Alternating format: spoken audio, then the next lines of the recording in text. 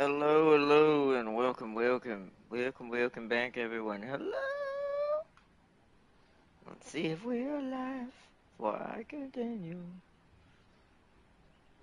Mm.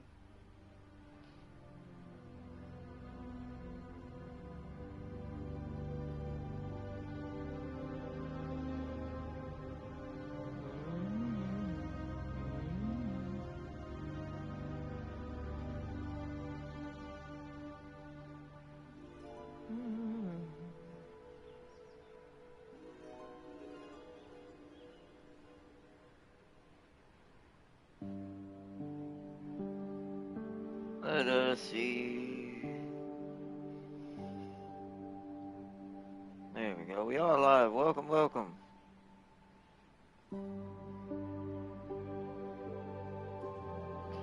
Hello, and welcome back, everybody, to the movie Rising. We have been very busy. I've been setting lots of things up.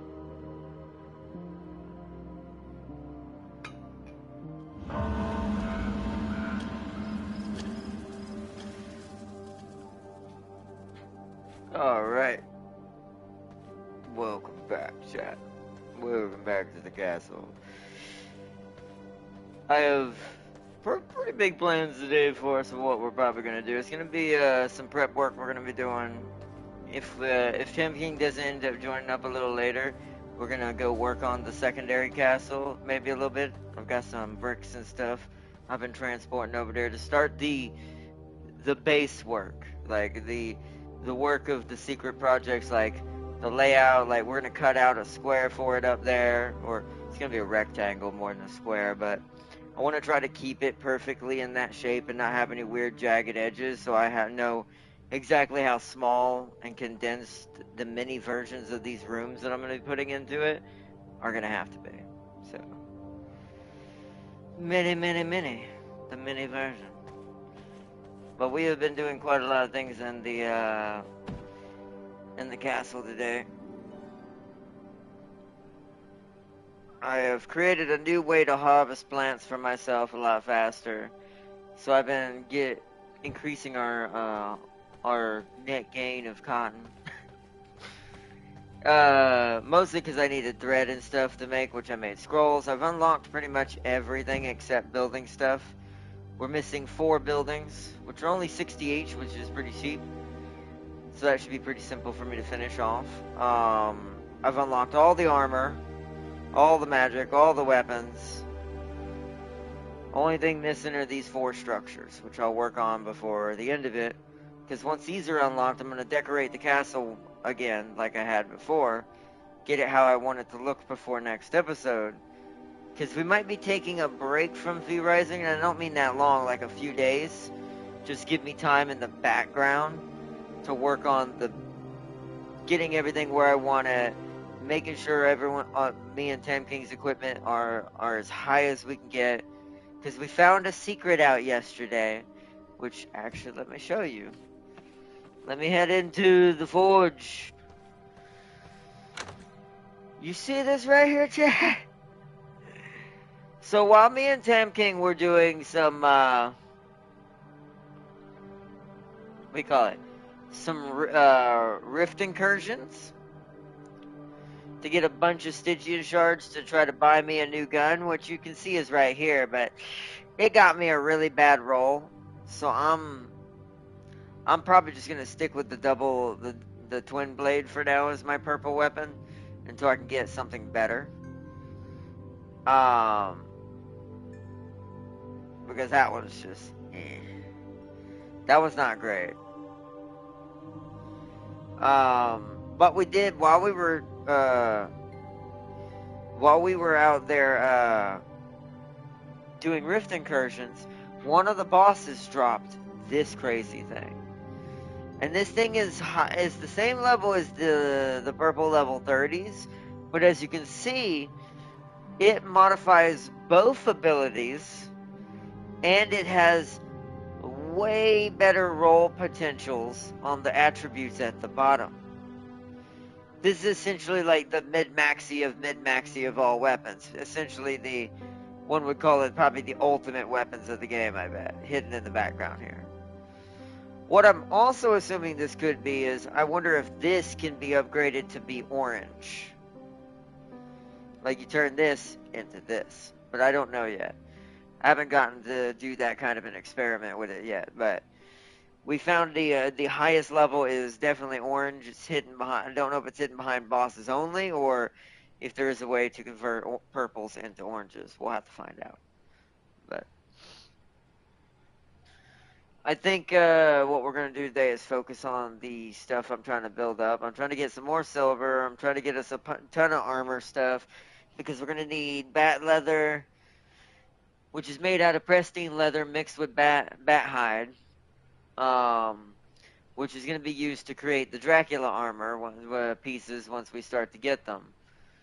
So I want to kind of get ahead of the game a little bit on that one. We have plenty of bat hides, but we do not have the mutagen right now to use to melt down.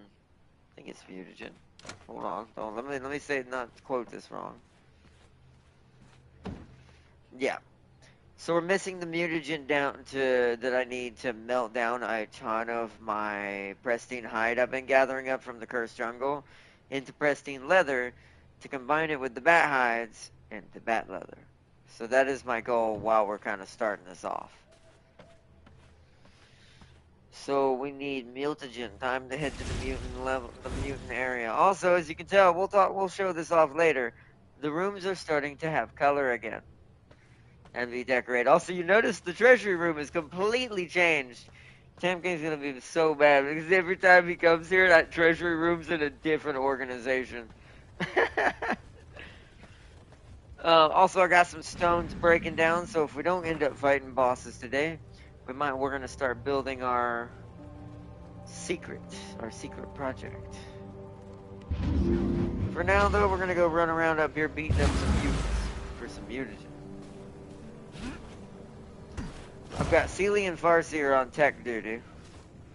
They're gonna give me a buttload of tech scrap to kind of make up for what so we don't have to get it. Alright, nice, we're getting more mutants. I kind of let them fight each other too, because then I can pick up everything. I will need to, I should have ate that one, because I need to feed.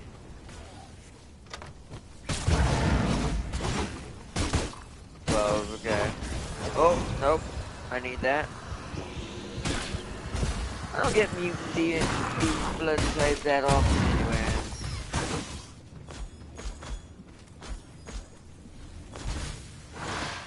Greatest way to get mutants. Sir, get over here. I'm at him.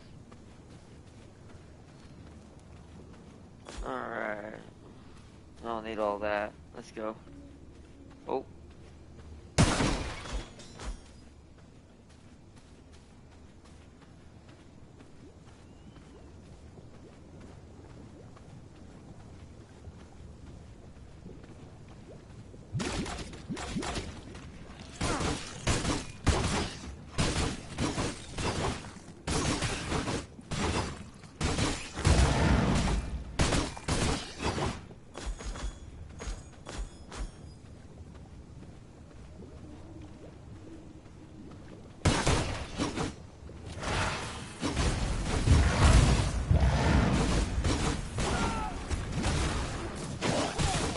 Exactly what I was hoping for.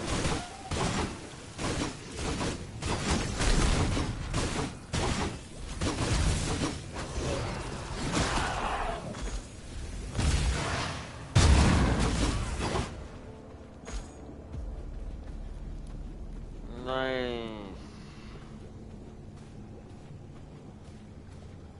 Usually when you go to these camps, the mutants attack them at the same time anyway, so a good way to, it's a good way to kind of get both. You get a little bit of tech scrap, but you also get the mutant grease that you're looking for, like in our case. Hold on, let me look at my map and see which way is actually the more lucrative way, swamp-wise.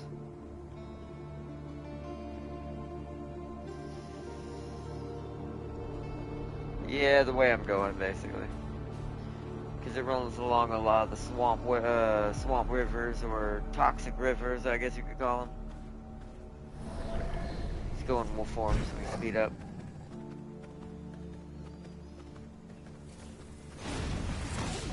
right like that.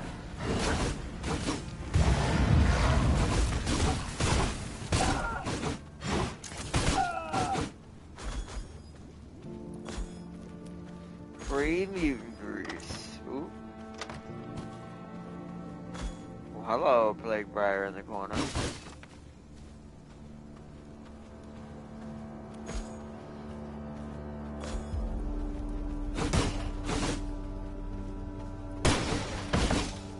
I know there is a better way to get tech scrap if you go to those places and find those like little harvestable places. I forgot where they are, but there's like these little places in certain parts of the map where you can like harvest scrap straight up by just hitting it with your hammer or weapon like you would iron or copper.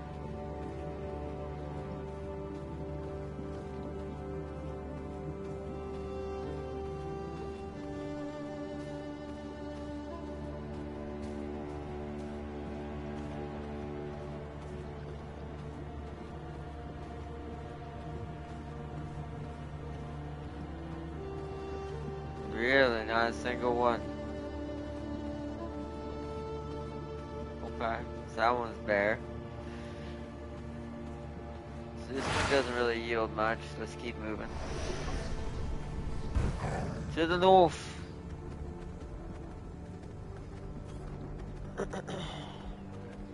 Here we go.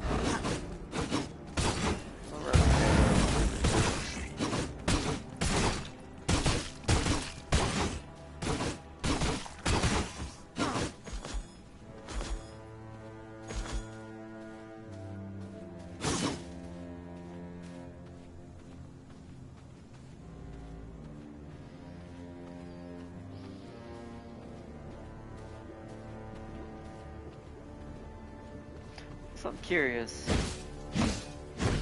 What is this regular wood? Is there a different type of wood here? Gloomwood. So which one is Gloomwood? Ah, the big boys. We'll see if Gloomwood has regular wood on that one. So it's only the massive one?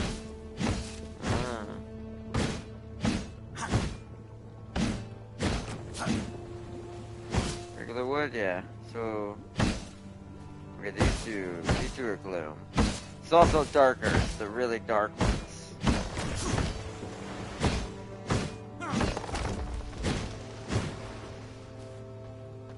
Like you? Are you? No, not dark enough.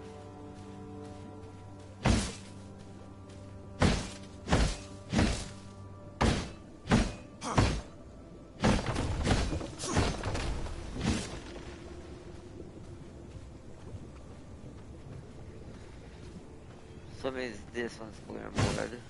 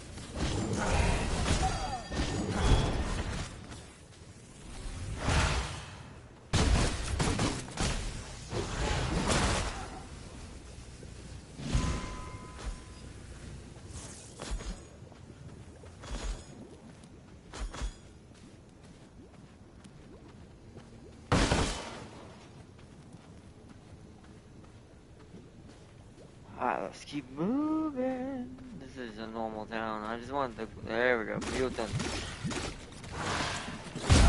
Give me the mutant. I have no beef with your town, but you're gonna get in the fight and you're gonna taste the blade.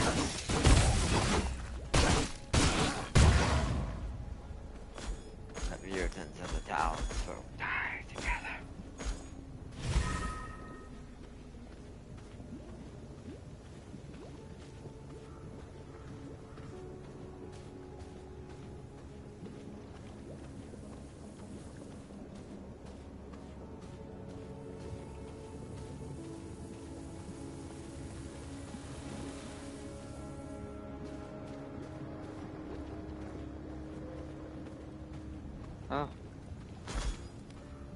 I've never been in this one apparently.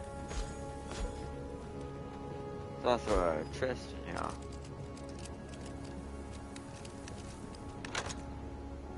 Oh, cool, okay. I mean, that's not great, but I definitely take it.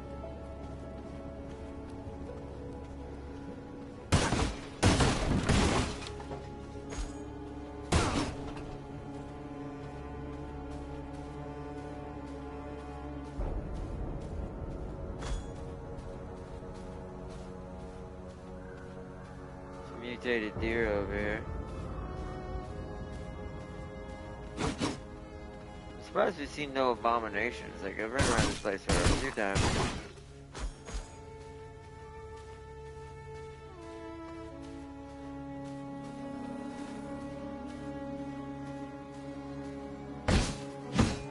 Get some gloom wood.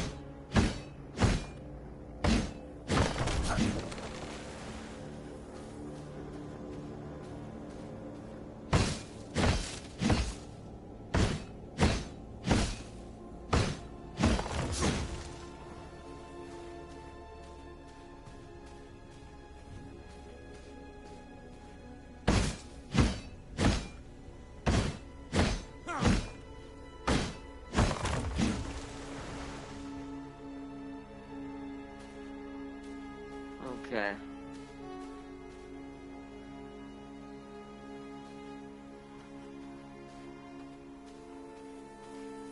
We're gonna want to go this way.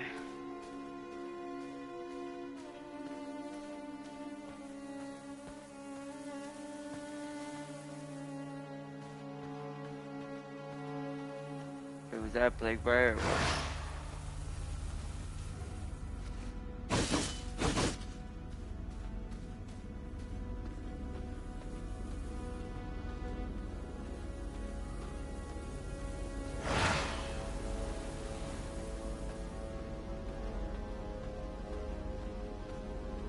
Walk around during the sun. As long as you kind of like take it kind of slow and meander your way around during sunlight, you can kind of stay in the shadows and avoid a lot of things. I'm only doing it this way because I'm trying to see if we can find more swamps. This might be the edge of this area though. Yeah, I've gone too far now. Alright, so if that's the case, we'll take what we've gotten for now and we're gonna run back. Well, I mean, it's about to be nighttime though. I could just wait here. Yeah, let's just camp. We'll head back up and we'll head this way, because there's a teleporter on the way out that way.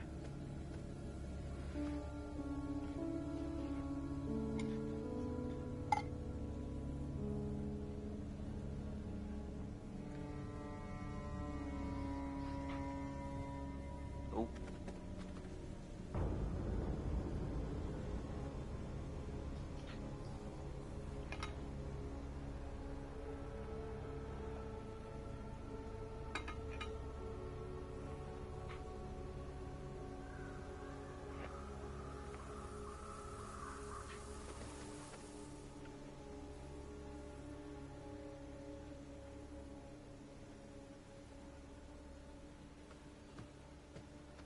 They're just sitting there.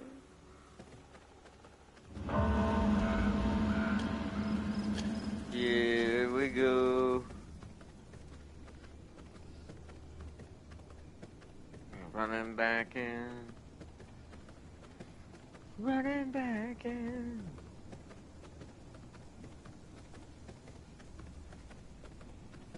Oh, hello. You're exactly what we were looking for, sir. Can your poison go away? Thank you. Let's run along. Oh. We got us some takers.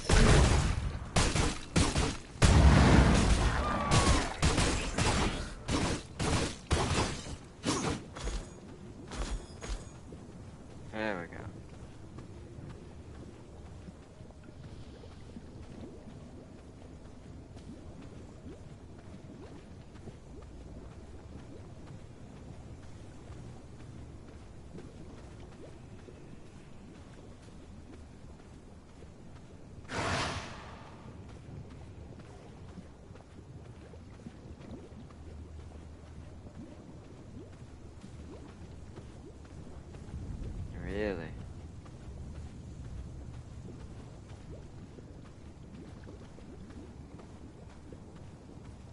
really get over here? Okay. Alright, nothing there apparently.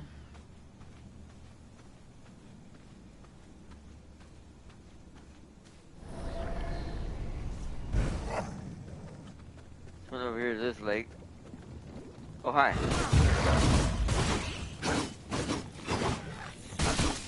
That's what I was looking for.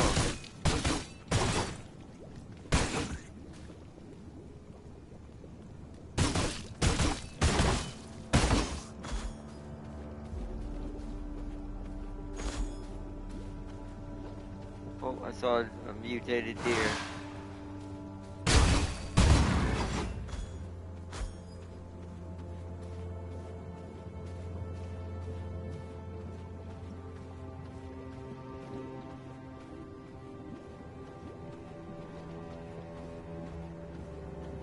Now, once I get the our servants back from the their missions, I will be upgrading them to 900 at least, so they can handle mutant mission, like mutagen missions, which for some reason are not in this area.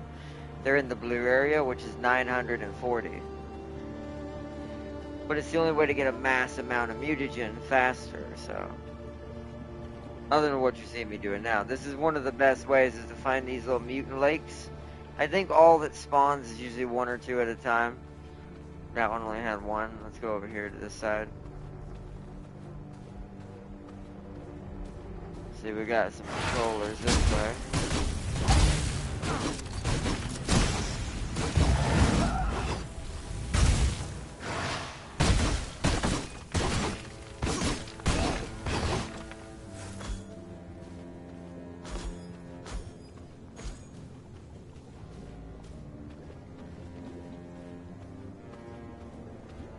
Try to go up. Yep, see that? There's comes some mutants right there. If you walk around it, you'll go down mutants to jump at you, and it's free mutant.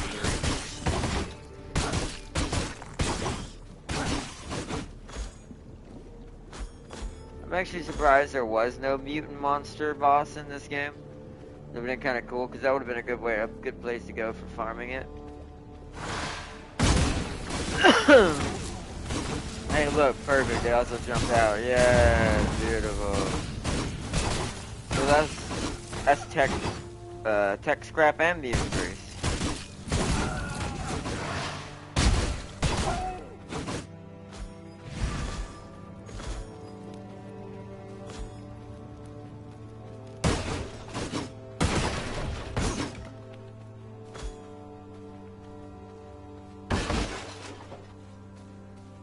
Mutants over here.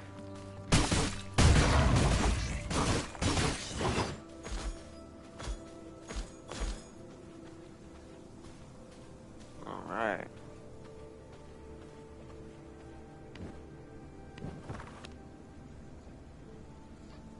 I think for now I'm gonna go check in.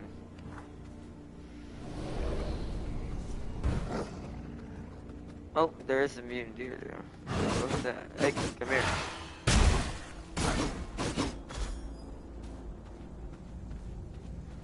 So there's something I want to see. I think there might be some mutated animals that live in the more electric zones. Oh, there's some mutants right here.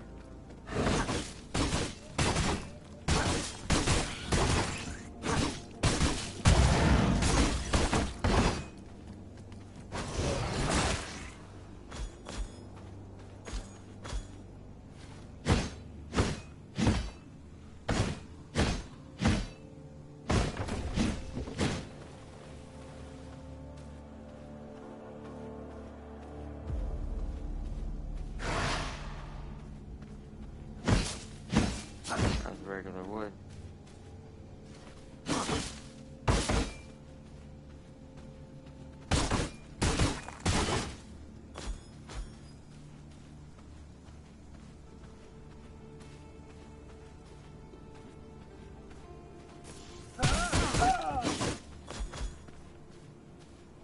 Oh, hello. That's what I was looking for, you. Come here, mutant. Mutant little moose, mutant little moose. Slow him down. Okay.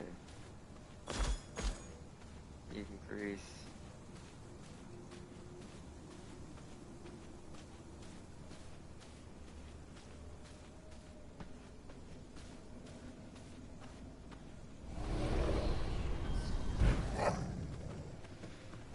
Alright, now we're heading into the danger zones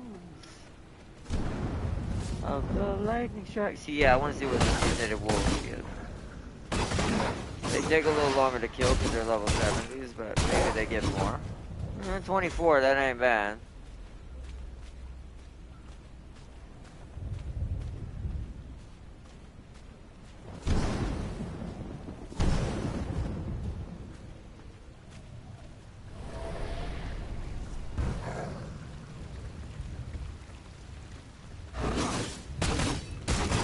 There's still some in here. Okay. Not trying to fight you. Oh yeah, this is the area with the harvestable scrap.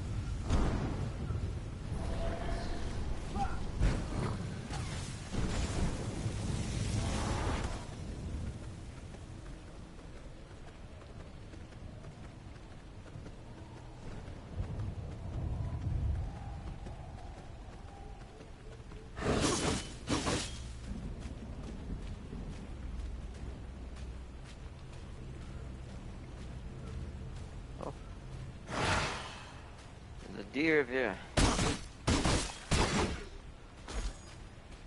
Oh wait, I see some mutated wolves over there. Oh, it's 3 of them. Perfect.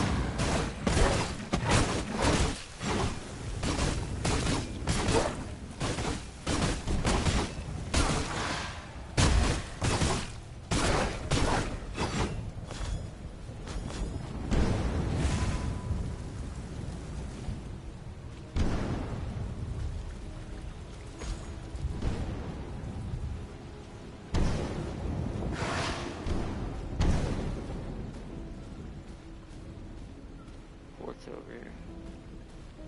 Oh, more wolves. Okay.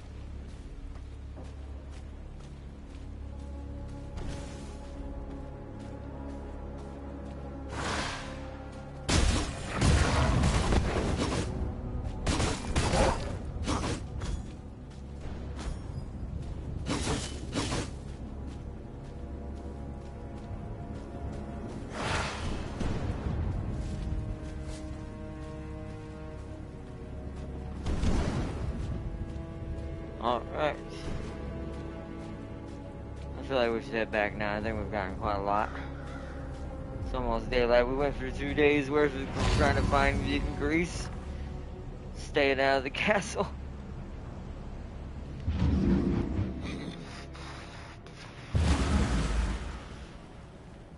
Whew. Alright, how much did I get? Wow. Okay, yes. That needs to go upstairs.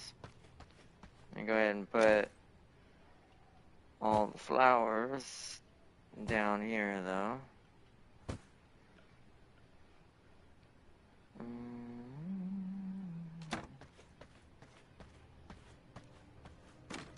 All the blood stuff goes in here.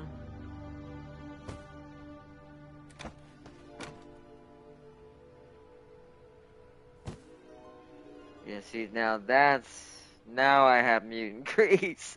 It doesn't seem like you pick up that much when you're doing that, but you can tell it quite a lot. We got quite a lot. Noise. Alright, let's head into the wood area real quick.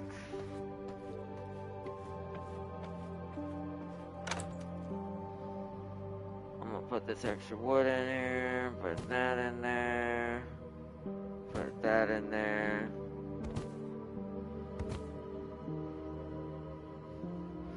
That gets, does that get us mutant grease? It actually does. It's 30 to 2 though. So we need quite a few stacks. Probably like both mills, we probably need 3 to 4 stacks of gloom wood to really get anything out of that.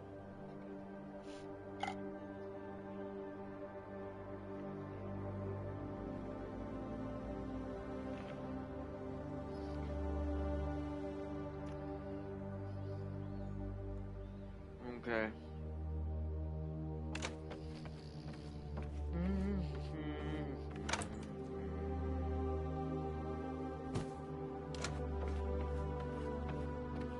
Alright, we need to head upstairs.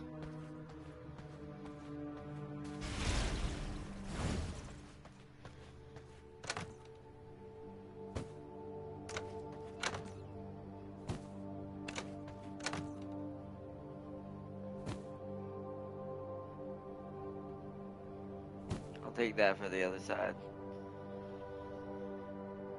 Alright, this needs to go over here. This is for making schematics.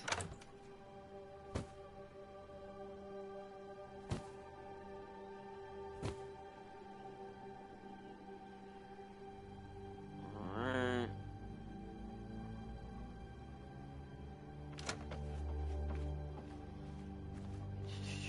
Okay, let's see. That needs to go in there, that needs to go in there, that needs to go in there. That does not, that can go downstairs. Oh, this book needs to be broken down. I'll put that on the other side.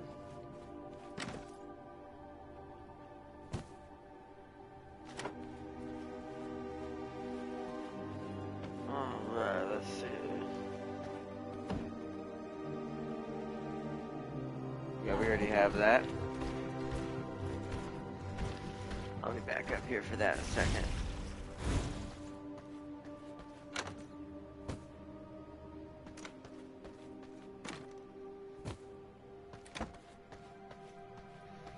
Yeah, Jay, you can notice that the rooms are starting to have their own color now. Even the hotel guests got their own light color. We have a lot of purples. I feel like we need to break those down. And just let people make their own. Yeah, welcome to the alchemy lab. I guess I'll show everyone around for a second. Welcome to the new improved alchemy lab. Rebuilt, reassembled, reorganized, lights put back in here. The throne room and the forge haven't been decorated yet, and I haven't fully furnished the stables yet, and the workshop. So the throne, the workshop, and the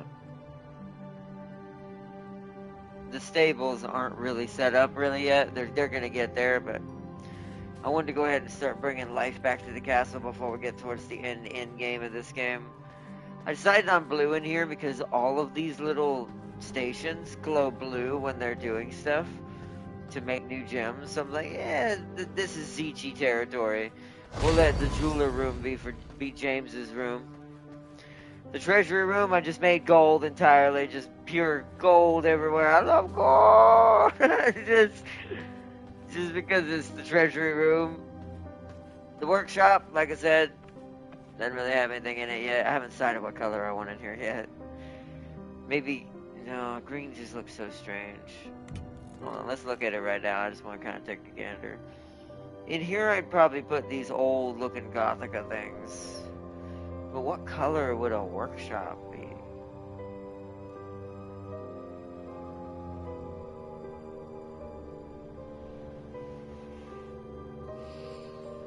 See, there's not, you know what's weird? There's not other oranges. I mean, I just make this orange like the alchemy room. Could make the alchemy room a different color. I don't know if it makes sense. Maybe I make the alchemy room pink to accent the orange. Or purple. And make this one orange because orange kind of looks kind of right inside of one of these. Although I thought about putting orange up in the forge. Or just normal white light because it's like electricity. What does the white light look like? Eh.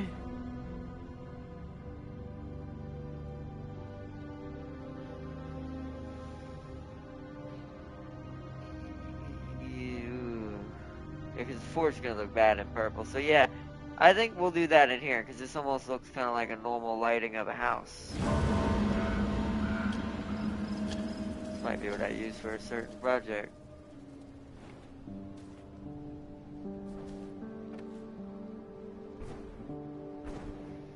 Because these rooms are just too dark. Makes them hard to see and hard to like... I don't know, I just don't, I like lightness. I like bright, I like crazy amounts of lighting and color. So let's go change the ones in the alchemy room then while we're kind of sitting chilling. Oh wait, no, that's right. These are floating lights, so I left these as are, so I can actually mix and match in here. Hold on. So in here... right, we did the pumpkin lights, but I can't change their color, can I? No, I cannot.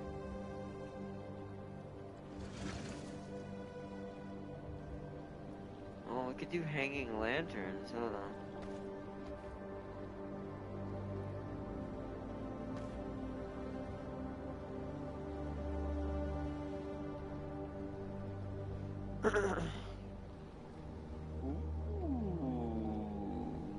Ooh, even better. Oh, wow. Or...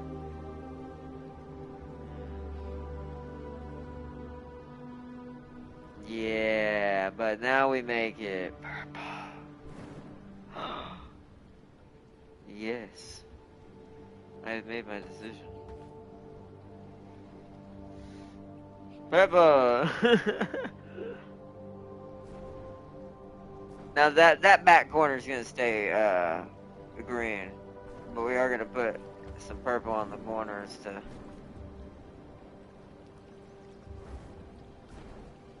Beautiful.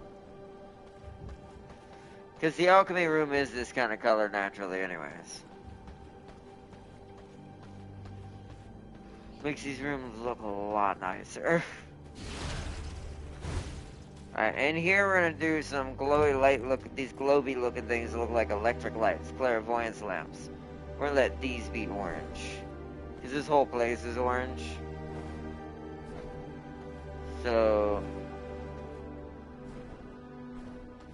we're gonna turn this place into a salamander's home haven. This will not work.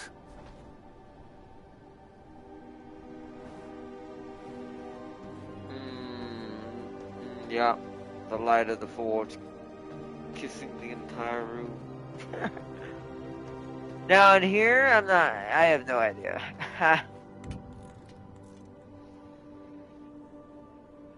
I have no idea in here. I'm probably gonna use candle stands in this one and chandeliers, but I just don't know which ones or what to go with. Curious, ooh. But I don't know what color to go with.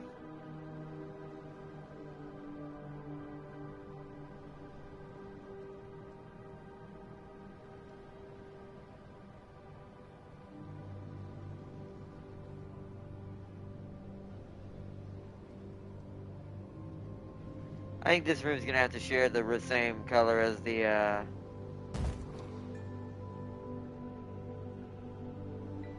what's it called?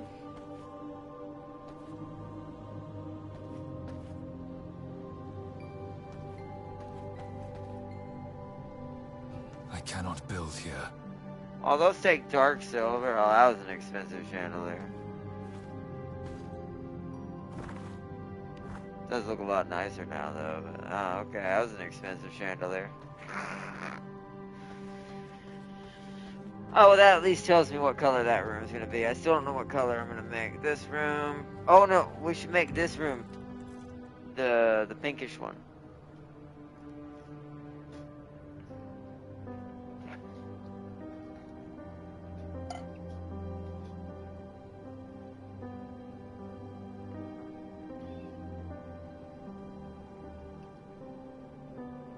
This one should probably be the modest ones.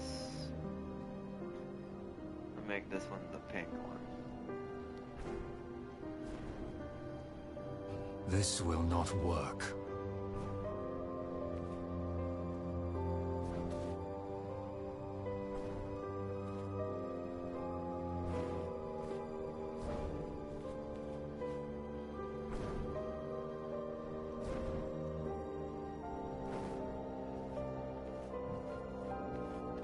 Nice. And in here...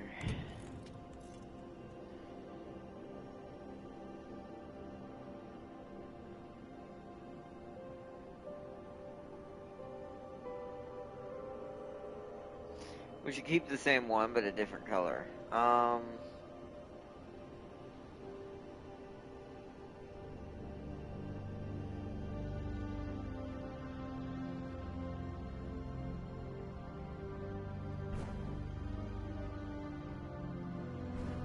Yeah, I kind of like that color. Ooh, yeah, okay. Works with the room. Boom. Now I got some lights in these places. Now all the rooms have light.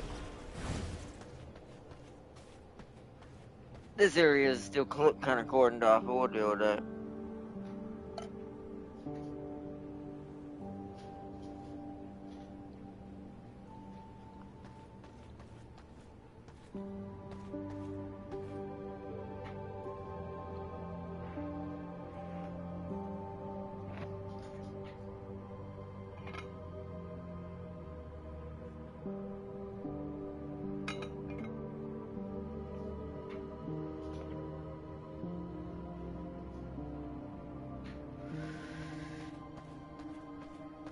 Oh. If I were to put pink in here and move purple upstairs. Ooh. See, now my brain's just going all crazy mode with it. Let's just do this then. Take that down.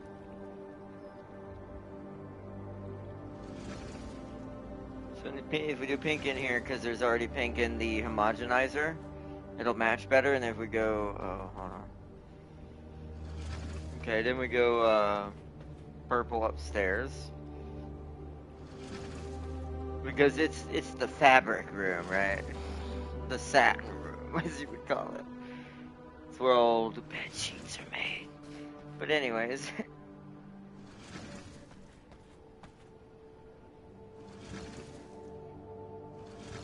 Okay, so that gets rid of all that. Then we're gonna go back into these. We're gonna go into clairvoyance. There we go.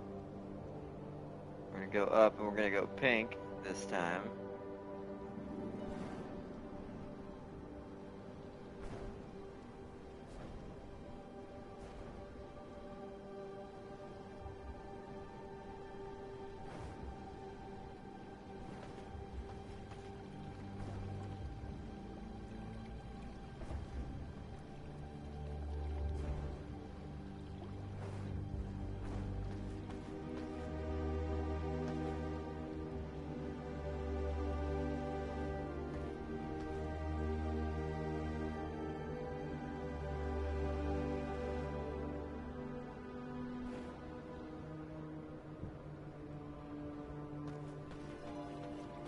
Okay, now that one's pink.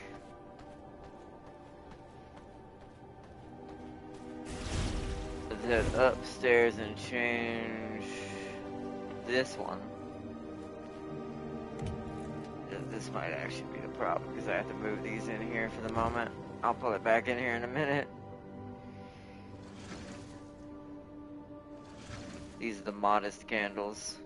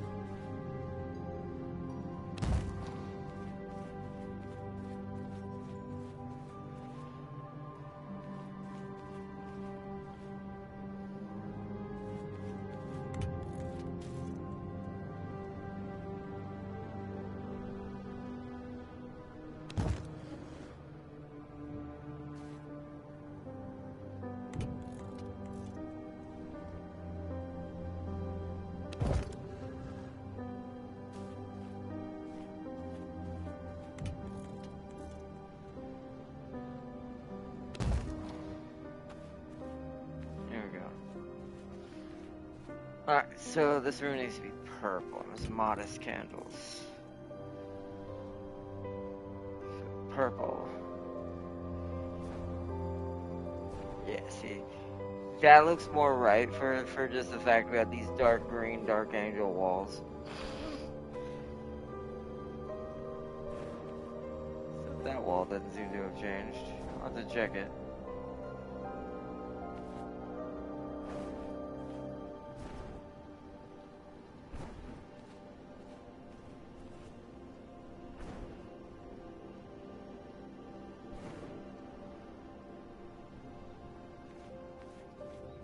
Okay, so that would be under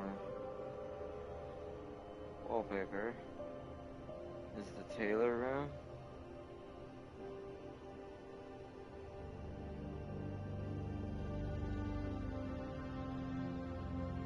I don't know which one I found it under. There it is. It's dark green.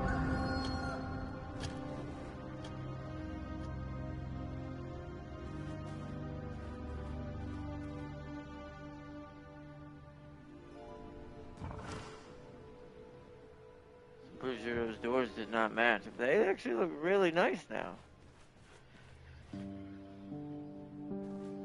Make sure that was the right one I did. I know it was green.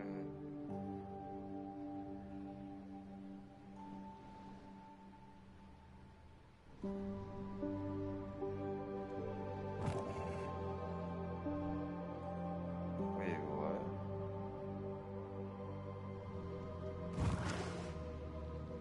Oh. That makes more sense now. Is that the right one? Oh no, it was this one, wasn't it? Hold on. It was this one.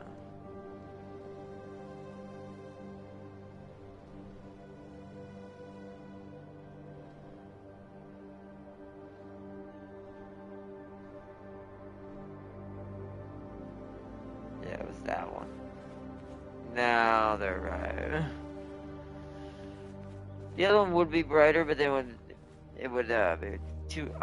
This is the only room that's really kind of bright because it's the library, but it would offset the rest of the castle way too much. There we go. That's fixed. Looks really good actually in here now. Alright.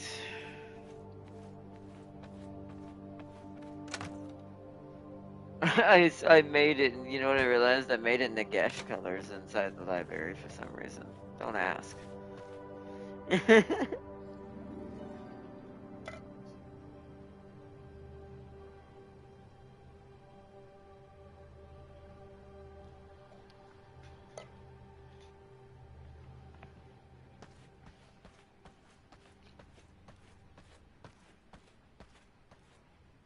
Okay.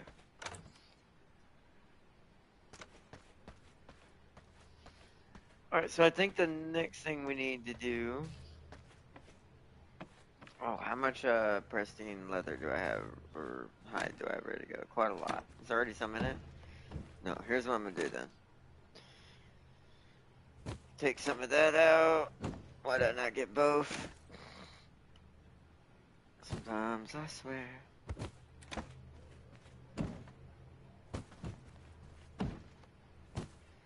We need to go downstairs. Grab the mutagen. The crazy amount of mutagen I stacked up finally. We'll have to get more because we need it for several things, ironically enough. We also need it for canisters. But I want to try to go ahead and use it for this part first. Get as much as we can out of it. Okay.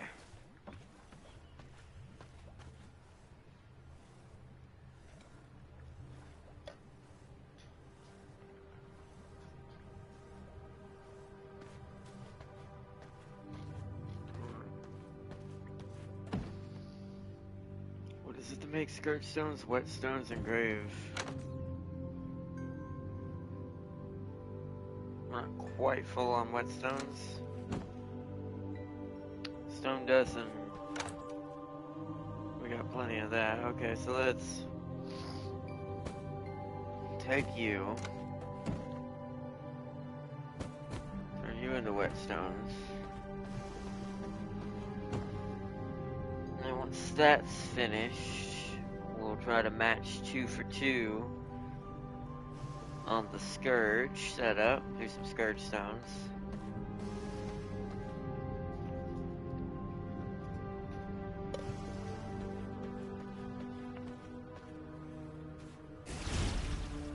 While it's doing that,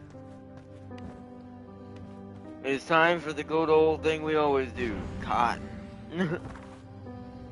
Because cotton is the everything we sleep and breathe in this game.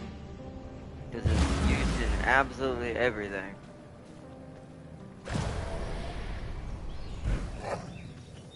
Probably gonna end up using my last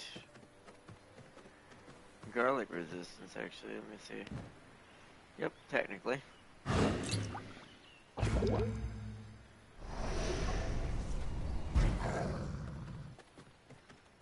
Alright, you know what? Always harvest the flowers when you're on the flower run. Free snowflower. Because the flowers will respawn and like change sometimes around too. Blood rose back there.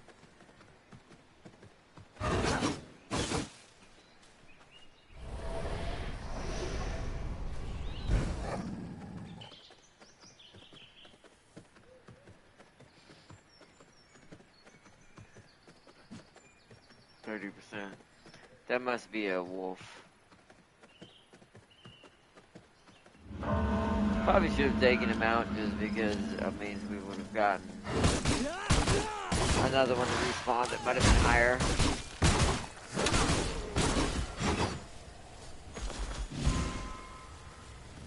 Oh, beautiful. Well, that guy's probably dead, isn't there? He's immune to fire. See this?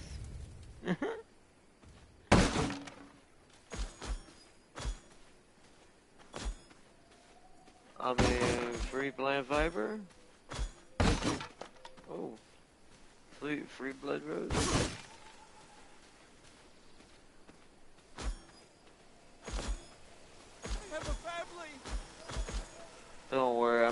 for the plant fiber. That was an easy harvest considering the fire. Oh wait, let's try out our new harvesting one. Oh wow. Okay. So short range. Oh man, they harvest these things fast.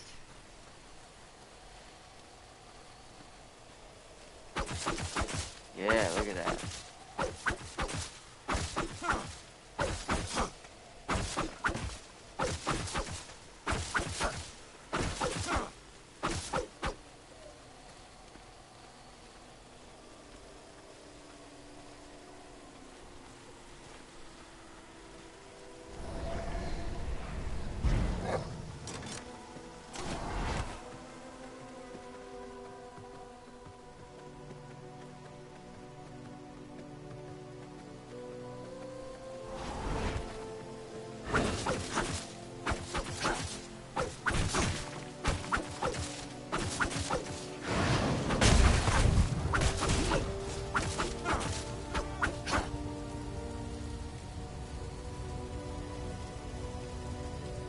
I'm on fire, go out.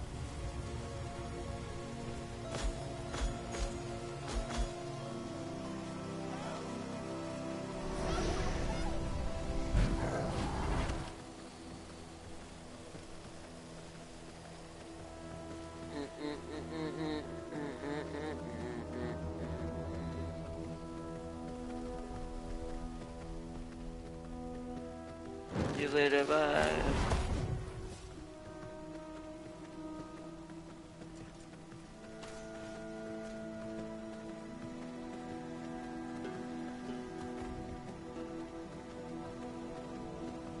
A lot of those stranger dudes walking along the road.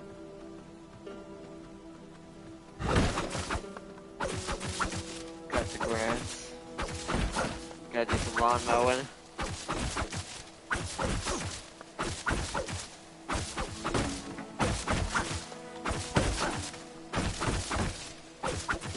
Yeah, this thing is brilliant for harvesting. Because how fast it attacks, especially with the way I use it. Or with my setup.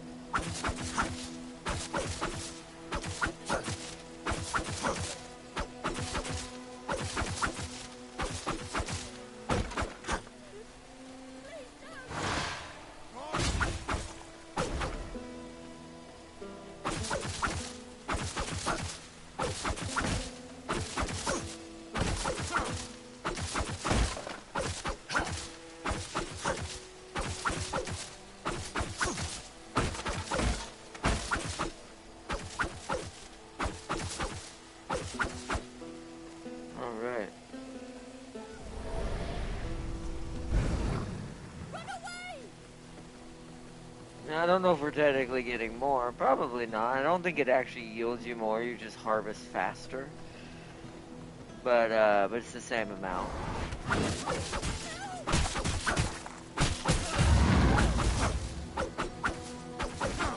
Especially when I'm in Blood Rage, my attack speed gets absolutely hilarious.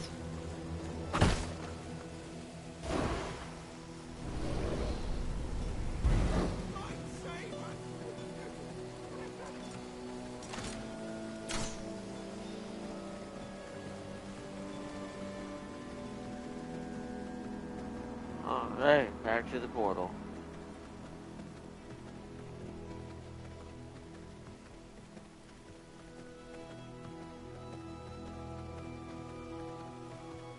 Any fishies?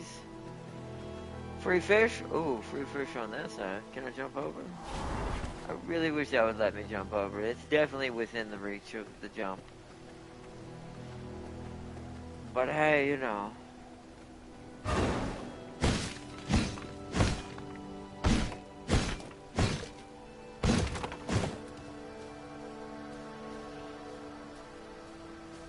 Oh, whoa. Hello. 3 fishies.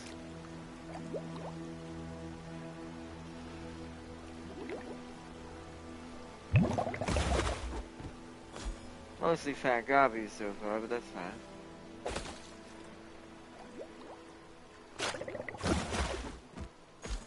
Yeah.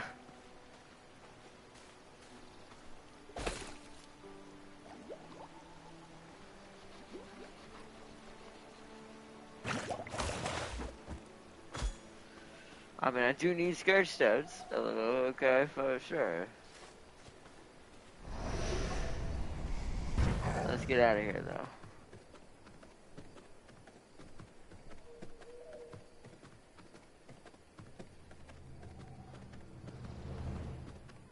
Any fancy? Nah.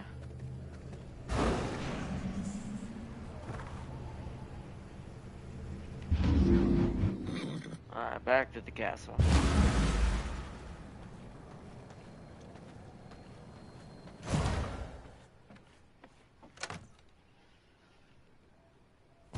This has been pretty much the routine all day, chat, just getting everything ready. But we've been making steady progress throughout the entire day, me getting different things set up and done. Preparing for our boss battles to come and the oops, that doesn't go in there. The destruction of Dracula. That one down there, just because it's a single scourge stone, it doesn't need to be on us. Okay.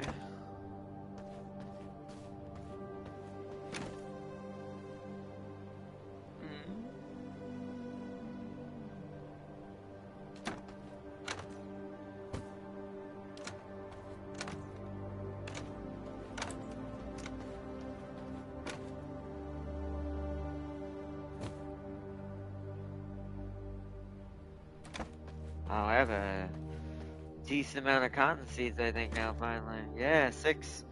We need to go plant those.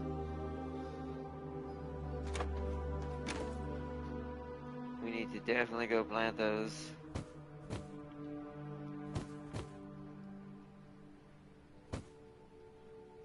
Almost up to another... Oh, no, we are up to another 4 stacks of cotton. I can turn them into yarn now. I'll probably get one more run. We'll get what we're going to get from our garden first, because we're going to go over there anyways. Let's take the rest of the stuff upstairs.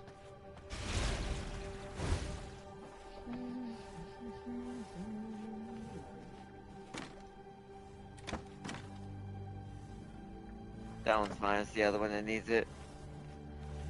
Or do they? Does anything need plant fiber right now? This could use one more stack.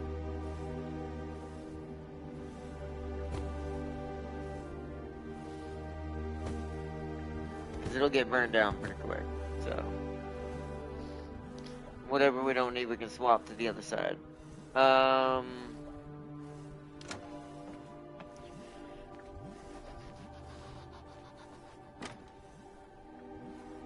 That's it, full setup too. This just needs to go downstairs then.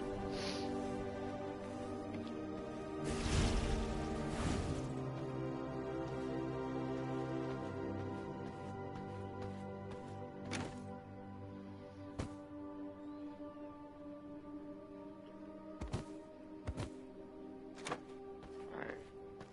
Take the quartz upstairs.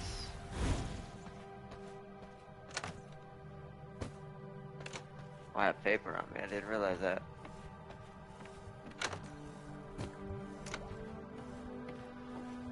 Alright, so let me check the... what's it called? There we go.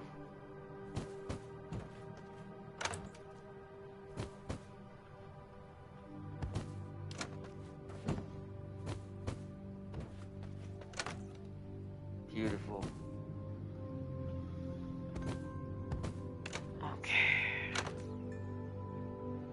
I'm actually going to take those out and put them in here with what they're made with. Oh no, that's the wrong thing. I'm an idiot. I meant to grab this.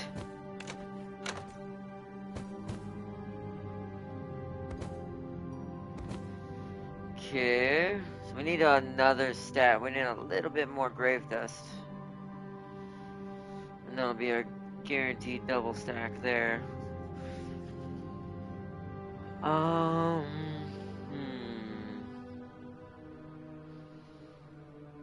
Okay.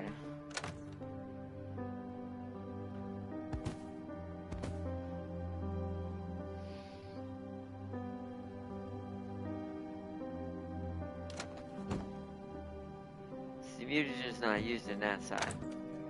So we should actually take it out of that and put it in here.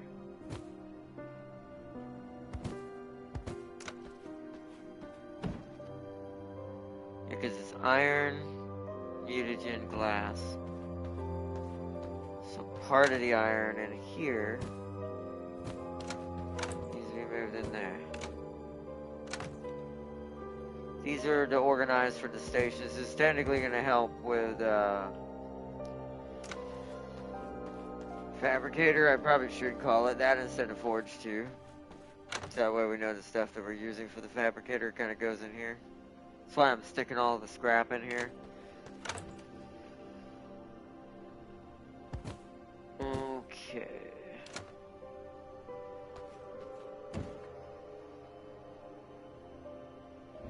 Big square stones, those.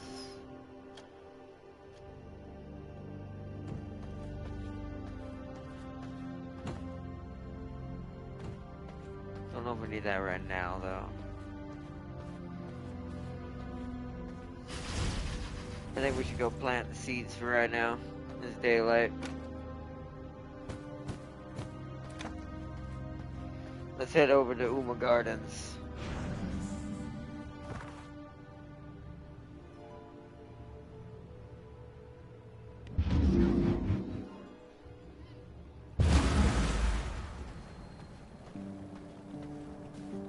Fire blossom, right? Yeah, I'm out of fire blossoms. Or I'm not out of them. I cannot build here. Put this. There.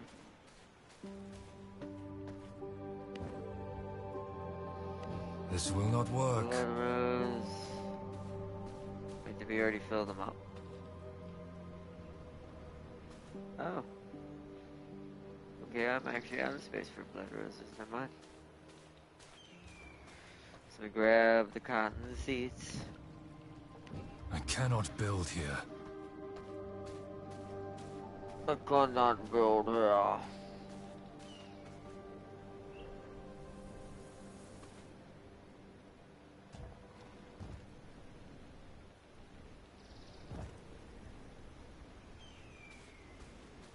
Okay, that one's filled up.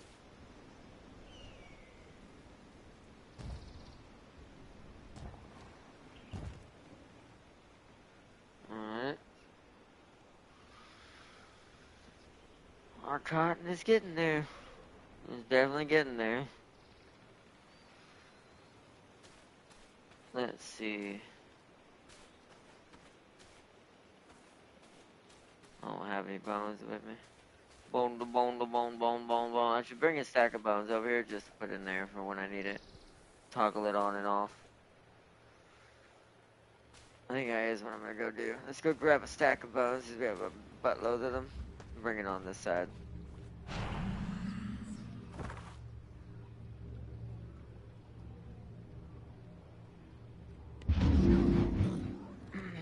But yeah, we might not get to do any rebloods today, but I kind of thought that that might slow down a little bit. With the fact we're kind of at the hardcore end game now. So I'm gonna take that stack, a little one, and that stack. There we go.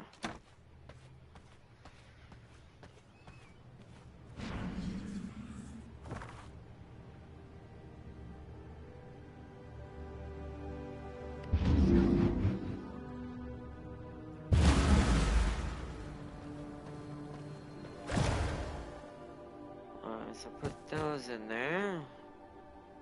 I do need to bring this thing some blood at some point. Alright.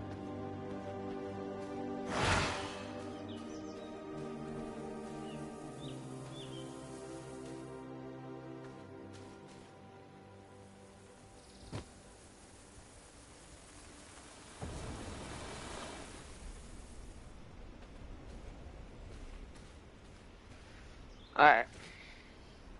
So, let us begin the harvest. We must harvest all of our flowers. We need them for the coming war with the fake Dracula.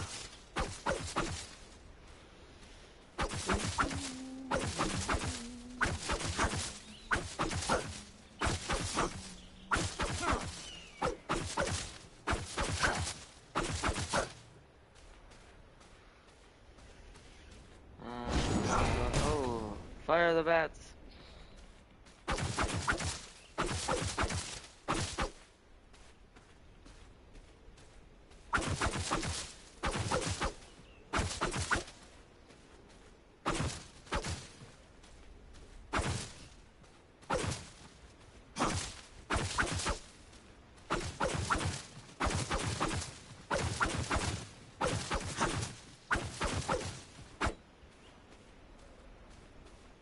Get any spores? I got a nope, not this time. Wasn't as lucky this time.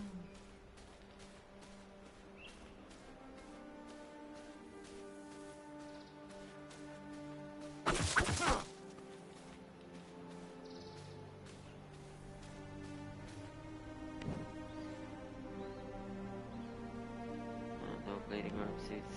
Okay.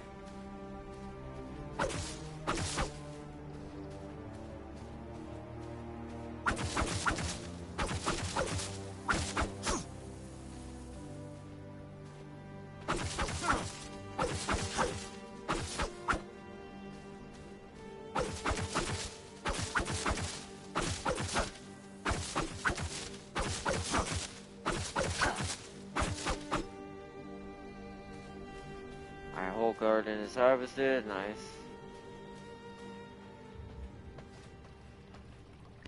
Any more seeds from anything at all besides the red? Oops. Doesn't look like it.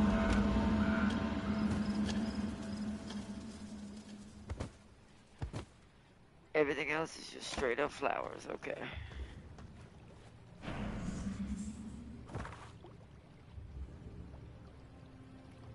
Oh wait, before we go, so it's not wasting during the day when I'm not here. Always need to remember, almost like a light switch, to turn that off. So don't waste it unless we're using it.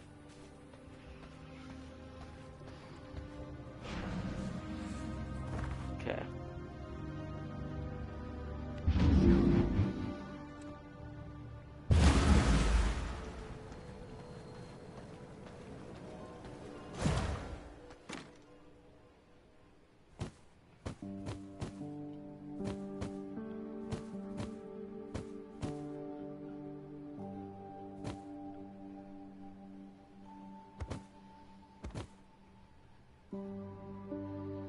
I say we need one more pull of cotton and we're good.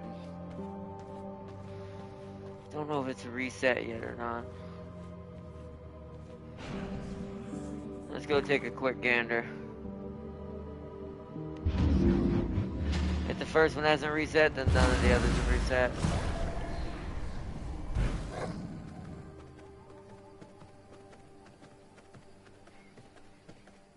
Take a quick little gander.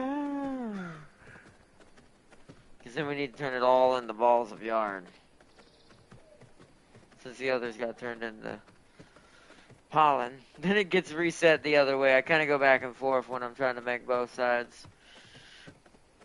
Because I'm making enough that for repairs for me and Tam King, and once again, I'm preparing for the fact we're probably going to need all these more higher tier resources. No, actually it has not.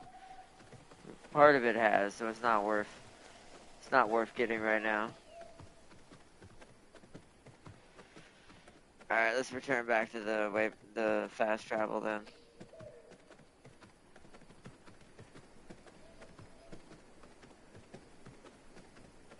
Alright.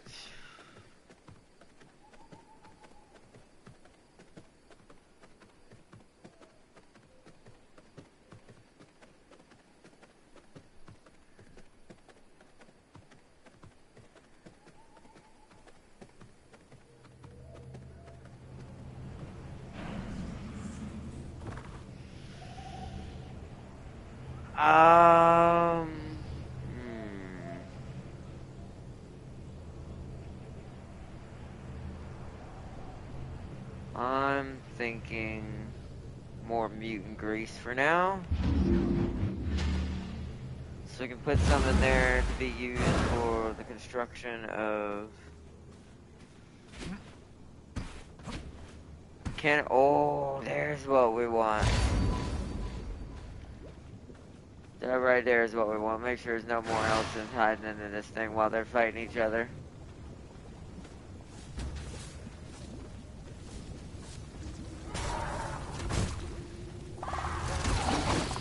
You know, if you can make a big enough cell for it or separate his area, you could just put a bunch of ones that you don't care about in an area and mutate a bunch of them. Until they become this. I don't know if it really drops that much though. Oh, okay, sorry. Scrap what's already here so I know how much it's gonna give me.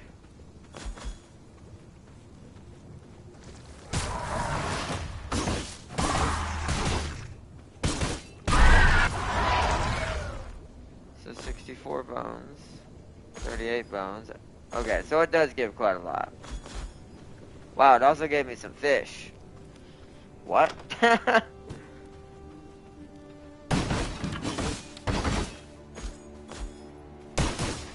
That's really odd.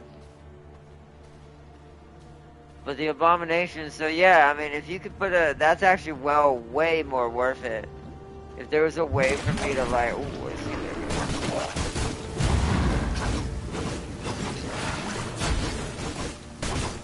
If there was a way for me to get them all to mutate consistently, and just fight a bunch of abominations, that get us not only the mutant grease we need, but apparently a bunch of other stuff too.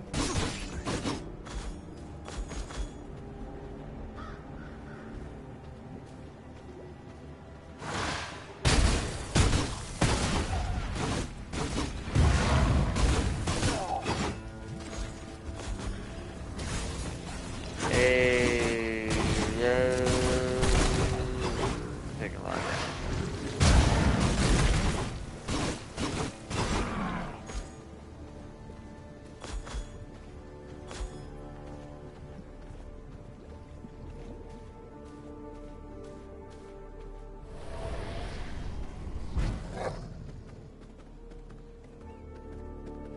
Alright.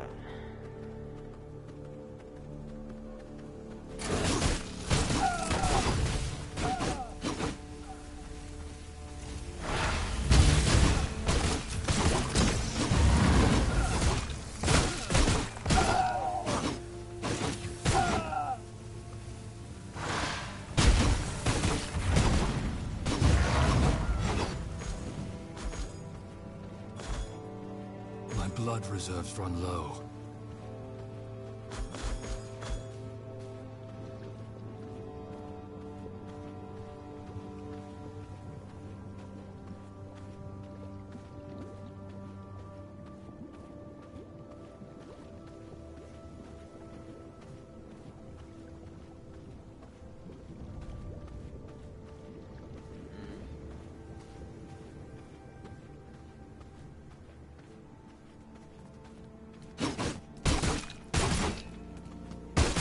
Gonna have to take this one for the moment.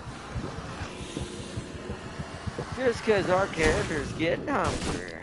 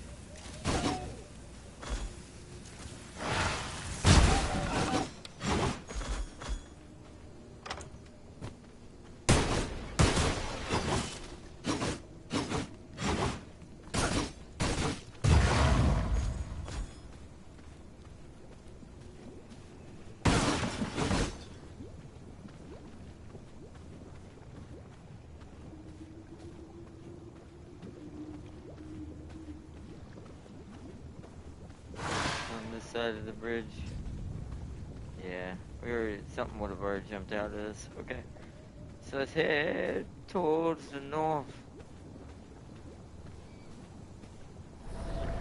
Alright.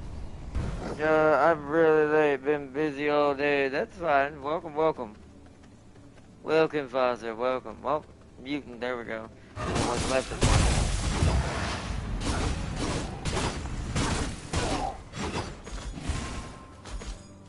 Today, I think, is a late day for everyone. I think it's just one of those days.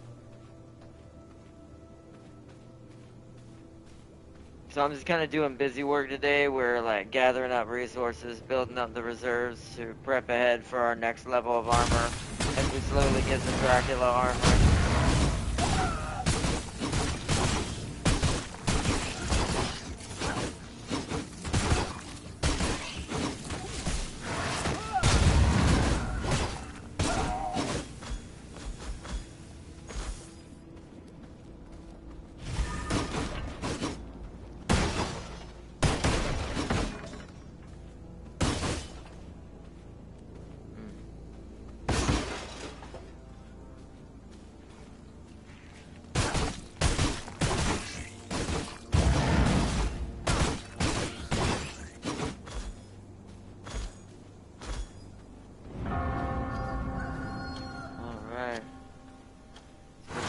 By the mutant lake, do we need to head into lightning land? It is daylight though. It's taking us so long to get through here.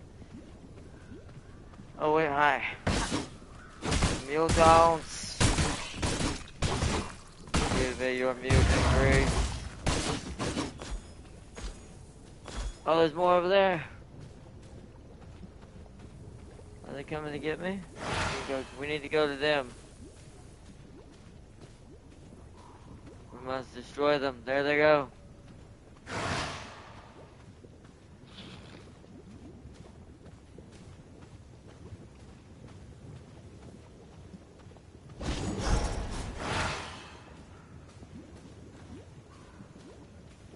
They finally realized that I'm behind them. They're not too smart.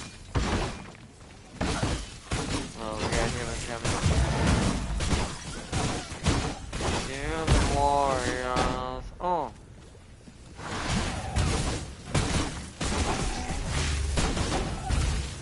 Okay. There are so many people here, don't there?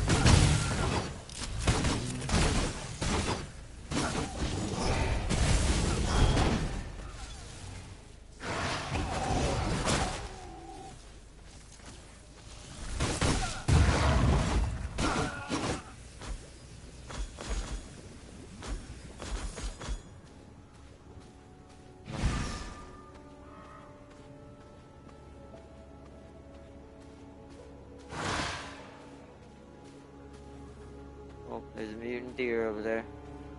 That's free mutant grease.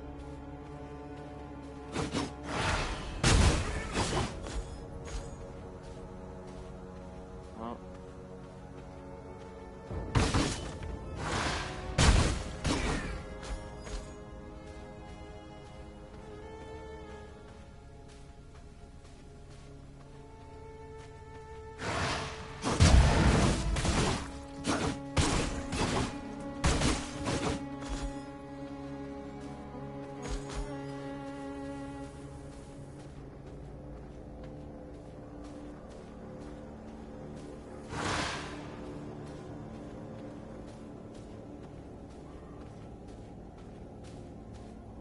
Oh, I see more over here. I see what you had to see. But yeah, I think it has been a slow day for everybody, so I kind of made this a slower episode today. Especially since we might not get to do an episode tomorrow, we'll see. Like I said, at most, I've kind of jumped between two things we might end up doing tomorrow. We're either, if I do end up doing a stream, we're going to either do Marvel Rivals, or I might go ahead and start our first episode of Shovel Knight 2.0. I'm calling it that just because I don't want to give away what it is. But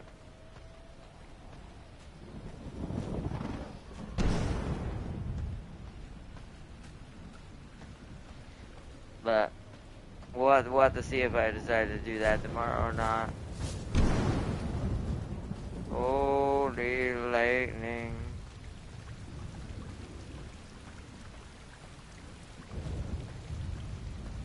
Alright.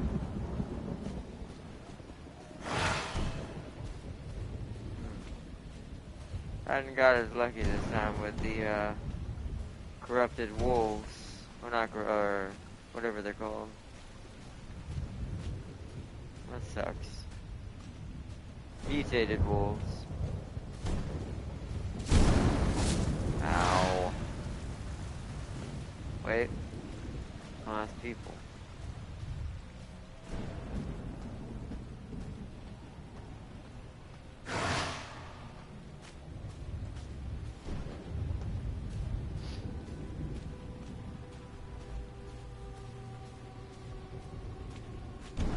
There's a moose up there. Let's try up there. Oh.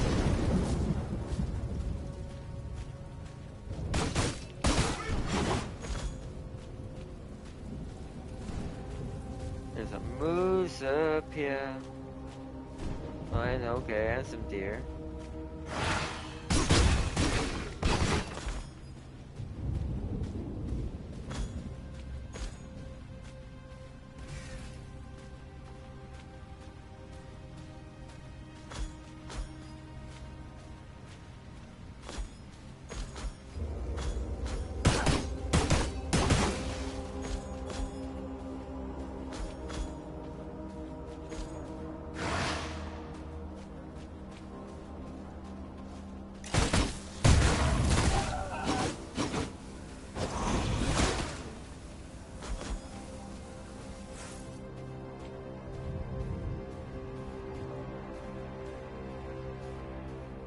There, what, wait, 90 mutant? Oh, I can't eat you. Oh, come back here.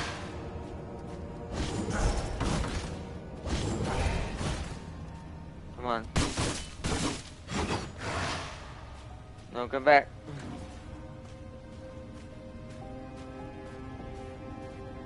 Why is this music so fast?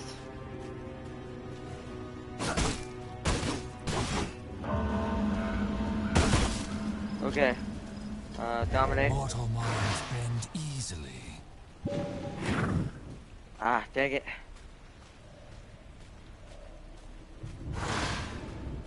Do not resist.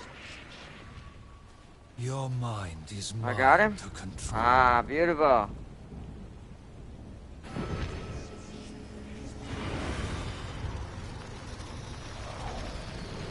You look right at home.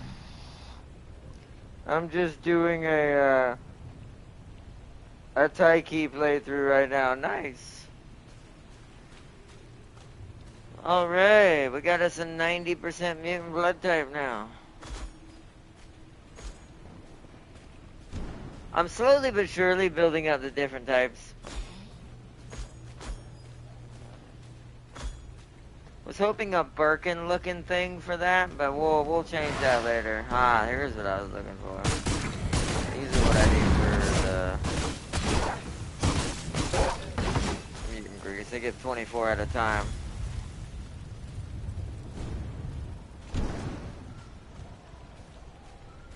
See if there's any up here. People up here. Ooh, look at that middle. Ooh, look at that. It's a nest little fur of nurglings. This is what we call mutant sushi. I'm like a lawnmower right now.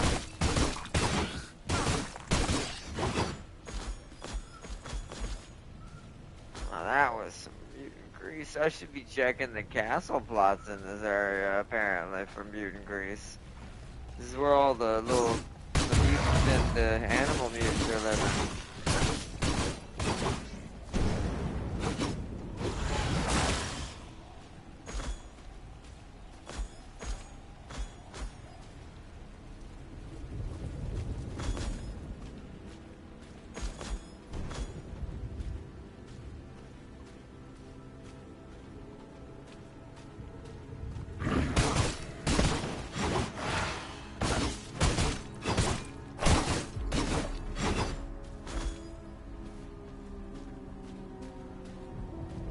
leading away across. It's like a land bridge. I like this because this is kind of cool. This would have been a cool castle plot if we took over one in this area. That's a land bridge in between two different castles. That'd have been a good co-op castle. Like one for like Temp King's side and one for my side.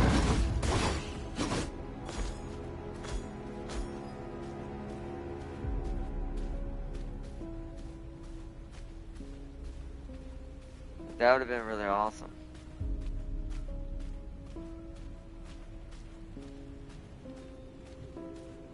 Alright. I think it's time to find a portal. I'm near where the soul start. Oh, ow, ow, ow, ow, ow, ow, of course. The game does know when you're sitting still and I hate it. I gotta be fast.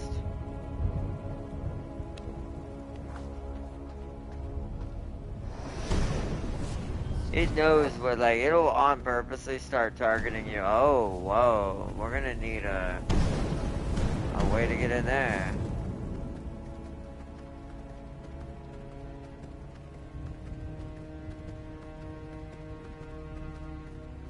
Well, I've seen been through that, yeah.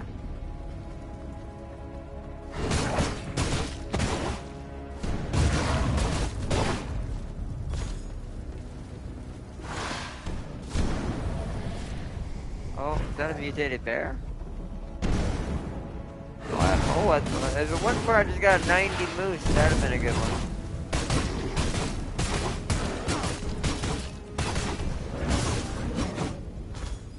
I don't know how much beef grease it gave me, but that was nice.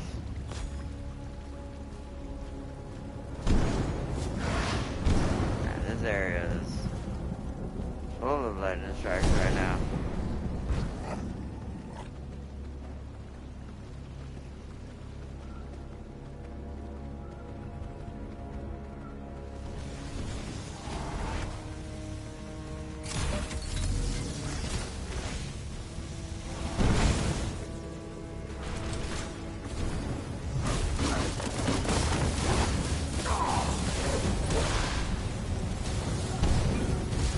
Wow, wow, wow, wow, okay.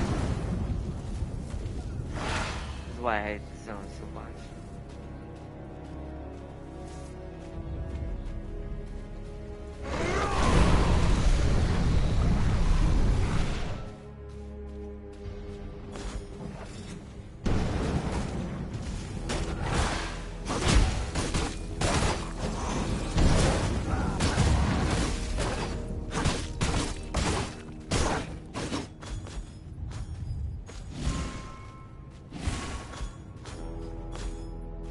Shoot.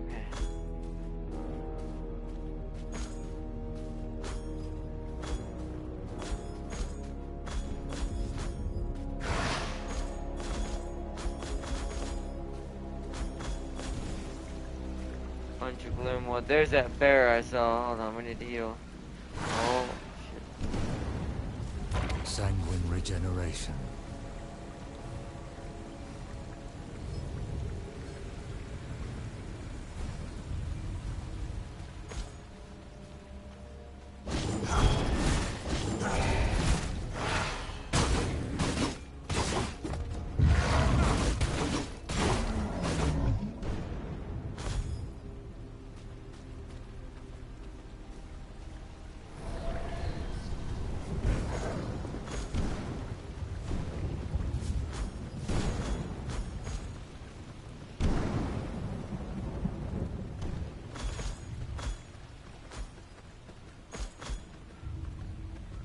So much craziness happens in this part of the map.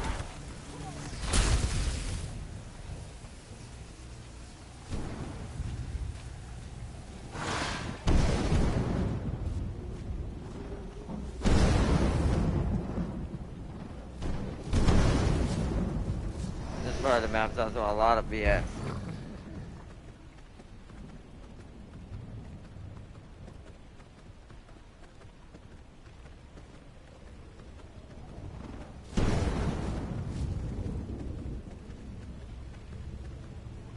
Oh yeah, back to the castle.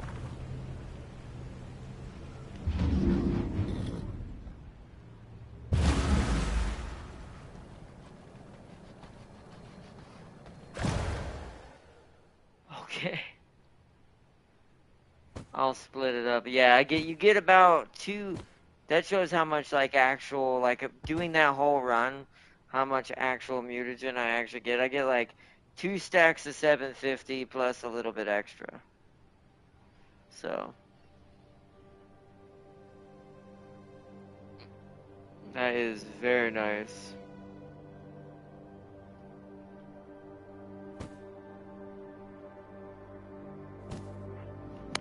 Plus all the bones continue to stack up. We get a lot more bones doing it that way too. Like you see how much more bones we keep on hand to be able to be ground down if necessary, but doing pretty good that way.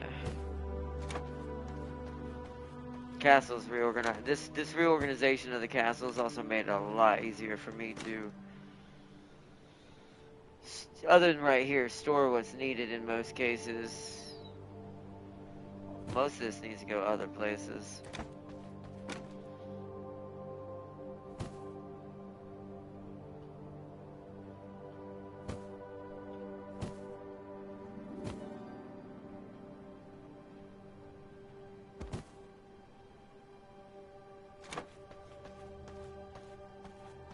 See, I wonder who this faction's final boss is. I'm not really sure. I would imagine some sort of Tesla. Unless that's Solaris. Maybe Solaris is their scientist and he uses the electricity and light mixed together. That's not what I wanted right there. But yeah.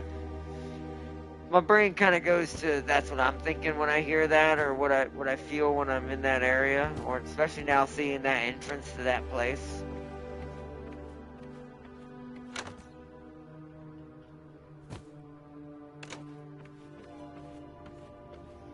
Let's go upstairs.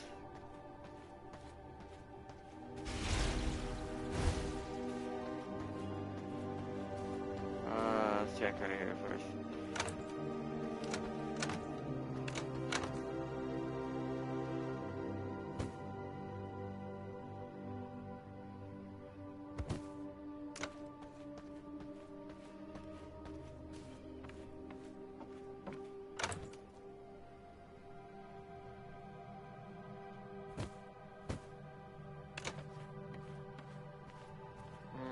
Let's see. Nothing in there I need. I mean, what way we'll never run out. Once again, we can always substitute this, but I have nowhere else to put it right now unless I take it to the other castle, which you don't need to be there right now.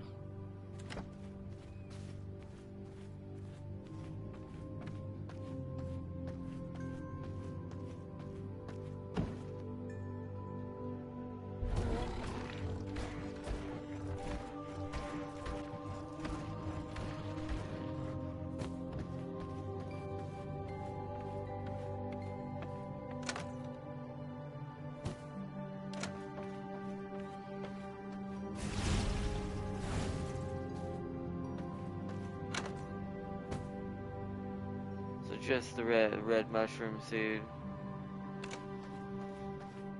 Any other seeds I need to take over there? No, we didn't get as lucky that time. Alright, let me head over real quick to the Uma Gardens. Just go ahead and preemptively plant this and harvest what's there. If anything's regrown. I don't think it has. It hasn't been long enough. Nah. This will not work.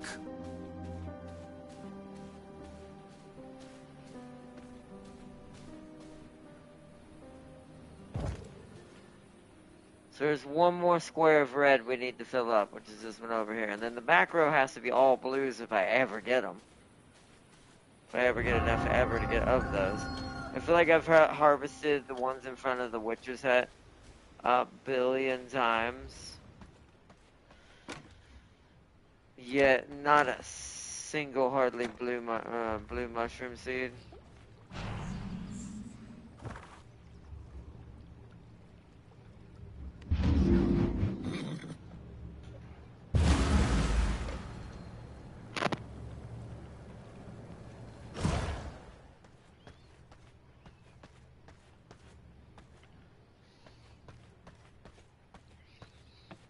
Okay. think I was grinding down stone. I should have taken that over there with me when I did that. That's inefficient. Because this is the stone that's gonna be for the Uma Gardens. Take it back over there real quick. I'm prepping for our construction episode. There is gonna be one. There might actually be 4 episodes because I want one episode to be us devoted. We'll start. I'll pick a day. That's a day I'm not doing anything at all, and I can kind of spend all day on it. And we're gonna actually work on our special project. But as you can see, I'm prepping the stone bricks and everything for this place to be able to build it.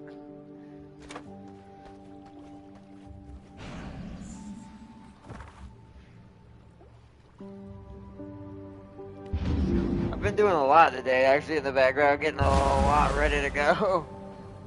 So we can kind of speed run it in the next few episodes. You think it's the Church of the Luminous funnel? So let's look at the V-Bloods then that are left. Because it's going to be a soul shard holder.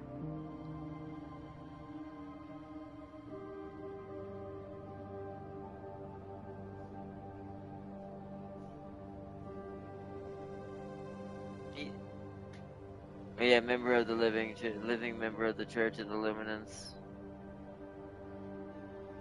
Dracula's favorite pet.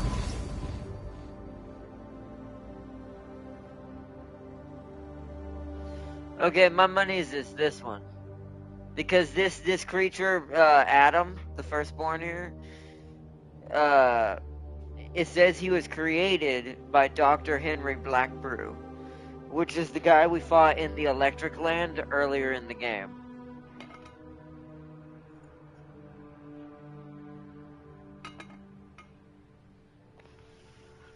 So it's probably this guy. Which is weird because the elements to me are reversed. Like, it's weird that we're getting, like, lightning. I guess that makes sense. Well, I don't know. It's a double-edged sword, right? The lightning not being blue for us is so strange because it throws me off. Because their lightning is blue. But when you use lightning for us, lightning is yellow. So. But I guarantee you it must be Adam here. Must be the one inside that place up there.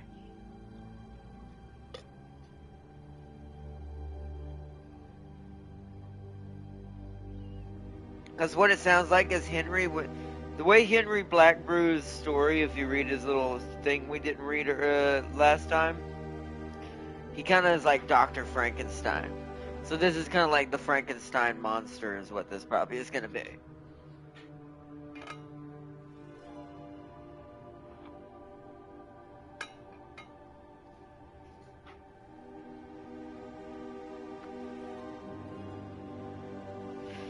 Adam being stronger than Solaris is criminal.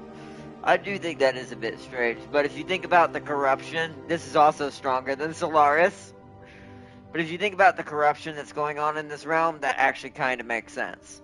That the more corrupted one said they would be closer to you-know-who up here at the top, since he is the last boss of the game. But... and even Solaris is corrupted. Look, he's using undead magic. He remembers finding light. He remembers the satisfaction of lifting his holy blade to the immortal king and striking down the greatest evil the world has ever seen. So he's going to be an undead version. So technically Solaris is dead. But he's come back from the dead as a necro priest. In order to, like, through the corruption of the land of Dracula's blood or whatever is going on. What I'm assuming, here's my assumption since Dracula's in a giant crystal, is that they beat him. He crystallized himself into the land, meaning he, like, merged himself with the world in order to put himself into a slumber. But when he did this, what I'm assuming happened is, since it's a sci-fi or a fantasy realm, his blood must have leached down through the crystals into the earth and into the dirt and spread across the continent, and his blood basically corrupted everything. So is what I'm assuming happened. The Serpent Queen makes sense. It's like, so I assume that's why everything's so messed up. That's probably why the cursed forest is so crazy, why everything's just the way it ended up, is that all of his blood kind of spread out. That's also probably why all the vampires may be out of hand, right? That's probably why all the vampires in the vampire lands are more like demons and succubuses and things like that. Because all of them are got almost a small portion of Dracula's pure blood genes flowing through them because of what's happened. That's my assumption so far. Before we get to the very end and see what it all accumulates to. Let me check my stuff because I don't want it to get too low.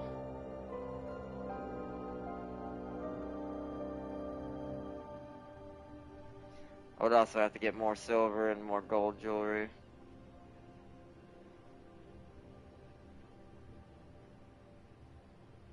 Right now we're okay. This is the one that makes me nervous, is that one. That thing can get expensive real fast. I'm actually gonna go ahead and repair it now. This is much better. But, okay. Ain't Dracula's story visible? Actually, is it? Let's see. Oh, it is. Okay. When Dracula... Yeah, see, look. So, let's read this. When Dracula fell centuries ago, it seemed like the Church of the Luminous had done the impossible. The death of the immortal king, however. In his final moments... Here we go. Dracula enacted a final gambit that cast a cloud over Vardoran. The blood rain that followed would plant the seeds of Dracula's will across the realm. I told you, chat. I called it before even reading it. Twisting it and filling it with his storied essence, his blood. After death, the immortal king's soul was cast out to where his otherworldly powers originated. The Shadow Realm.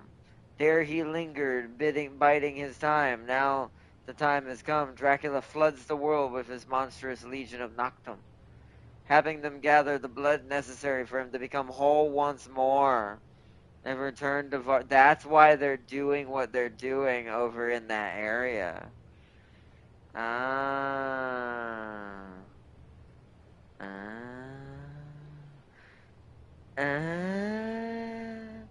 Wait a second. Hold on. I'm gonna show you something, chat. We're gonna go on a little journey. Is it nighttime? It is. We're not gonna fight sticks, but we need to head over to the what's it called area. And there's a reason for this, because I want to show something off. It's gonna be a little, oh, come on. It's gonna be a little risky. The reason why I want to run over here and show this is I want to show something that doesn't make sense. And now I know. I think me and Tam King might be underestimating that we might be at the end. I have a bad feeling. Hold on. Or at least I have a bad feeling that there's only one final boss, right? That Dracula is the... Because remember how he's 91? And remember what I said about that seems really odd? That he's 91? When I'm pretty sure when we have the whole Dracula armor, we're going to be close to 97 to 100, and my calculations are correct. Especially if we're wielding orange weaponry. So if we're almost 100, chat, but yet somehow the final boss is 91, what mathematics come to your brain? Does that sound like math to you? In a game, like maybe the developers just don't want the final boss to be that hard if you actually do the proper due diligence, level up your stuff. Maybe they just want to reward you for it. Perhaps. But we've seen how trolly some of these bosses are. Nice, 72.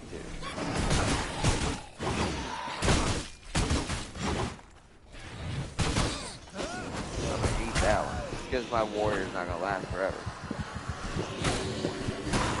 Okay. Alright, let me get rid of these guys, and we're gonna have to clear out some vamps because I want to show something.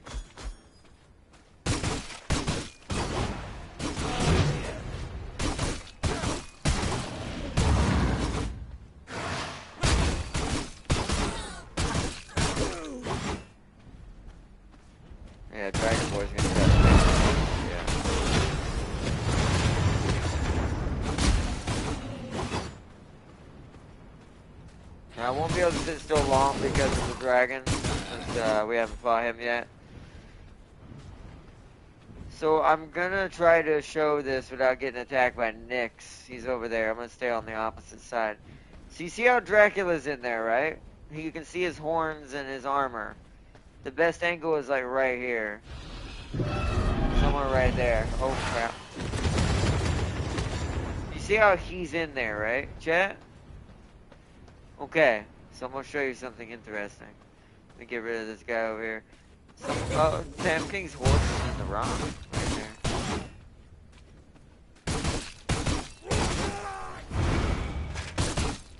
Now I think I know why I get to have my amulet.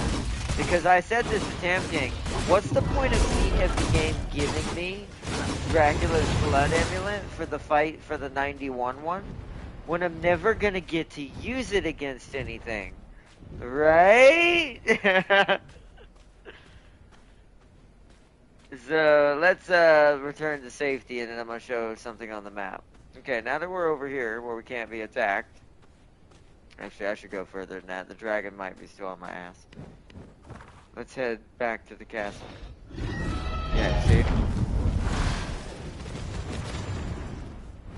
See, this is why you trust your instincts. I knew he'd still keep attacking me. I'm just gonna keep running for now. But I'll show you all something on the map interesting for our mission to get the blood jewel. Or the blood soul shard. Which is the red one. The one that I would end up using.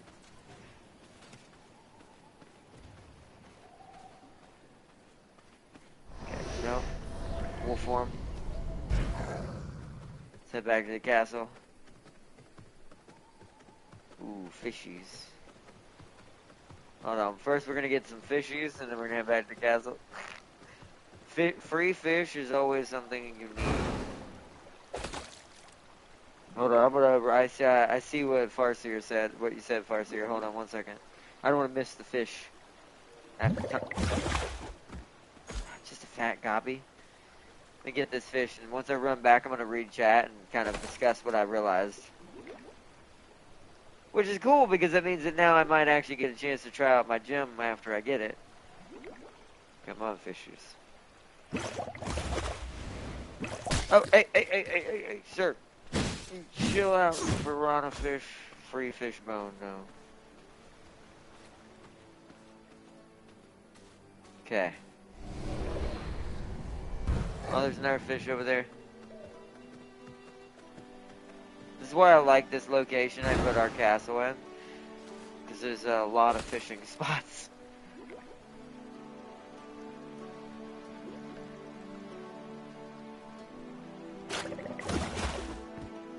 Ah, just fat gobbies.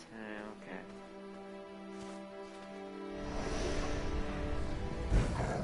What is happening over here? Okay.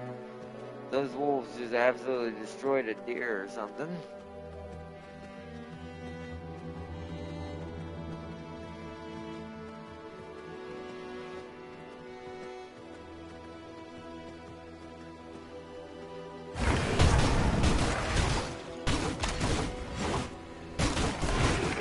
Free bones.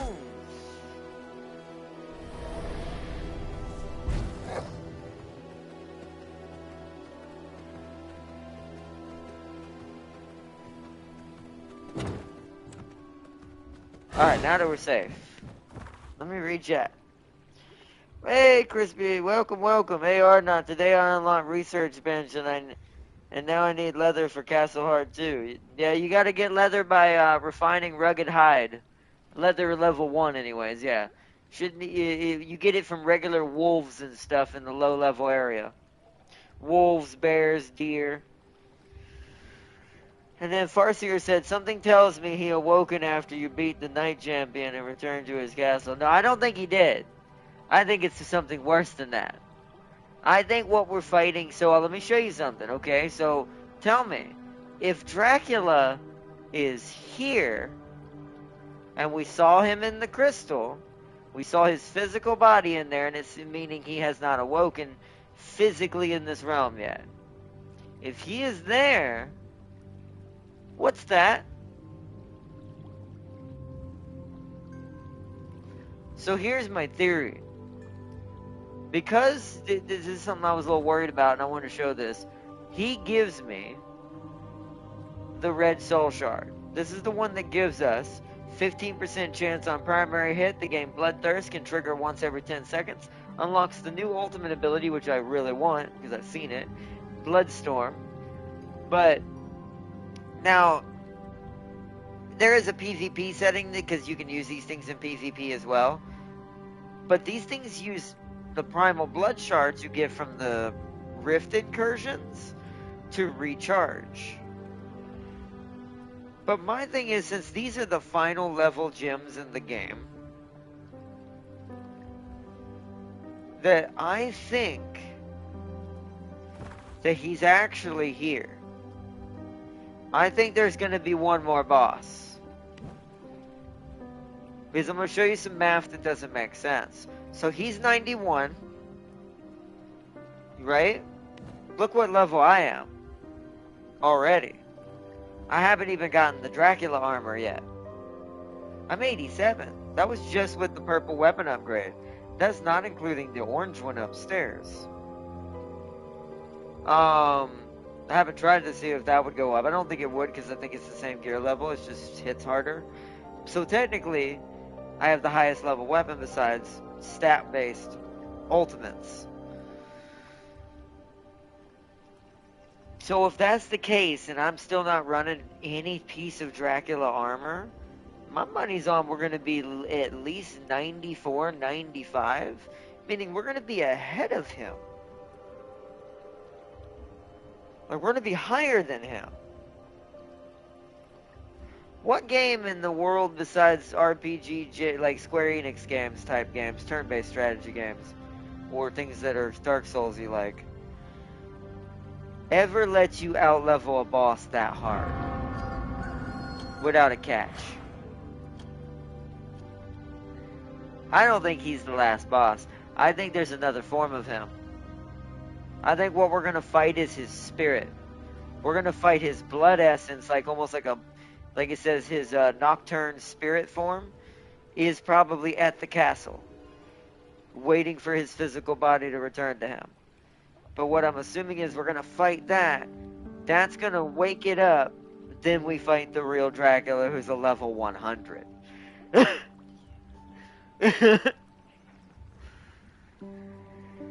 I can't make leather. I have plenty of hide. Not sure how. You need you got to use your tannery. Let me go upstairs. Mine's an advanced tannery, but I'll show you what I'm talking about. It'll be a lower level version of it. But you need these. You need a tannery. Yours won't say advanced right now, but you need a tannery. There's probably a V-blood or something. Maybe you haven't fought, or you haven't built the tannery, like you were able to build the tannery, but you haven't put it down. Always make sure you're putting all your workstations you're earning from beating your V-bloods down in your castle, so you can continue to construct new armor. And don't we need that to make the bat leather? Hold on. I'm looking at the wrong thing. Yes. So this has to go in here. I'll split it for now because I'm going to make more. And we'll take some of it downstairs for us to use for repairs and stuff for armor. But we are getting close to be able to make bat leather.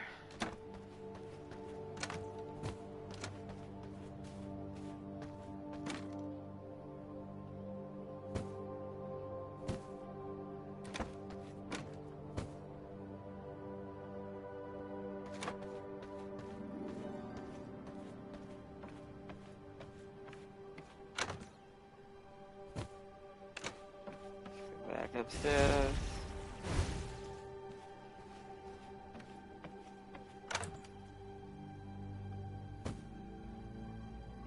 I might switch these colors with the jewelry room. I kind of like the Nagash color, even though they do glow blue down in that room, those little tables.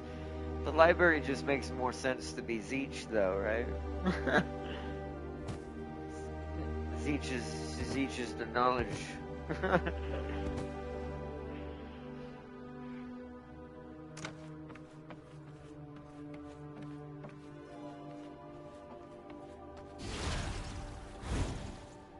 Okay, I'll look for the tannery. I mean the gear. I see.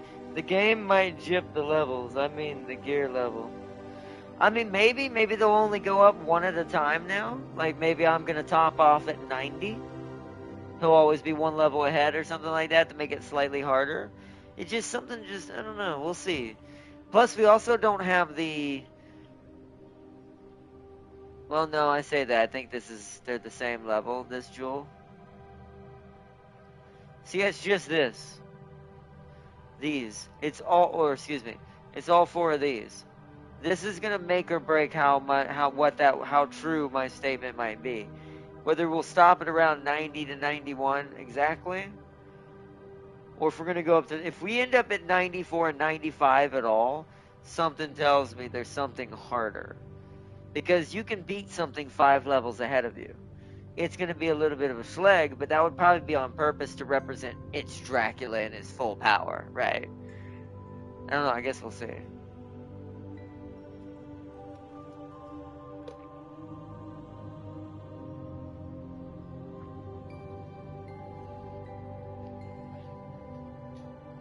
But you might be right, Farseer. That might jip it off, like take it off top, basically.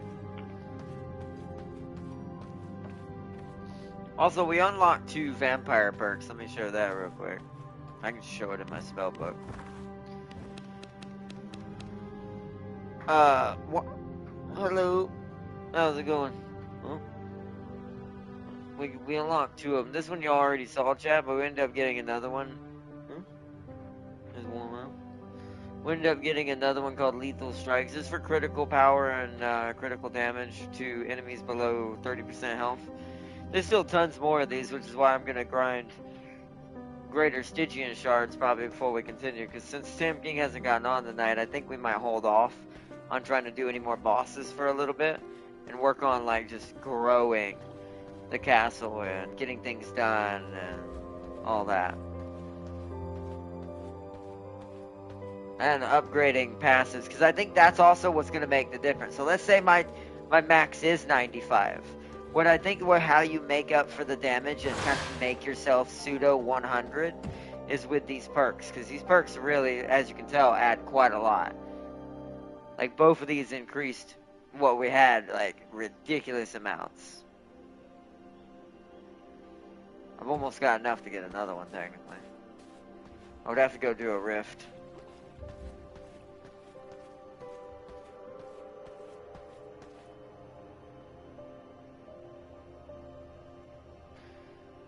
Or they curveball you and have Dracula take over your character, forcing you to fight yourself after you drink his V-blood.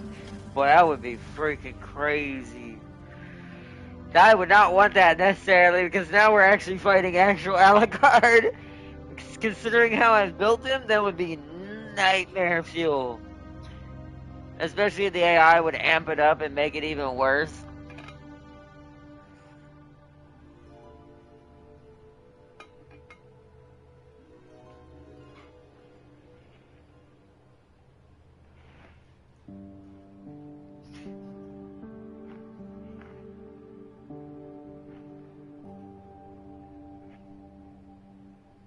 I'm loving Z Rising. Just wish I wasn't so far behind.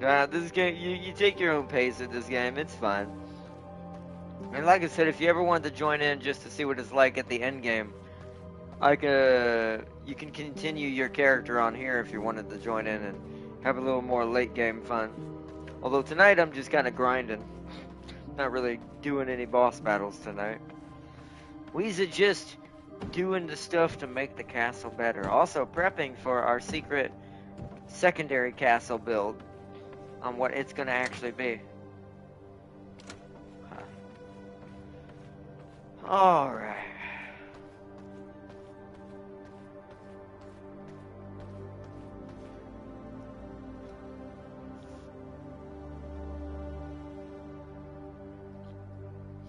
You won't be able to call it BS because you have created that monster. Yeah, 100%.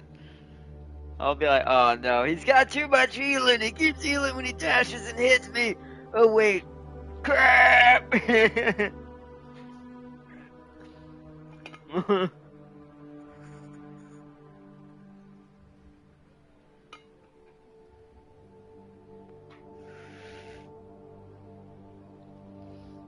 I will have created my own destruction.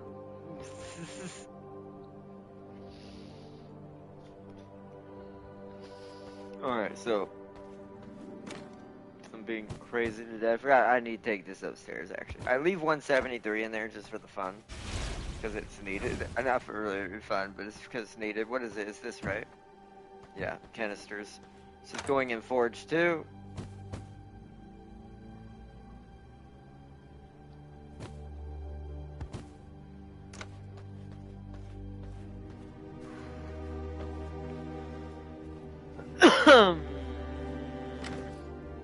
Yeah, you need some in here. Beautiful. Oh, it's for the tannery, right? Yes, to make more mutagen, or more pristine hide. See, it's funny because now mutagen is slightly more important than cotton. Because now we need the pristine hides out, like a lot of them. So, we can make a ton of bat leather because it's going to take a lot.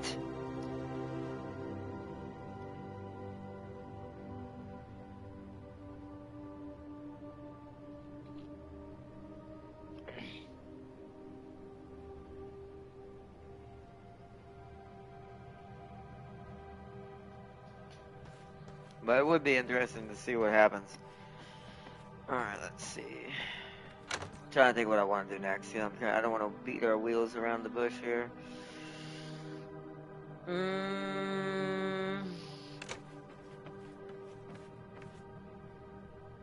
As much as it sucks, I think we need, let's go on, so let's do this.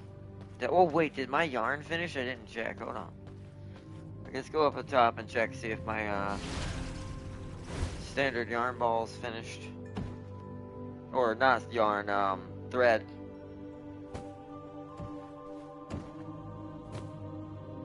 It very much did.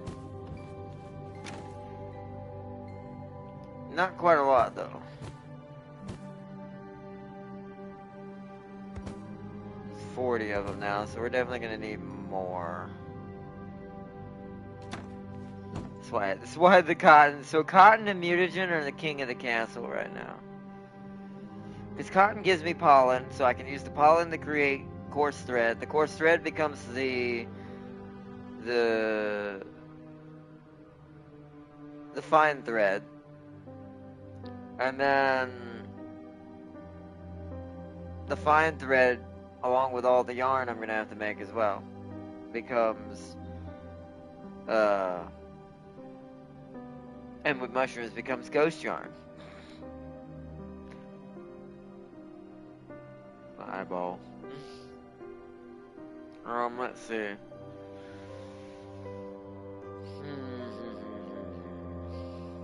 At some point I should probably bring the buttload of amount of leather I have up here and just burn it down into more cloth. But we don't need it yet. We don't use the cloth fast enough for that.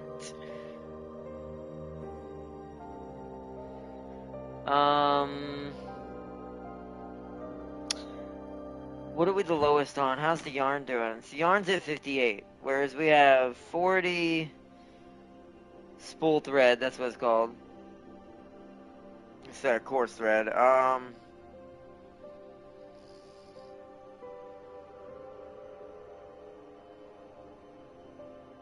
yarn balls are 1 for 1, aren't they? They are. So let's do them first. Because they are just straight up cotton in here, yep. Let's go get some more cotton. It's cotton time again. It's that time of the year, chat. It's that time of the year.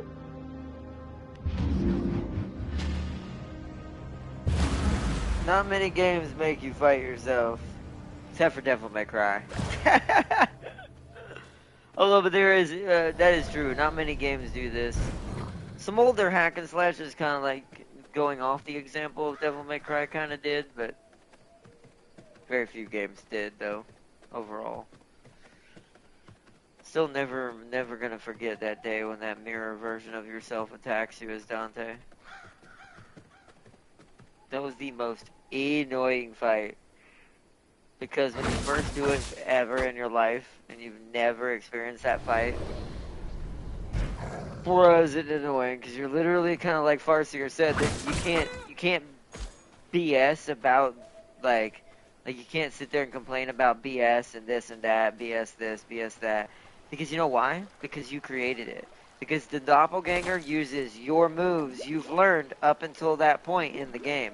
And yes, so if you overgrind, let's say you do like I did, and you're really, really loath to over prepare in video games and like to get a lot of stuff ahead of time, and you get a bunch of red orbs, and you buy a bunch of extra skills so you can get that SS sick and smoke style, and then you fight a ghost that now can do it too. You regret doing this too soon because your brain goes, man, if I hadn't have done that, he would have been so much easier to fight. Oop, wrong button. Hold on. Are any of these James, what James needs? Blood That's not what I need. sustains me. Whispers of blood. 21, 10, 8, 3. Nah, not worth it. You ladies have a nice day. Don't worry, I'm not here for you. Oh, I don't have garlic. Oh well. We're just gonna take a lot more garlic today. I didn't make any garlic resistance potions.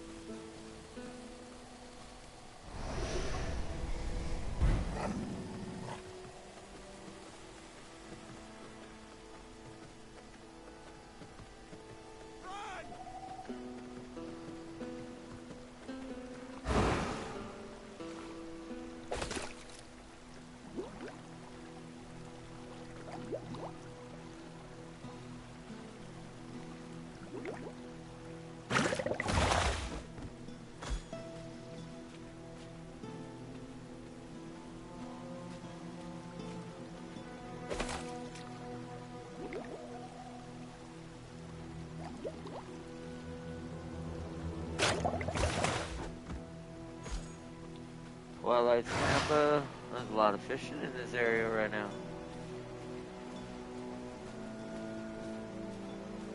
I'm getting cotton and fish now.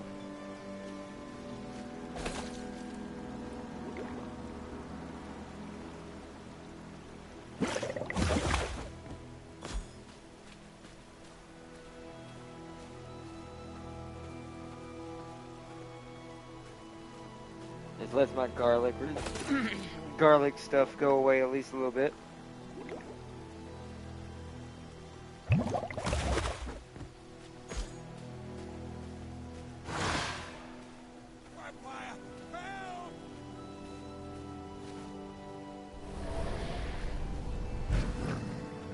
Meaning, if you make the most cancerous build to ever exist, you're fighting the most cancerous boss to ever. Exactly.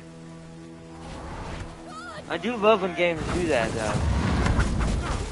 Like, they give you a little bit of a sidewinder like that.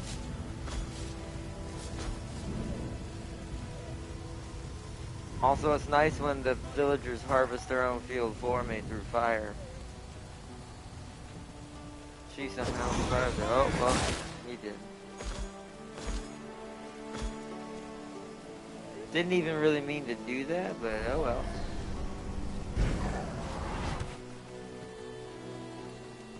That dude gone.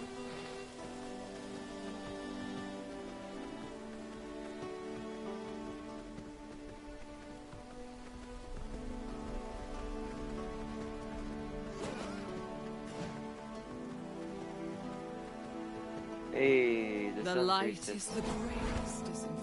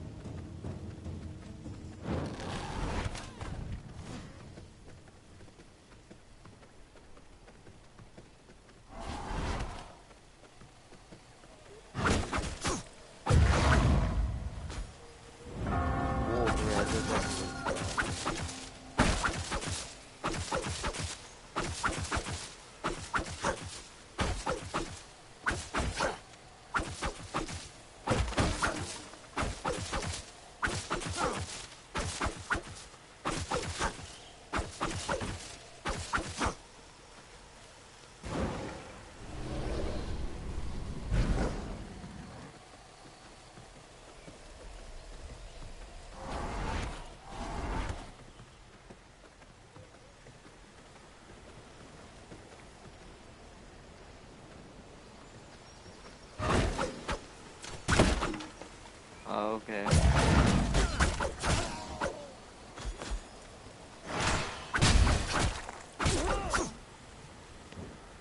You know, one might as well drink then.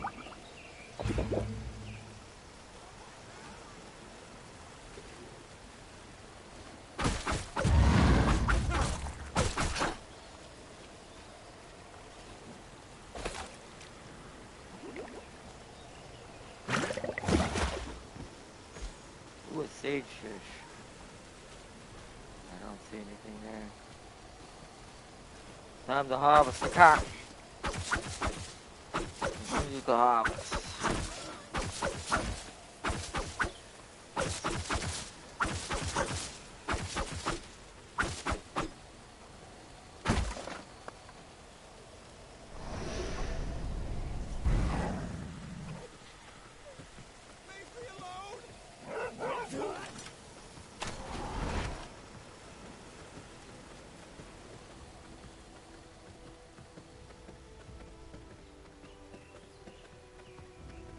If you want to cause trouble, you're going to have to get through me.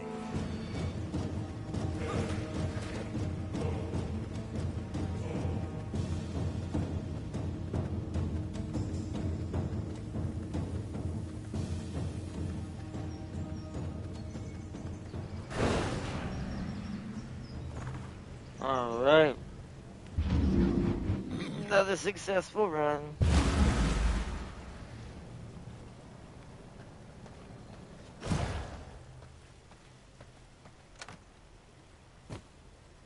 Nice. See that we've gotten a decent amount of fish now. I've been mid-maxing. If you want to see what the results of this have been, this is what it is. Look how much blood type storage of the from the hotel tax I've had. Like we're good on blood type. I'm even now have enough to start mixing random ones together to create different hybrids.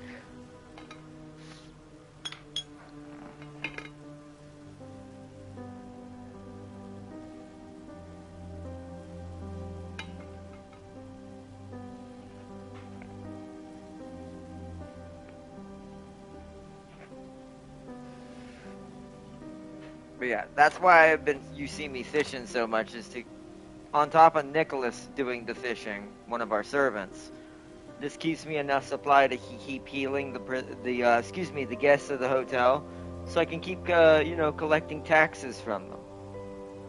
And then, the blood tax from them. So we can have enough, supply.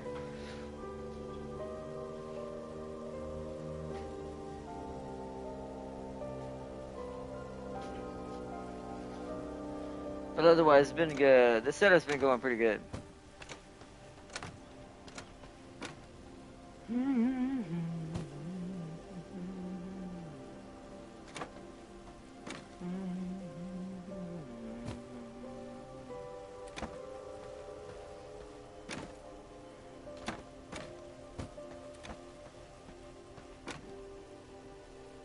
Except for the seeds. We don't want to put the seeds up.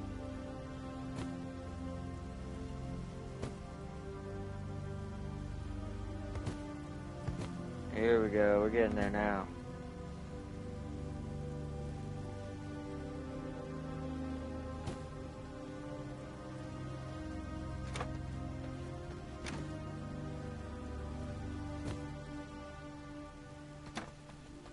Take this paper upstairs.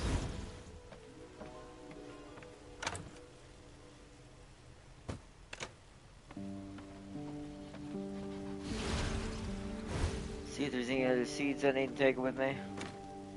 No. Let's go head over to the Uma Gardens.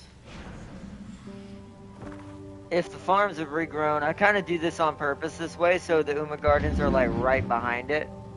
So they should be regrown. Yeah, see? I time it this way on purpose like that.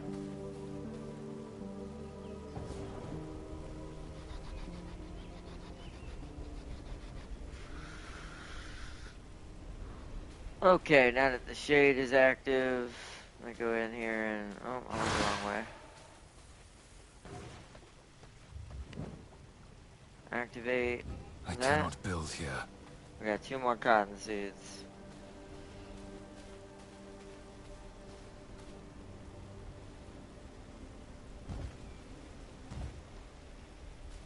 go. Cotton's filling up. Okay. Let's harvest the ones that are outside the zone of protection first. Oh, it's the moon anyways.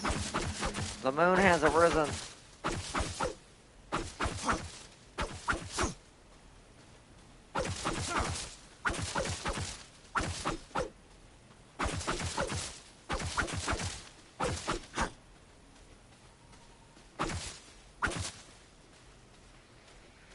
Alright, now let's grab these right. Let's grab the ones in the furthest back.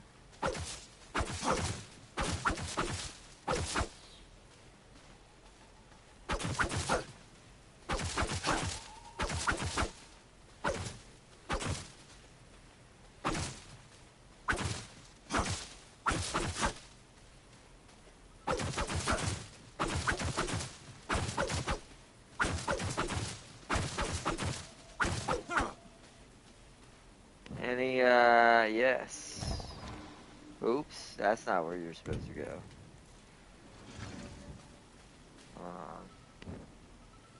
This will not work.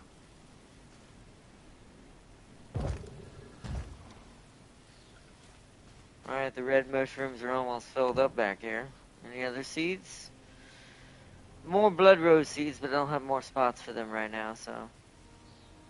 I'm intending on moving some of them upstairs as auxiliary plus decoration, along with for our creation we're gonna start making. Okay. Let's harvest the ones over here. Our ones from Dracula's garden. The bleeding hearts. No bleeding heart seeds. Okay.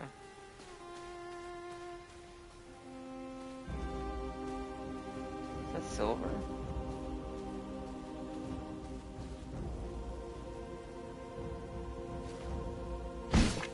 Huh, it is.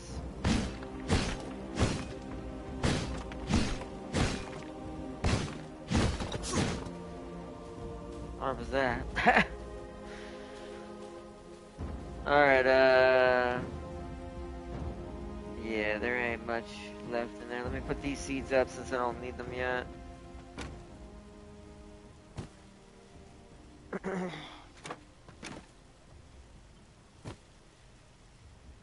let's head back. Oh no, wait. I just realized I didn't get my morning lilies. Or my snowflowers.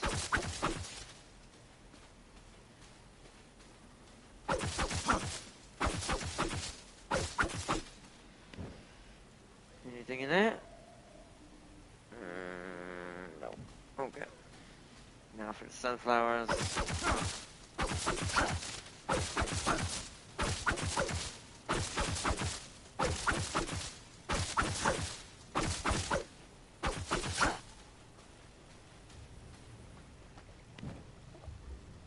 No sunflower seeds? Okay.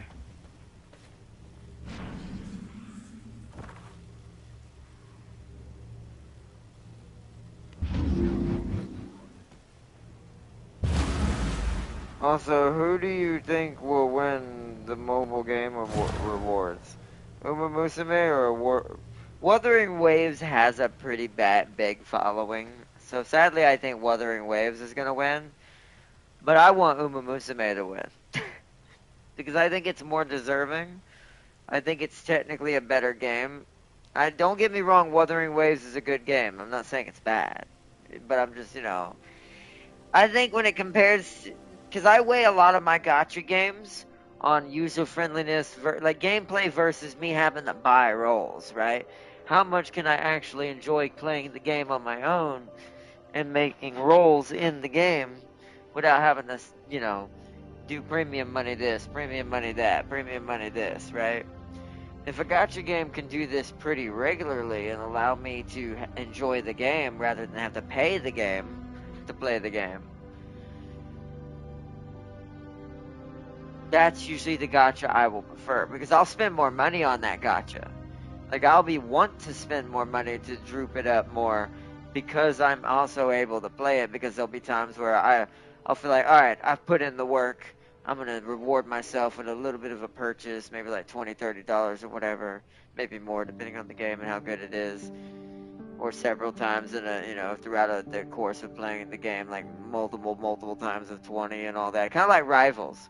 Rivals has secretly gotten a little bit higher than I kind of anticipated after doing some math, but it's catching up to Smite. But I kind of thought it would, to be fair. But things like that. And it's not a gotcha game, but that's another example of when you give a player enjoyment of the gameplay as a game it should be, they're going to be more willing to dump more into it.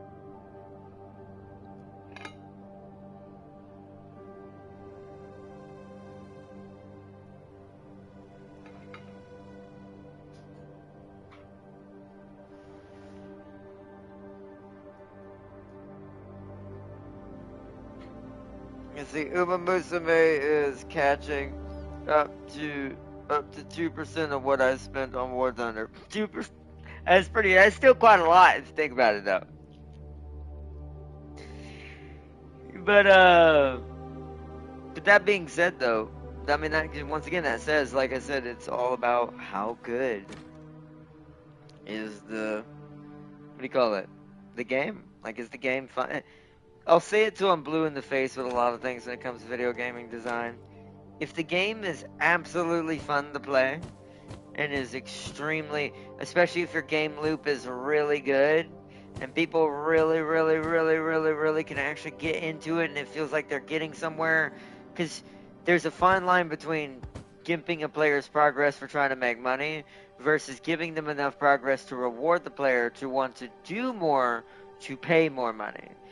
Because there's this myth that they think that, oh, if we force them it's why the FOMO strategy, that they use for like they use for a lot of season passes, right? It's like, oh, if you don't get it now, you'll miss out forever. I'm not a fan of that. I think that's stupid.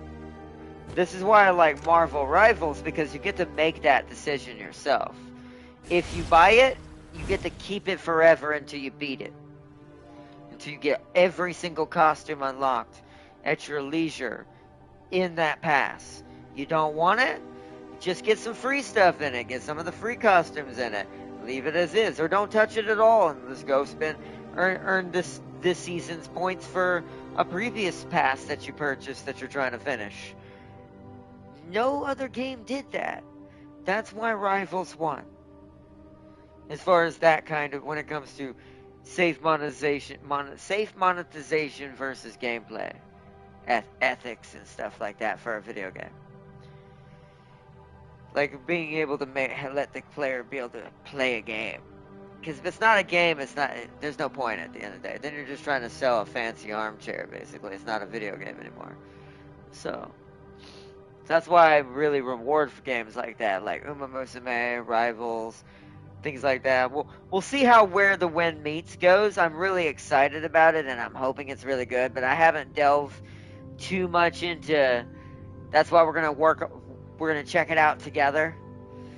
I haven't delved too much into the aspect of what's truly allowed for the free-to-play side, and how long it takes for something to happen on the free-to-play side, progress-wise, versus pay-to-win side on most free-to-play games. That's what I weigh the most, because that's what should be weighed the most in free-to-play games. Because this is where you're going to probably see the most success or failure in most cases. So that's, once again, why Uma Musume is the top of the food chain, in my opinion. So they have found a niche that no one else is in. That's one. They have learned how to manage it, and through understanding who their target audience is. That's number 2. Third thing, they have extremely friendly draws. Even if you get duplications, your chances of an SSR are actually not that bad. I'll say it again, I use Gundam as my medium for this. In Gundam, to get a 5-star, I think it was. It's been a long time, so I don't remember what stars were what. We're just gonna say 5-star equals an SSR. It's the same equivalent to an SSR in Uma Musume. To get a SSR in Gundam, you would be playing that game for at least a month to 2 months sometimes. I kid you not. Whereas in Uma Musume, we've gotten SSRs just clicking a button for the heck of it. So it shows you that the ratio for, even if it's a duplication, the ratio for SSR higher builds, support cards seem to be lower. I did notice this in my observation during the free 10 pool, because I base it on everyone all together. How lucky you were, Farseer, how unlucky I was, and then the middle ground that Sealy was, and Tam King was. It's still not bad, to be fair. Like I said, it is definitely lower than the Uma Musumes themselves. You can definitely tell they want the SSR Uma Musume kind of to be a little bit more grabbable and obtainable, even if you get a duplication, rather than the support cards. It's probably because they know the support cards are the key to the whole structure. So it's that, once again, it's that medium between how much you give the player and making it too easy to get around the monetization of a free-to-play game versus how much you strangle them with it. Because like I said, there has to be a perfect medium in order to make real money with something like that. Because it's a free-to-play game to begin with. But it's also why I'm less harsh on games like that versus games that make you pay for it. If I'm paying for a game, you're under a huge strict list from me. Because at that point, you better not be hitting me with this, or kind of like FIFA does everybody and all that. Oh, you gotta get these cards, and you gotta do that. No, I paid for this game. You let me be able to unlock that through career. Otherwise, this game is not worth my time or none of my business, and not worth my money. So, like I said, those types of games, those have just gone to the way of gamblers. Oh, that's all that buys those games now. Real people who actually play games don't buy those anymore. Things like FIFA and all that.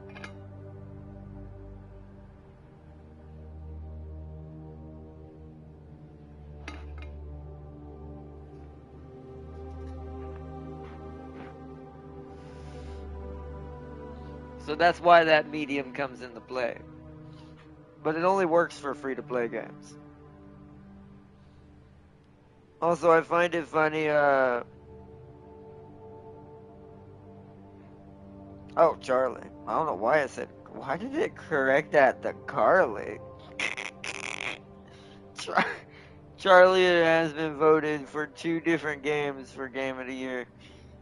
Charlie voted KCD too. Ooh. Ooh, that's a hard decision. I mean, I can't blame either of them on that. Both are solid. But I'm a Square Enix, excuse me. I am a what Ubisoft used to be fanboy, like when Ubisoft was good. And since the developers that used to be at Ubisoft, a lot of them ended up on the team. I think it's Sandfall is their name. On the team that made Expedition 33. That's probably my choice as well. I'm probably going with Expedition 33 on that choice. But I agree, at least in this case, I definitely agree with Asmund on that one. Just because Expedition 33 was just we're gonna go back and play it more. Because I didn't get time to devote to it like I wanted to. It ended up falling in as a sub game, I forget what we were doing at the time, but it was more of a background game, so we didn't really get to do it mainline. So I'm intending on it being a part of a special thing that I want to do. It'll probably be January. I doubt we'll get to do it in December. It depends on what happens next month. I have several ideas for what we're doing in December, but I need to see what falls on what first. And whatever one happens first will be where we end up going.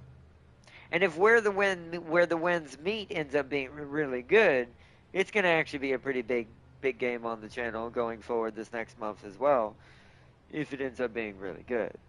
I know its gameplay is good. I've seen the gameplay. Gameplay is not even a question.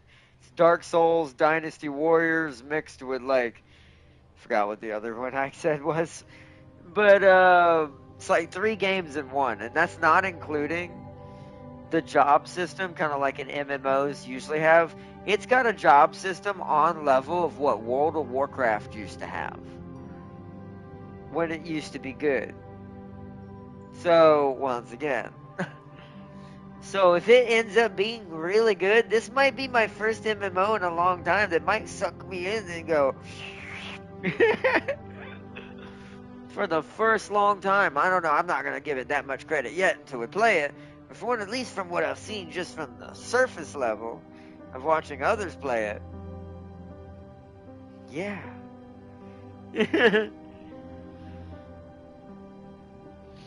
I think Asmund didn't play KCD2 to understand why I'm voting for it. I mean, if it weren't for I'm a big, huge fan of developers showing what true game design is, and I don't mean this as an insult to KCD2 at all. It's up there as well on that same pedestal, but I just like that Sandfall, what it represents. It's more of a stance of representation of the video game industry as a whole is why I'm voting for Expedition 33. But I do think, though, if it wasn't for that, I do think that KCD2 should win. That's why I don't think either is a bad choice. Because I do think if it wasn't for my personal standpoint on what Sandfall showed us in the industry and what it means to be a developer again, not versus these AAA crazy dudes. And KCD2 did as well, but they didn't come from a company that tarnished its own reputation, right? That's why I like what Expedition 33 stands for. It comes from a company that broke itself. The people who left that company made their own company and then made that brilliant thing. It's like, so I'm like, yeah, that I have to vote for that. I have to vote for that out of merit, basically. But otherwise, I would say if it hadn't have been that way and fate had been different, I do think I'd have voted KCD2. Just, even though I haven't played it, I know what that thing does. I know the detail that thing has in it. And I'm a huge fan, as y'all know. One of my biggest things you've seen on this channel is choice-based stuff when we get time to do them. That's why I've never got to do Baldur's Gate 3 yet, but it's gonna happen. Maybe sooner than you think, but we'll see. Anyways, but back to what I was saying is, I really do love choice-based, but also like gameplay-driven games. Games that know how to drive both of these nails perfectly and to a point, right? And then survival games, but you already know that. But yeah, choice-based games that actually have a gameplay narrative system and something like that. My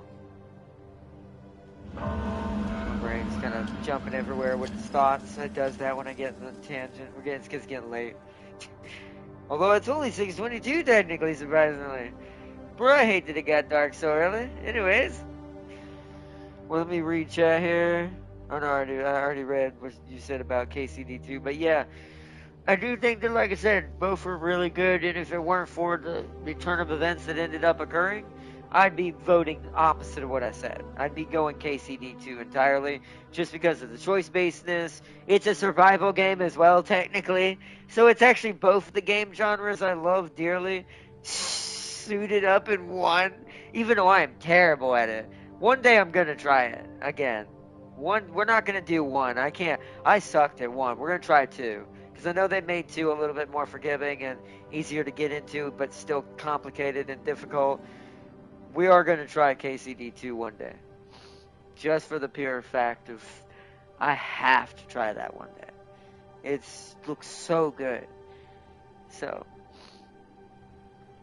but same thing with BG3. It's definitely gonna happen.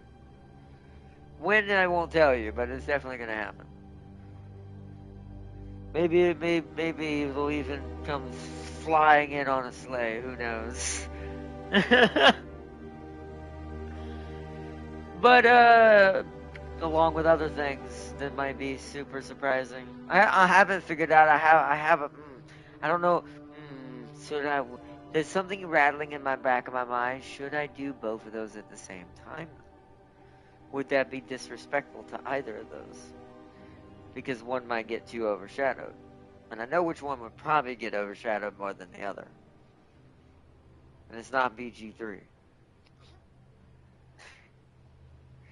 But I'd have to say, though. But like I said, we'll have to see what happens next month. But I'm voting KCD2. Oh, yeah, I don't blame you. I do not blame you. Whoever wins, we win. We all win. Because what's beautiful is the two top contenders are neither of them are major AAA companies. See the smile on my face? Because I'm super happy about that. Because there needs to be a message sent that the industry is not built on just certain companies. The industry is built on competition, knowing how to be a businessman, knowing how to know who you're selling your stuff to, knowing who's buying your product, the people interested in your stuff, treating your employees with respect, putting AI where it's needed, but also hiring the talented people worth the jobs and the pay to keep the base of what the ideas and the concepts and the dreams and the creations that come out of everyone's minds and the people who make games. Because like I said, there's a lot of great people out there who do make games. Like I said, the two games that are on top right now are prime examples of this is what happens when you get teams of actual people who have passion in this and aren't just being paid numbers and aren't a part of just some corporation company. Just because it's AAA don't mean it's better. I'll say that again. Just because it's AAA don't mean it's better. At this point, AAA needs to try so much harder to impress, and it's not by making it better looking or even neural networking AI that's going to happen soon. It's about learning what your game is supposed to be. When they remember this one day, and they probably won't, just like the cycle Tam King and I talked about yesterday, eventually these companies will die off. If all the pieces sold off, whatever. And then the younger ones, like the indie games of today, the ones who are making things like Expedition 33, KCD2, and things like that, will end up being the new AAA companies down the road. It's the cycle of business. It happens everywhere. It happens in all things. And it's like, but, you know, you can keep it from happening to your business longer if you're good at your business. But, you know, hey, not everyone's quite that skilled, I guess. And so you also love the fact KCD2 rewards your investigating skills and actually paying attention to what's around you.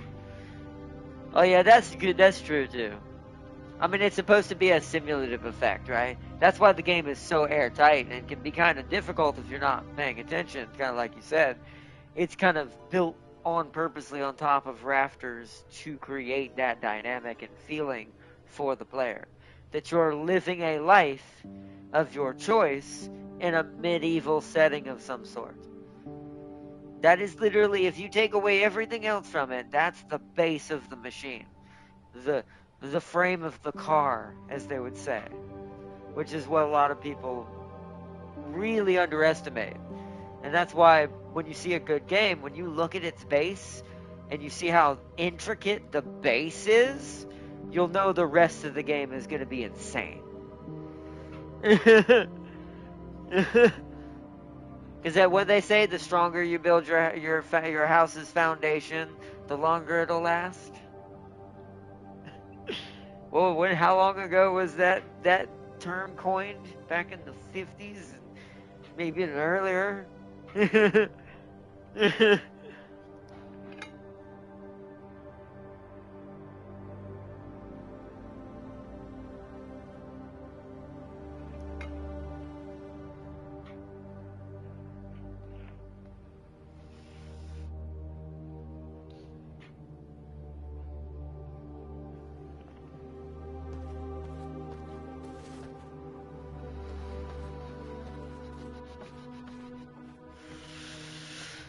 Oh, yeah. Okay.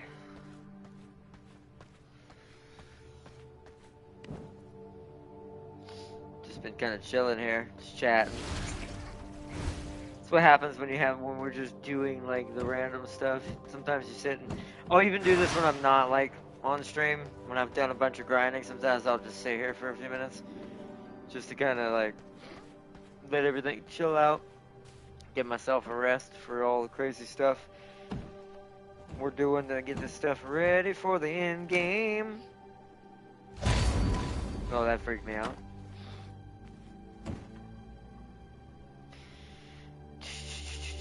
I could try to do some rift incursions towards the end. What is that time? Is it 6:30?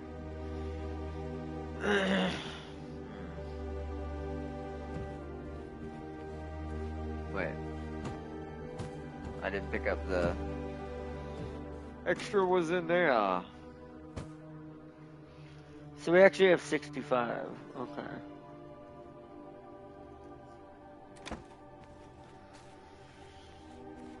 Alright. Alright, chat, take a vote. What do you think? Should we call it for tonight? Go Stygian hunting, because we've got 4 minutes to decide. We'll stay here for around 4 minutes to see what we want to do. Do we want to go Stygian hunting, get some shards? It's only level 1s, but I think the level 2s spawn at the very end.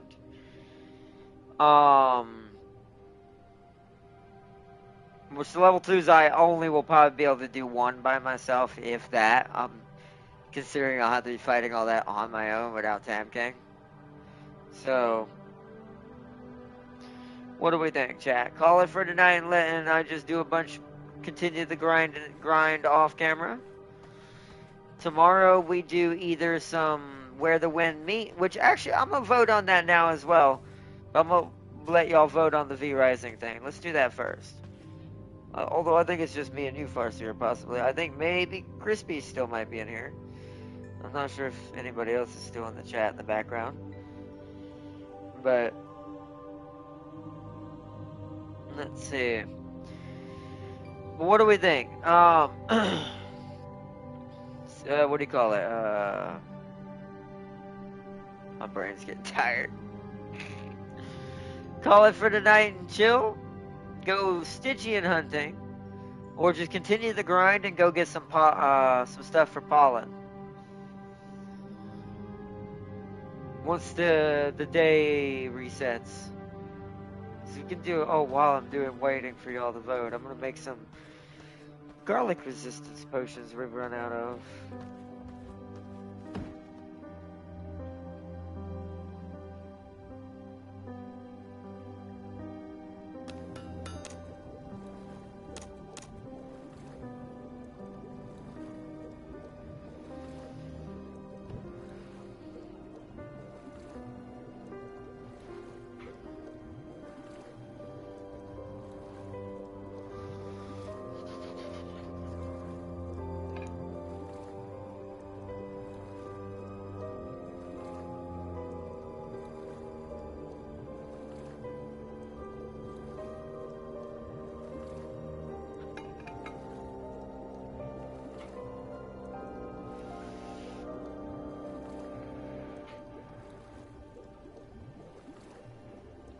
Ain't gonna spoil too much, but in a mission where you had to sneak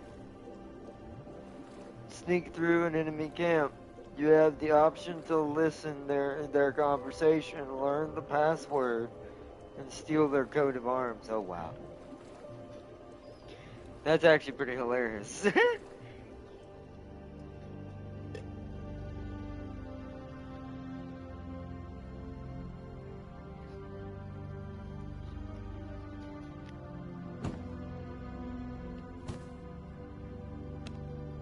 See, I like stuff like that. It's kind of like the Baldur's Gate stuff. Maybe not as extreme as Baldur's Gate can be, but that's kind of like how Baldur's Gate is. Is that it's all about like the dynamic of the actual choice itself.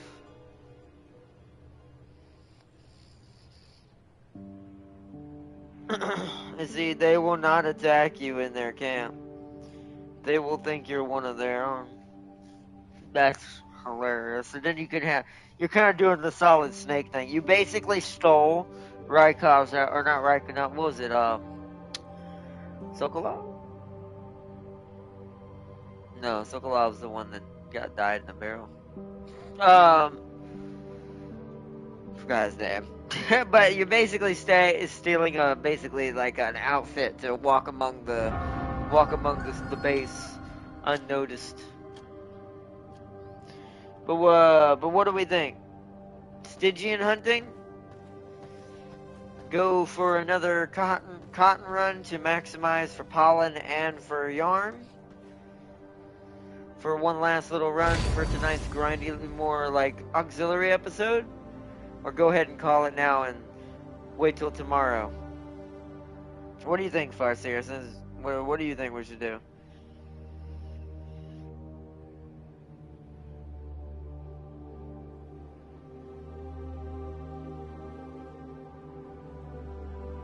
Which is somewhat realistic since it's a big army and you won't remember every face you see. That's true. That is very smart.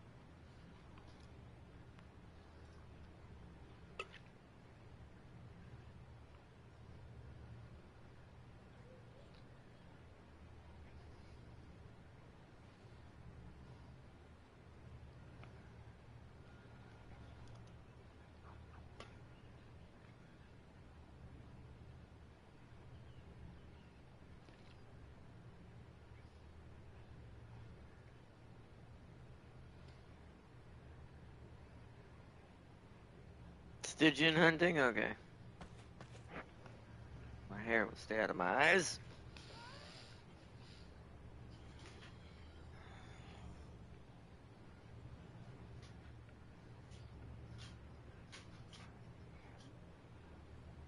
Alright, then let me quickly grab one of my brute supplies.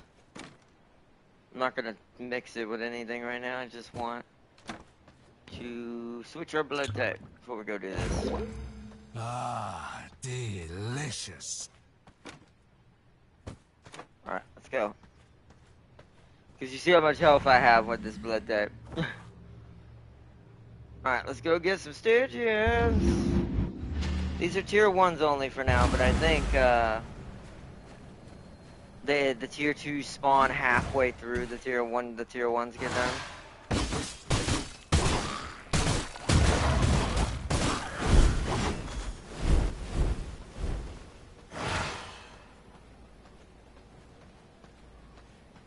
Oh hey, look at that bleeding heart.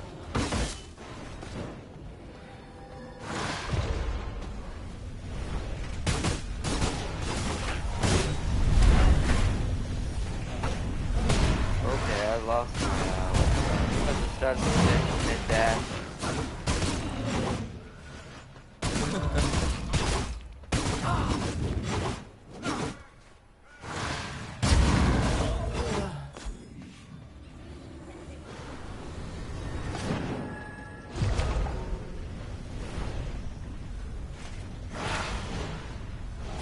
It's gonna run in.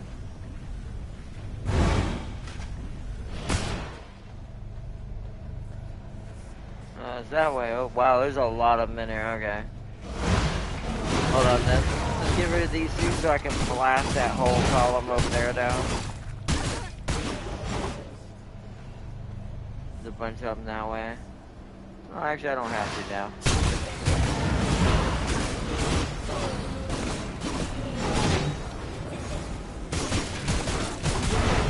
This is what happens now. We won't be able to do it this way in the other one, we'll have to slowly kill each little outer rimming of them, or we'll get absolutely trounced. Especially if they have some of those big things.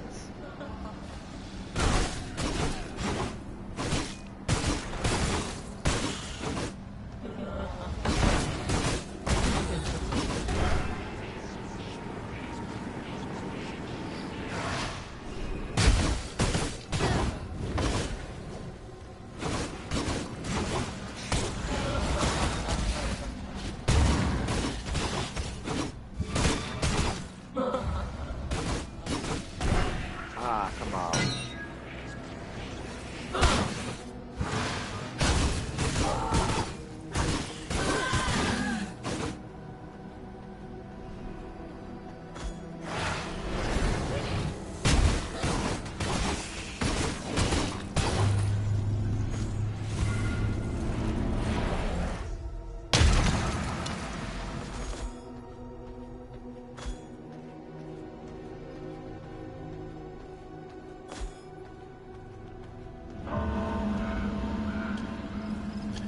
The other one's over here.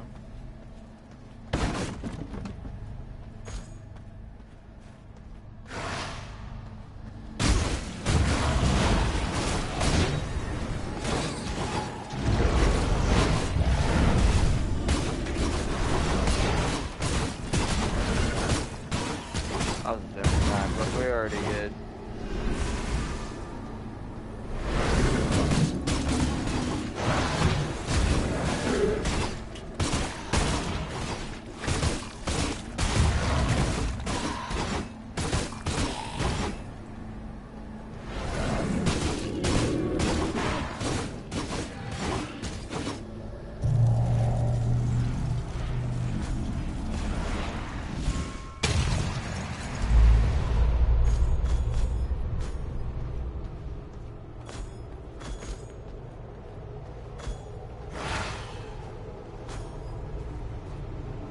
Oh, Don't you dare lay a finger on my people.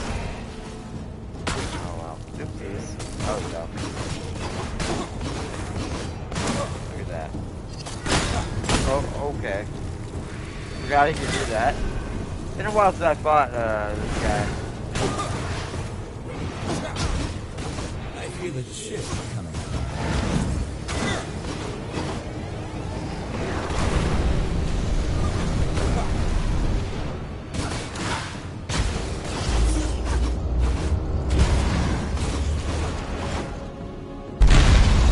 There we go.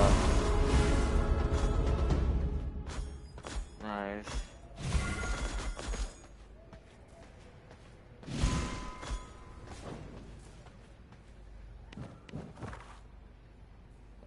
Still only tier 1s right now, so let's head up to this one.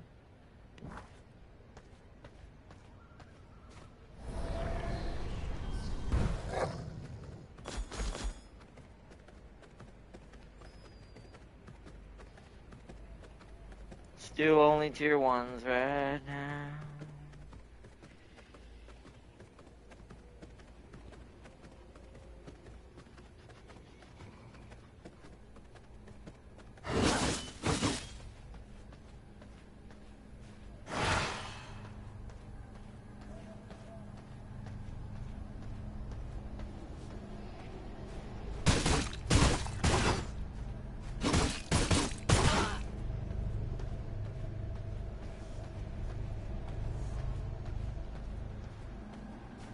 Up here.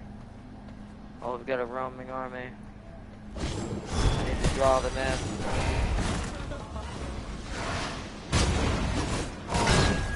I forget. The second swings when I want to dodge.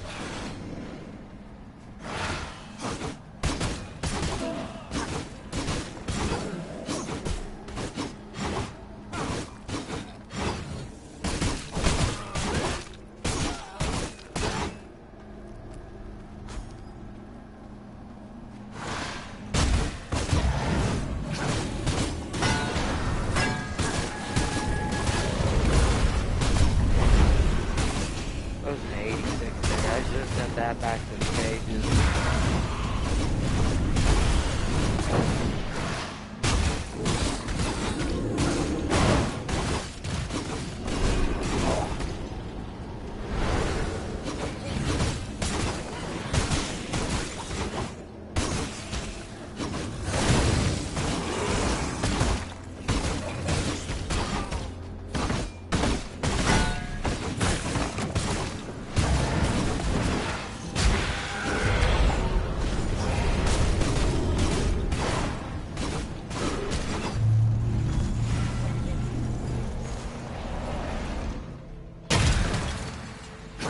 I killed him.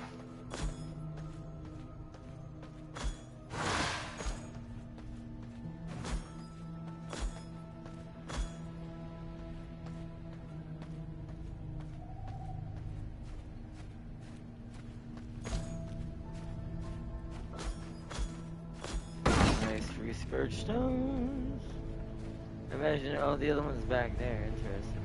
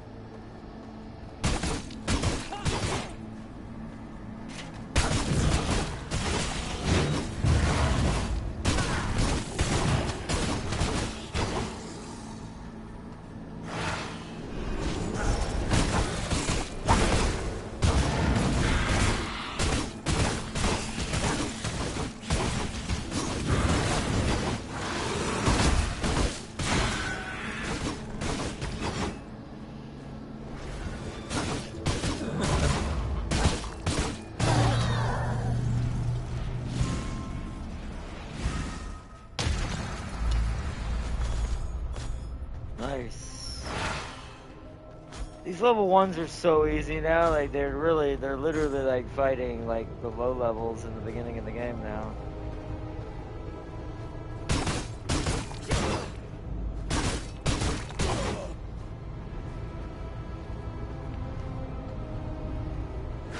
Looks like I just stumbled upon Oh wow, Christian, round 2.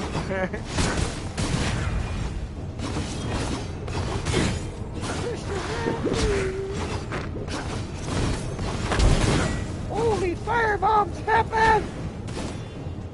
die. Holy crap, I forgot he did all this.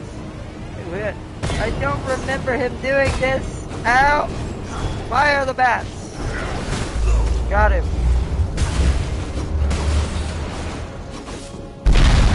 Oh, I missed. He put up a little bit of a fight. The higher level version of him would have been a nightmare. Hello.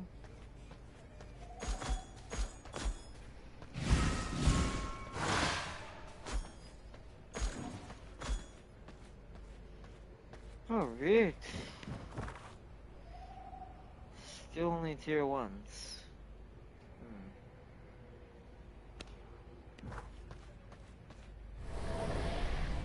6 minutes. So I wonder if it's after the 6 minutes and then it'll immediately switch to 2s.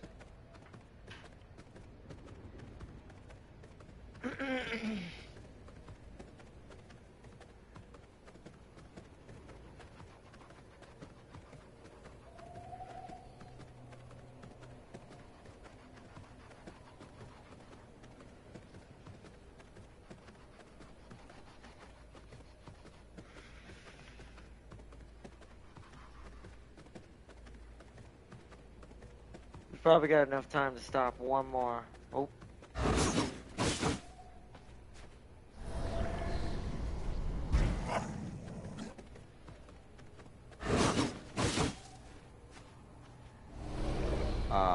What was that?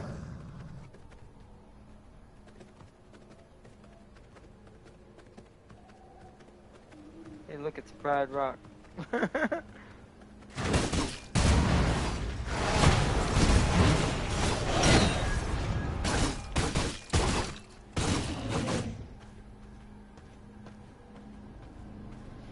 Well, look at you guys. You guys are fancy. You all just died to a bunch of bats. Although, as you notice, I'm using the bats again, chat. I found the perfect gym for them, so they are absolutely broken now. Alright, sir. Get off me. I did not see.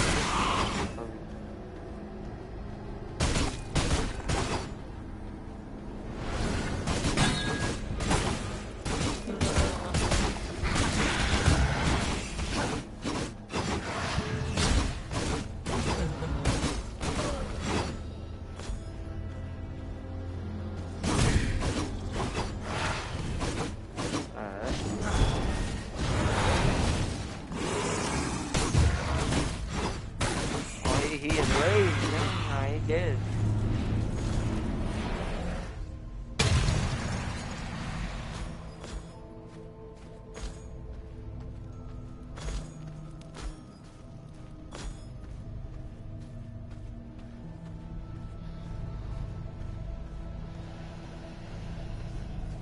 Sadly, we might not get to show any tier. I might not get to show a tier 2 in this raid tonight. If none don't show up after this one.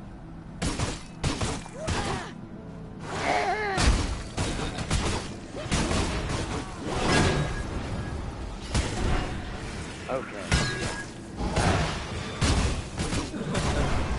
See how much I heal now, though. When I do my dash.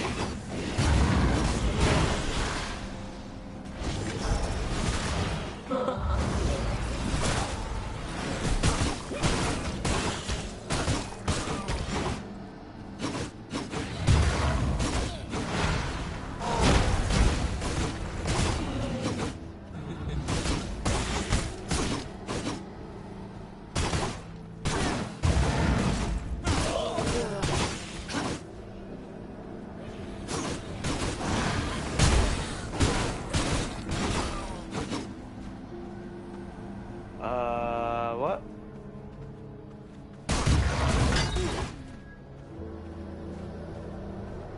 Uh-oh.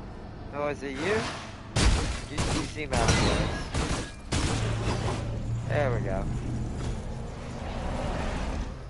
I was a little worried for a second there.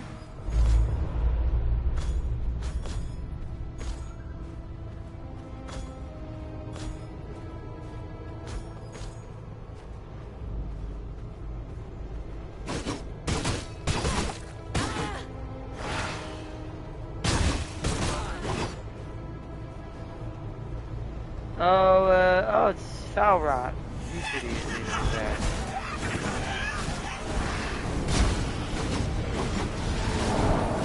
Yeah. It's all about controlling these ghosts.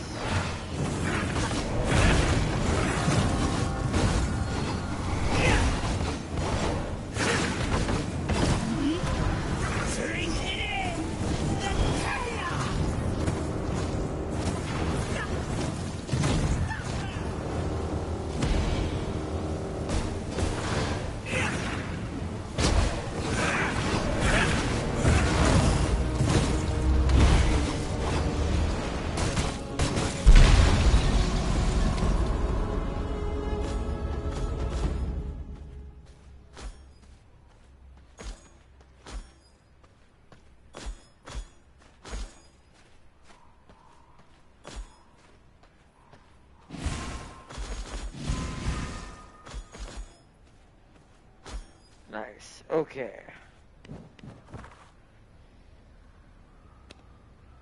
Let's return back to the castle.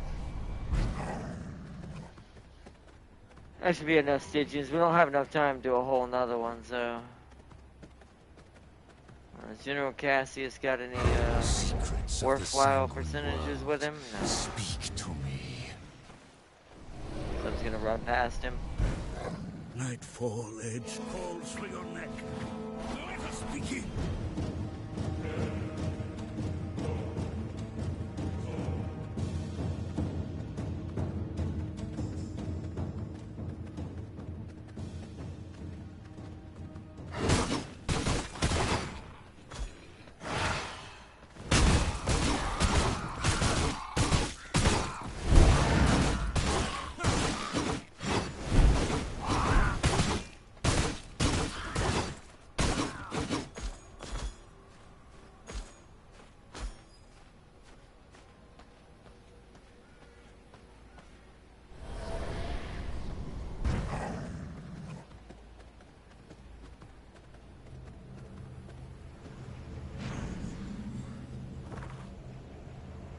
Alright.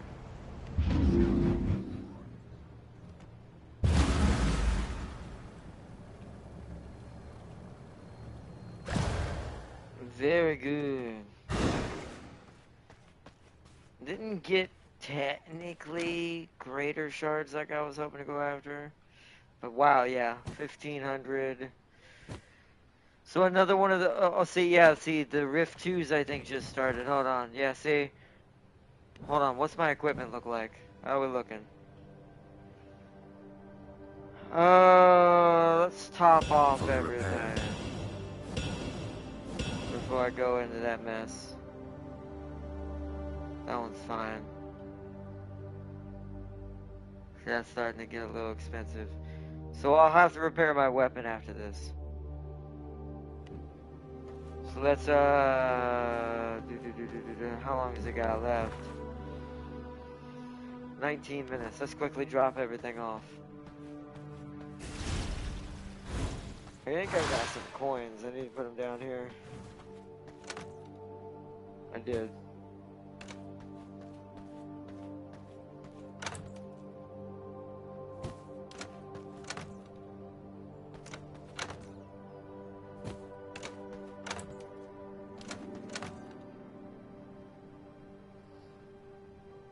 Okay. Go through, let me real quick check to see if there's anything from these red books I just got. Okay, no. So all these books on me I've already used. Let's go throw them in the Devourer. You're going into the Devourer, you're going into the Devourer, you're going into the Devourer, you're going into the Devourer, you're going into the Devourer, you're going into the Devourer.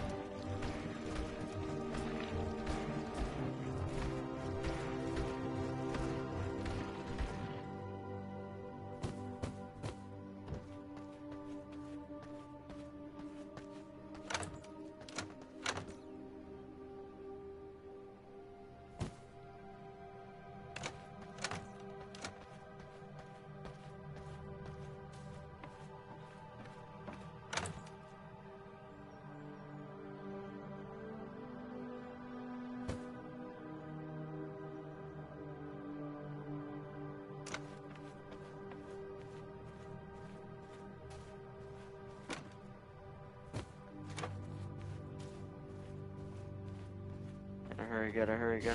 We're gonna have enough time. At least do one.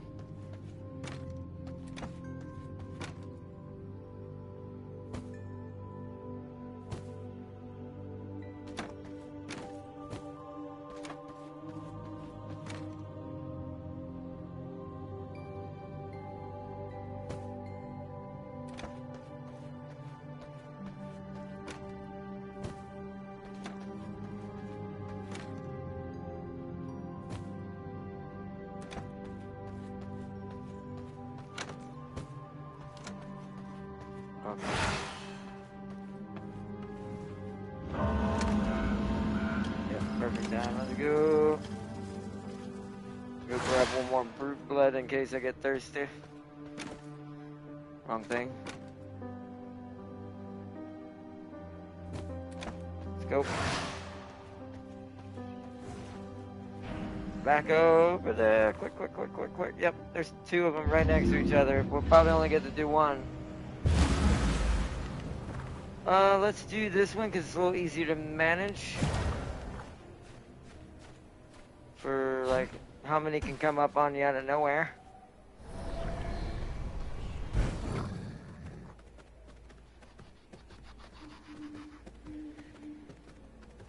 Okay. Avoid that. That fight is none of my concern.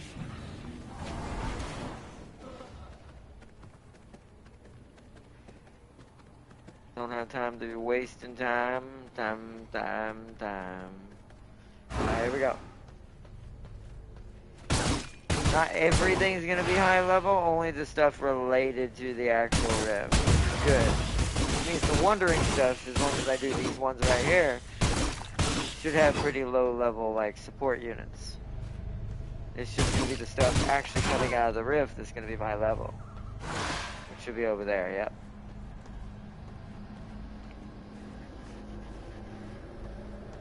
I don't want no hitchhikers in the fight. Okay, here we go. Yep, see? 36, not worth taking.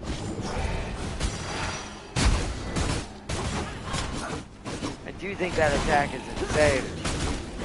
There's an extinguinator. How's she at? 10. Ow. Frick. She's basically a Damonette.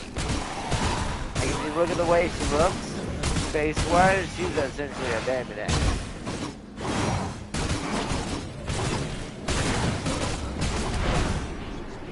Yeah, see?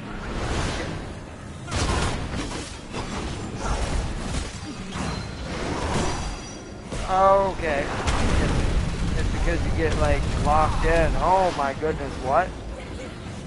Oh, because I freaking... That was on me. Oh, we might die. I need to retreat. Nope, I gotta retreat. Gonna have to reset that. Because Oh, I need to stop fumbling that, man. When I'm pressing my L1, R1, I'm pressing so hard that I'm pressing my L2 in, which is my left D-pad. I would have killed them if I hadn't done that. The reason why I stopped doing damage is because the weapon wasn't equipped anymore. Yeah, man. My blood, restore my body. Holy crud. That sucked. Okay, well, we still got 13 minutes. We good. That was a bit of a fumble. Yo, Tam King, welcome, welcome. I really gotta stop fat-footing that control really, really badly. Or flat-footing, as they say in a car. And today fully healed. Get her to come to me. All those little dudes are basically pink horrors. Oh my goodness, I hate this so much.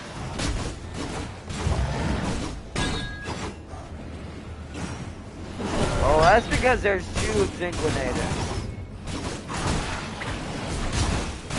Jeez. We need to thin the pink horror population down.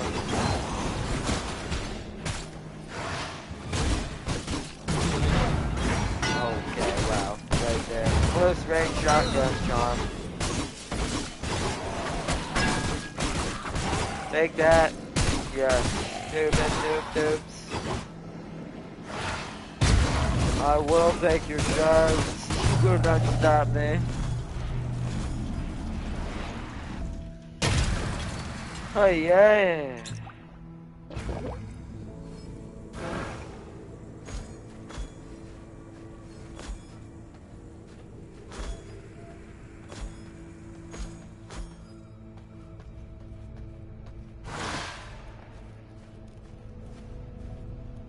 And see, it looks like my vampire clan news me. Just gonna sharpen my teeth and I'll be all nice. Good, welcome, damn gang. Yes, we are.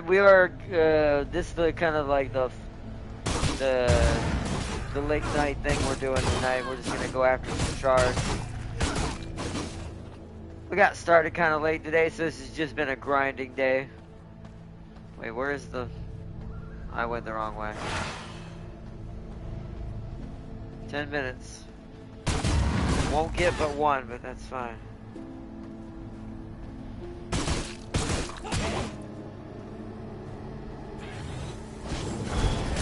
Alright, good. Alright, don't bat. Okay, well, I got. Okay.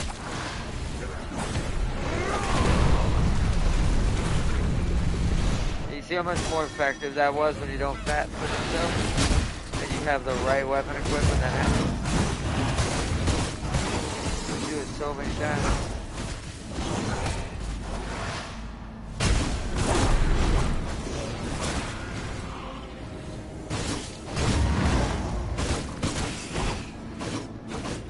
Come here. Okay. Okay.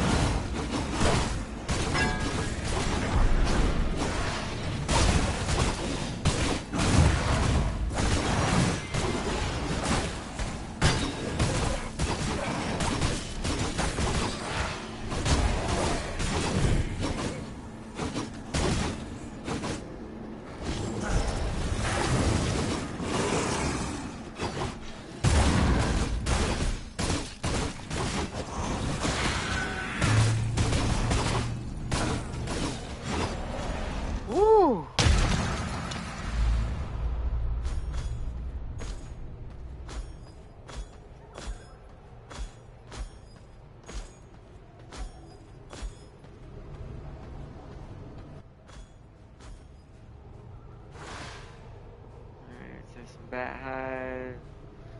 Oh, okay, so it's Spin the Wanderer. Wait, that actually might be pretty good.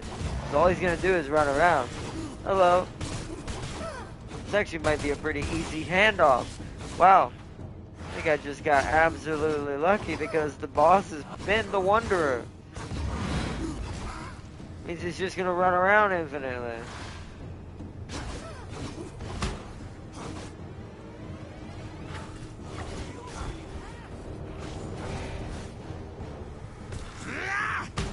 Okay, Ben, alright. Get blasted.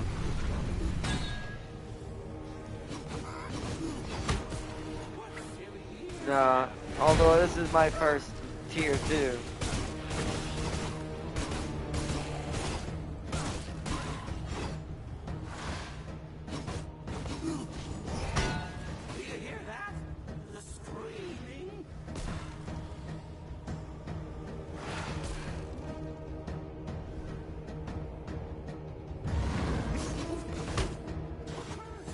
Also, even though he is the easier one, he is so annoying.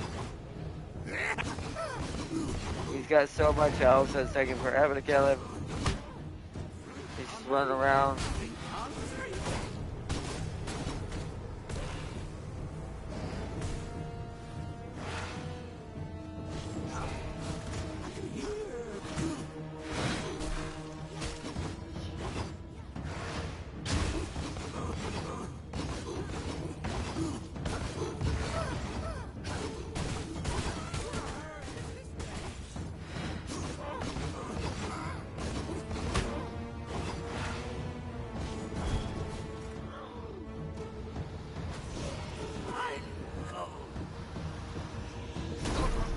Done.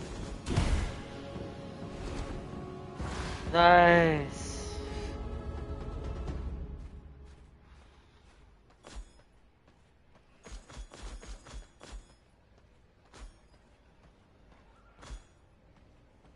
Alright, only 6 minutes left. Won't have enough time for another one.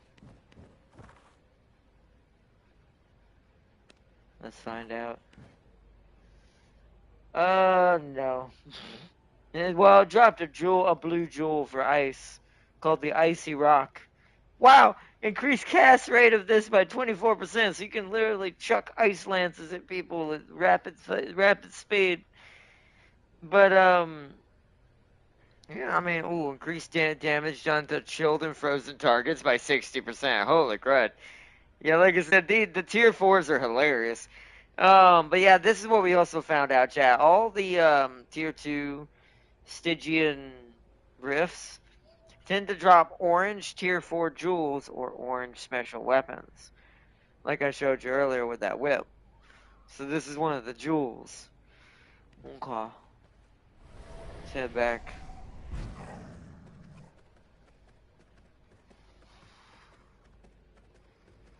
Yep, it's a lot more efficient for it, but I got real annoyed with the same issue we were having with the tailoring bench.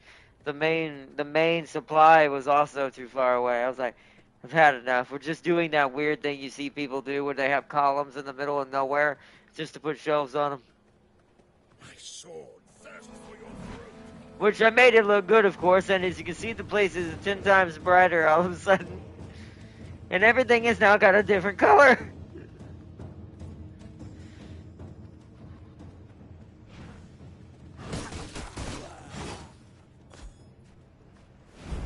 Oh yeah, the hotel is completely red. As designed. Or as intended.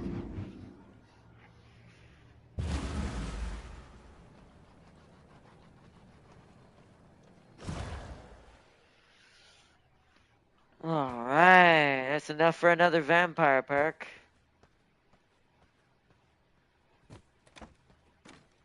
Yeah, this one right here, only blood and hearts. This is all the rest of the alchemy, because it was taking up too much space from the other alchemy stuff.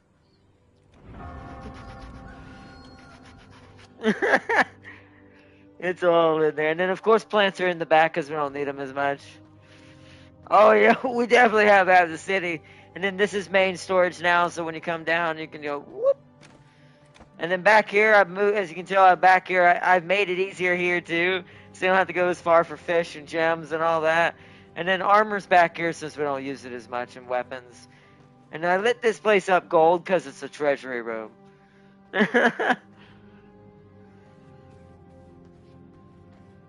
Yes, you can. Come here. This way.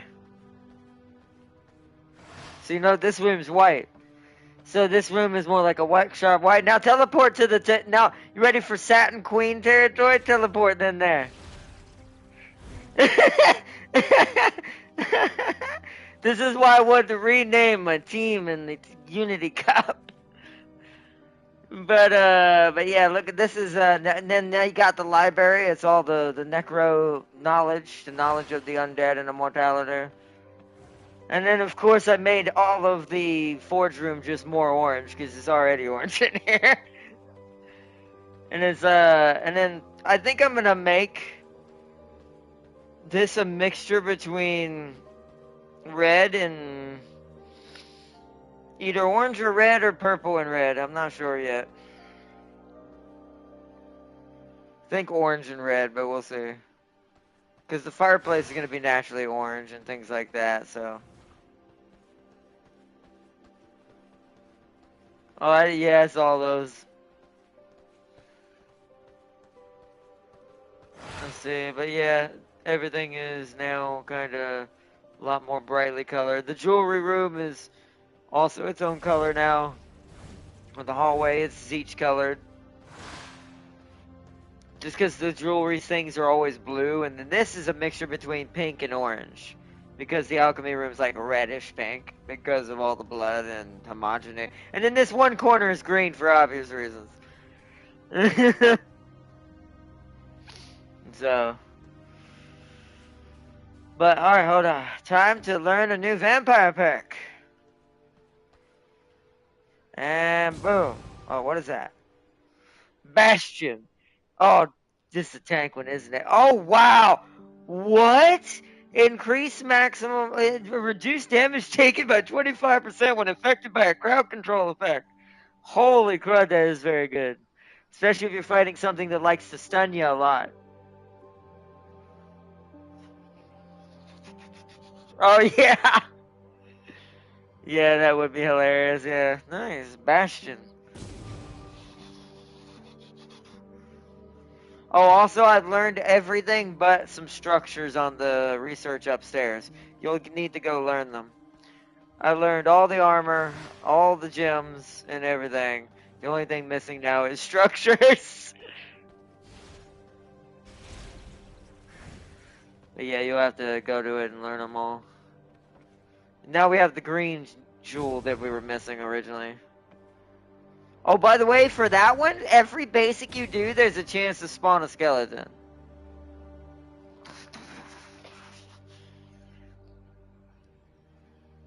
So.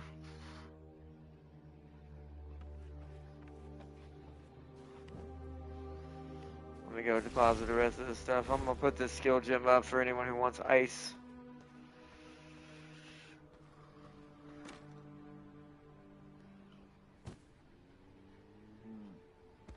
I don't think we have it. Oh, no, yeah. All these are tier 3s, right? Yeah, we might want to go ahead and do that soon. Just because at this point, I don't know if it's going to be worth keeping the tier 4s. Can we even make tier 4s? We can. So there's no really point to make to keep the tier 2s anymore. But yeah.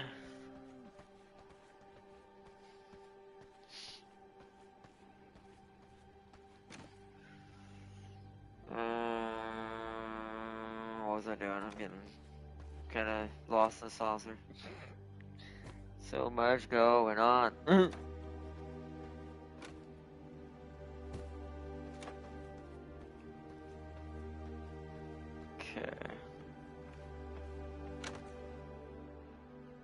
Yeah, I've been busy trying to get everything going. If you go upstairs, you'll also see there's more thread been made.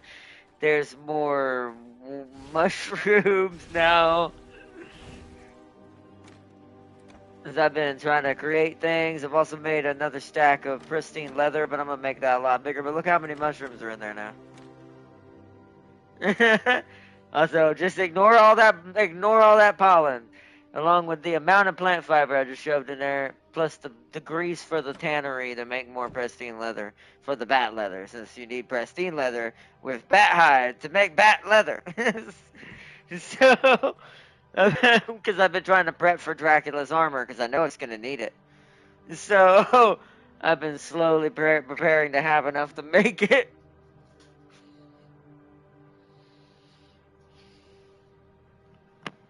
Yeah, I've been absolutely busy. And then preparing for yarn soon. Oh, yeah. You want to see how much cotton there is? Let's go down to the herb thing downstairs. I haven't turned it into pollen or yarn yet. I'm going to turn it into yarn, then pollen first, since I have more pollen. But yeah, look how much cotton's in there. Trust me, those villagers are tired of seeing me. At this point, I own those cotton pods.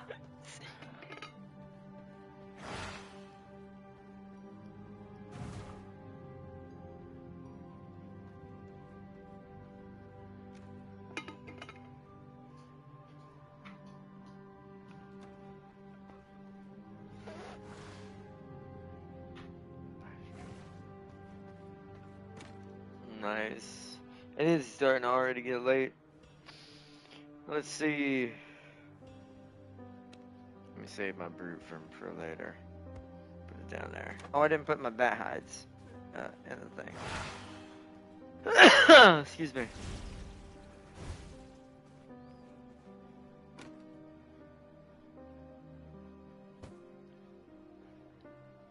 Yeah. I didn't check. Let me see. 27. They do. It's a decent amount, but I say we're gonna have to go get more. If we want an actual decent amount for repairs, we're gonna have to get a lot more than 27. Since it's 3 to 1. Yeah, that's not bad. Like, we'll get what? Maybe 10? 7? Also, I gotta make more dark silver ingot. See, now that I've focused on the other side so much, I've gotten it where I kind of want it. Now I've got to go back on this side, like forge side. And I need to get a bunch of spectral dust made up again. And I need to get a bunch of gold melted down so we can get our repairs back up. Because my twin blade, because I've been using it so much today, has already used 1,000 durability. And I don't want to take it too much lower. It's going to take 2 stark silver ingots, 2 gold ingots, 2 reinforced blanks, which I've already made more of those, and 32 gem dust to repair it again.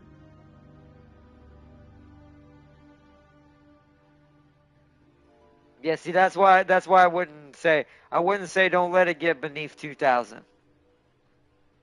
Because that's when it starts to go up to like 5, and like you said, because it tends to stick around 3.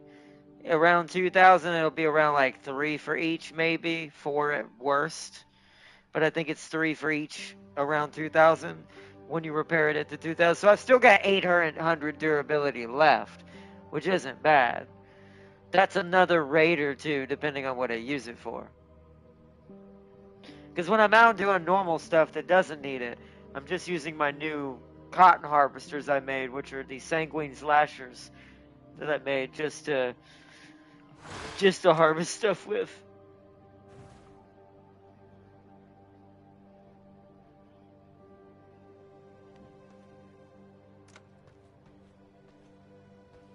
So yeah, been busy. Also, I've been collecting the mutant grease in every different case that uses it. You can tell there's a bunch in there for that one. So if you look at here, this is the mutant grease we got to use to make the canisters. It's also scrap in there. Then there's mutant grease up here for the tannery, like I said, and there's some downstairs still. I've still got to go get more, but I actually can't send our servants into it because you actually can't get mutant grease, at least for the servants anyways. You can't get mutant grease from the low-level version of Gloomrot. They have to go to the electric one. But the problem with that one is that's 940. So they're not high enough for that.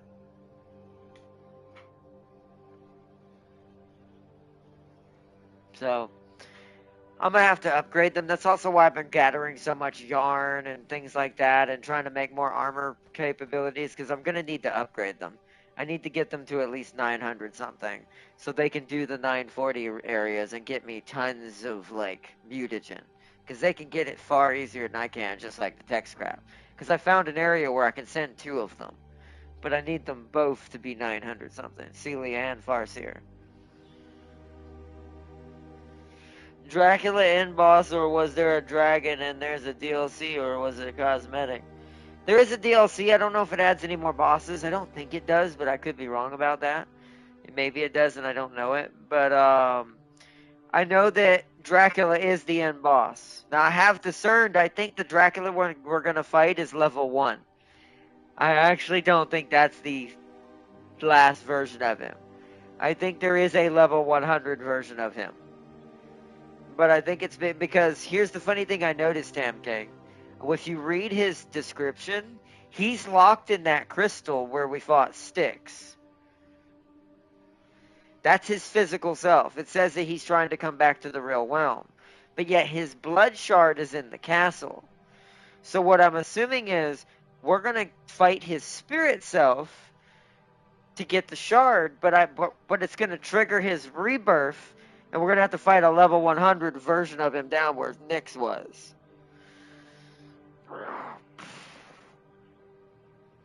Yeah, it's like something just tells me because we're probably gonna, unless like Farseer said, and it gimps our levels with the Dracula armor. We're already 87 right now without it, without a single piece of it.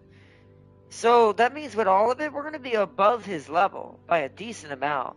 We're probably gonna be hitting 94, 95 at the highest, I'm assuming. But if there's 100, that actually makes sense. Because then we're 5 levels under the 100, making it more of an actual fight that seems like Dracula. You know, because he's supposed to be the king of all vampires, da-da-da-da-da. It's like, if the game forces you to fight him 5 levels under, but you've got good vampire perks, probably some orange weaponry, I assume he's going to be the true end-game boss after we fight the one that's 91. Something just tells me that's a trick. That's going to be too easy. He's going to be on our level. Even if he's annoying and has cheesy tactics, technically we'll be above him. So I'm like, that seems way too easy. For how much we've put up with every other boss, that seems way too easy. My brain goes, yeah.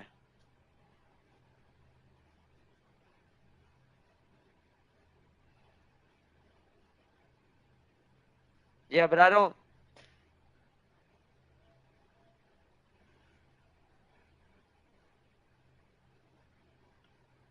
Yeah, but I don't think that that's going to be it because every gear has never been 1 gear level at a time. It's been 3 to 4 at a time per one piece. Like the armor is what levels you up the most besides the weapon. So I don't think so. I think we're gonna be higher than 91 by a lot. Like I said, unless it gimps the last armor. But when I went,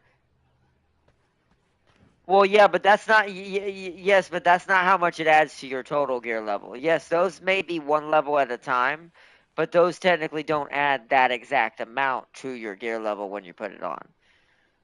So let me. Do I have an older one to make? What was the one that made? What was the base armor of this one? It was Dawn chest guard, right? I have enough to make one of these. I want to do it as an experiment to see how much it drops between these two differences. Because technically, like you said, realistically, at least looking at their level on the gear itself, it should only be 1 level difference between one piece of gear. But we'll see. If that's not the case, and unless they gimp it, then that would mean it would be higher. But let's get 40 seconds.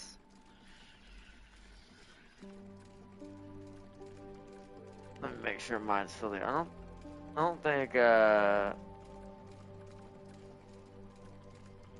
I'll repair it As just good to be as safe, new. but I don't think that matters. But all right, let's do that real quick. Now let's see, 19 seconds, 18 seconds until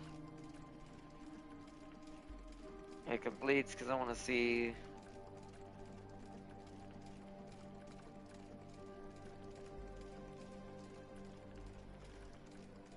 Let's see, I can't make gear level 9 yet, and I don't know yet what buffs I need at this low level. Farseer says they gimp it, but let's see. So let's look at, let me take this out. So let's see what this switches to. So, alright, so. No. No, I think Tam King's right then. Because that only changed by 1. So if that's the case, then the equivalency equals 92.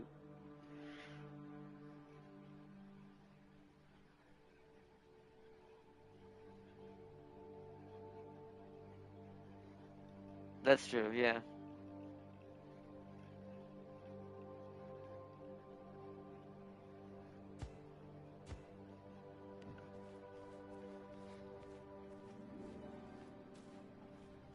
Well, I mean, like you said, if the gear matches, yeah.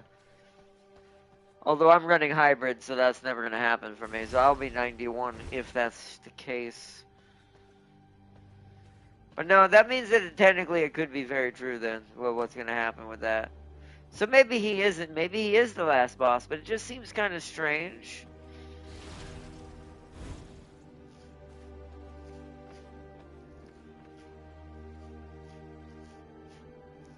Yeah, but this game, yeah, but the development of this game stopped ages ago. Sure, they keep it maintained as far as like updates, but they stopped dropping DLCs for this a while back.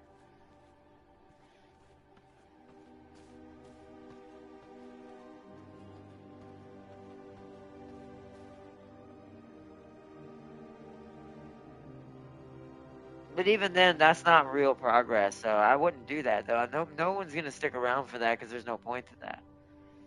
Like, the only time that would become useful is if PvP was happening in the background, because then let's say both teams have reached the apex. Now they're fighting over who can keep the best resources until one dies off. But it's like I said, I don't know. I hope that's not the case because it was originally, like I said, somewhat of a PvP game. So I hope that's not the case, but because to me that would be more boring if it's just it's just another rift tier. Yeah, but there's no point to that rift tier. I have no reason to get that equipment other than fight the rift tier itself easier, which is redundant to anything else I would do other than build more castles. Which I didn't see a setting where to add more castles for people to build. So you can only ever have 2 castles at a time. So it's not like I could blanket this map in castles if I wanted to give me like a Minecraft kind of end game, right? Where it goes from being a survival hack and slash to now you can just build the castles you want across the map, however you want, just for the hell of it. Build different types, build different layouts, build this, build that. It's like, but you can't do that. So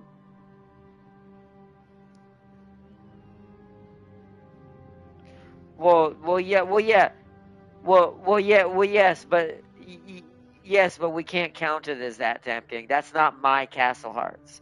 Sure, we could share them, but that's once again that's hinged on PvP that doesn't exist. It's hinged on a multiplayer side that doesn't exist, and then I would have. But here's the other thing: what if I wanted to make my own creation? That means I have to have you sacrifice one of your castles that you might want to make it in one of those 2 things into something different for my sake. That's not fair. No, there's no excuse to that. That was designed around PvP if that's the case. But the problem with is that's probably why, and this is why I do think, and we'll know when we get to the end, that's why I do think this game kind of died off, even as good as it is because I think they didn't realize they created the best PvE game in the world as far as a survival vampire game is concerned, but put too much emphasis on the PvP when they were developing it that it technically ran out of space to grow. So because of this, they didn't release DLCs to expand it. Because I do think that's where the DLC should have went. Like Jam King said, more bosses, more deals like expansions where, oh, now there's a new tier of equipment and new stuff to build and bada bada bada. That could have kept this game running for quite a while. But it didn't run that way because I do wonder if the PvP side overshadowed it too much. So. But I don't know. But yeah, and if you're stuck, Crispy, you have to kind of. The best way I can say when you're stuck in this game, just look through what you can build, gather up resources, try to find out what you haven't crafted yet. Make sure there's not workstations and stuff from V Bloods that you haven't put down. Make sure there's not a V Blood that you can actually technically beat that is within your range you haven't beat yet to get new stuff. It's kind of an endless cycle until the very top. But that's what makes the gameplay loop so fun until you reach that top. That's where I think what's going to happen is this game is so fun right now, but I think the moment we beat Dracula, if he is truly the last boss and there's nothing above him, or if anything above him is just a rift tier thing, I think that's where this game runs into a massive wall or a dead end to the road. Because it's like, well, now the want to continue is not met by the progress that could follow it. Because the want to continue will start to diminish because now you're just grinding for the sake of grinding to build up the castle you already have. But unless you really, really want to make it bigger, and I'm kind of happy with this one at the same point. The only one I'm gonna build separate, my little Minecraft contribution to this game, is the secret project that's gonna be on the other plot. But this castle's finished. This one we're in now, I doubt this castle's gonna get any bigger. It's probably where it's gonna be it's gonna get decorations and stuff before the end episode, and I'm gonna make it look as good as I can make it look. But as far as like overall, the only Minecrafty thing I'm going to do with this game is the secret project we're doing on the above the Uma Gardens. So, a V Rising 2, yeah, I do hope so too. That's what I'm hoping as well, is that maybe they decided not to do DLC for the sake of they're trying to do a second one of this game. Like there'll be a V Rising 2 down the road, and they will emphasize more survival PvE.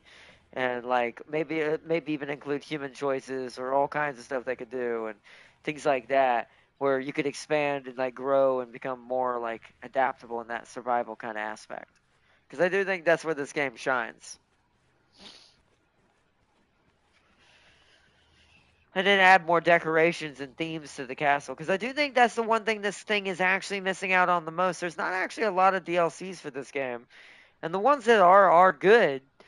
But it's like, with how many decorations and things you can do to this castle and make things look like different things, my brain's just like, I'm surprised this game never dipped into the wallpaper, decoration, and like just aesthetic look of designing castles kind of DLCs.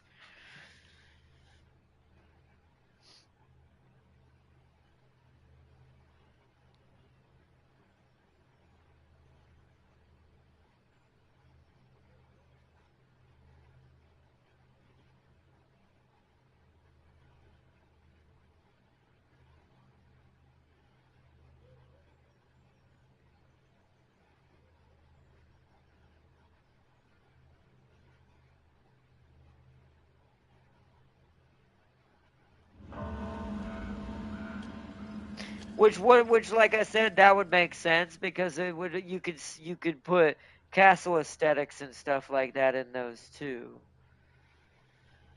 And it's like, so I was gonna say how.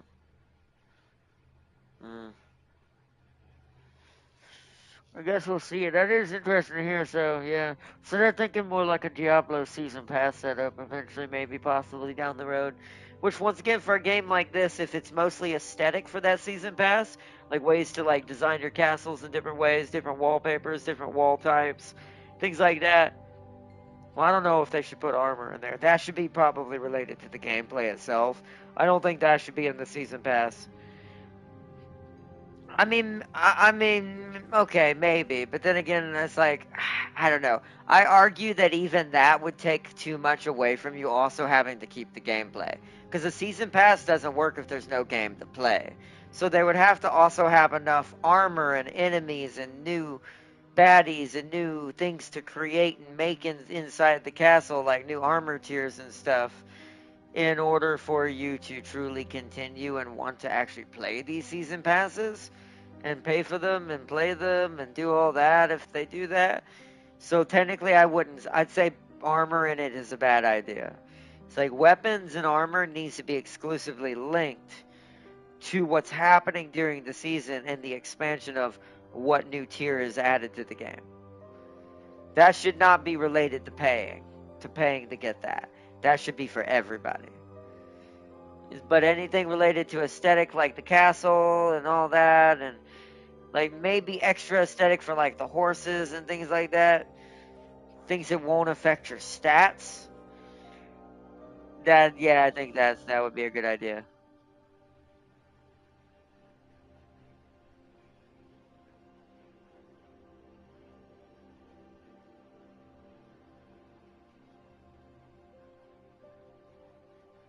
I mean, maybe you need the DLC to do it. I don't know.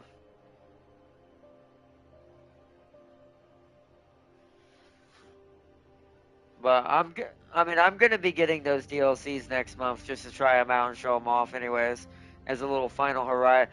If we don't, oh yeah, I know that. Yeah, probably. It's like, but I do plan on getting the DLCs next month. By the way, chat. Even if we beat this game before next month, I'm still gonna check out the DLCs and show off the aesthetics and what it unlocked and craft it and do that. Because once again, that would be kind of the things that would draw people more into this game more and more with expansions. So we'll definitely check it out and see. And if it adds any bosses, we'll definitely check them out too. I don't know if it does, but I don't think it does. But yeah, just yeah. Let's see. Yeah, see, they kept trying to save a dead mode, the ability to play as a werewolf. Well, that'd be cool too, like in the next variant, or maybe an expansion eventually where you get to be a werewolf instead of a vampire. Oh, although I don't, although that guy,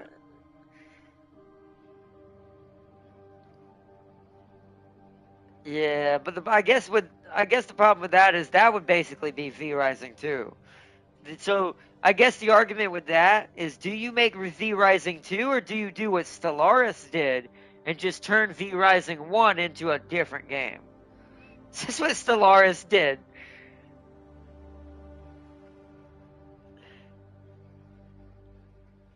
Because that's why everyone's like, Stellaris 2. I'm like, that'll never happen because the Stellaris has evolved over the years. It's not the same game as it was when it first was made. It's literally basically a sequel to its own soul because it evolved over time and completely changed.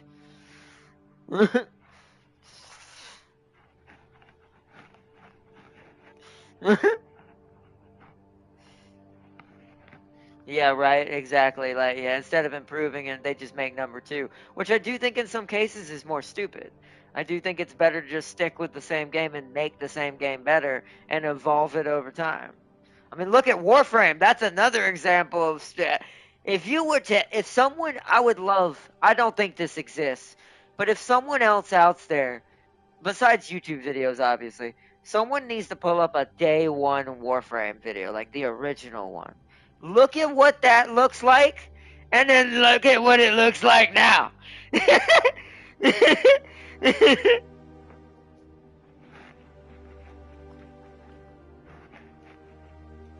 Oh yeah, it was, but that's what makes it even crazier. It's like that game completely is different as well. It's the same game, but it's not at the same time. And it's like, and that's a smarter strategy if you're gonna go long term. So, if you don't want to make a bunch of different games, because it is, to be fair, people don't realize it actually is more expensive to do that. It is more expensive to just design another game because now you need new engine, you got to update this, you got to create new assets. When you can just add assets into a pre-existing engine, pre-existing game that can handle it, don't go overboard with it until you're ready to change the engine, like Stellaris did or Warframe. Because that's why the updates come in different droves and different levels. But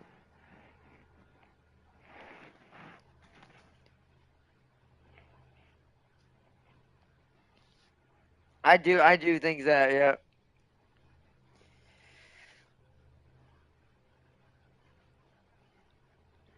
Yeah.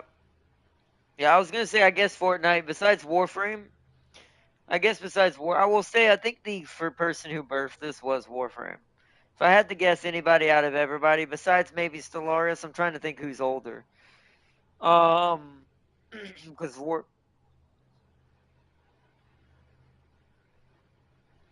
yeah, you know they are.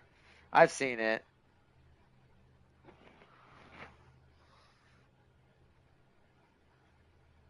Yeah, but will it? I mean, yeah. In theory, it looks really good, but I'm like, that's not running with thousands of people on it yet either, and millions of people on the server yet either. So it'll probably will. Yeah, it'll run like Monster Hunter. Because if they try to go the Final Fantasy route with those kind of graphics, that thing's gonna tank in frames. That thing's gonna chug like a.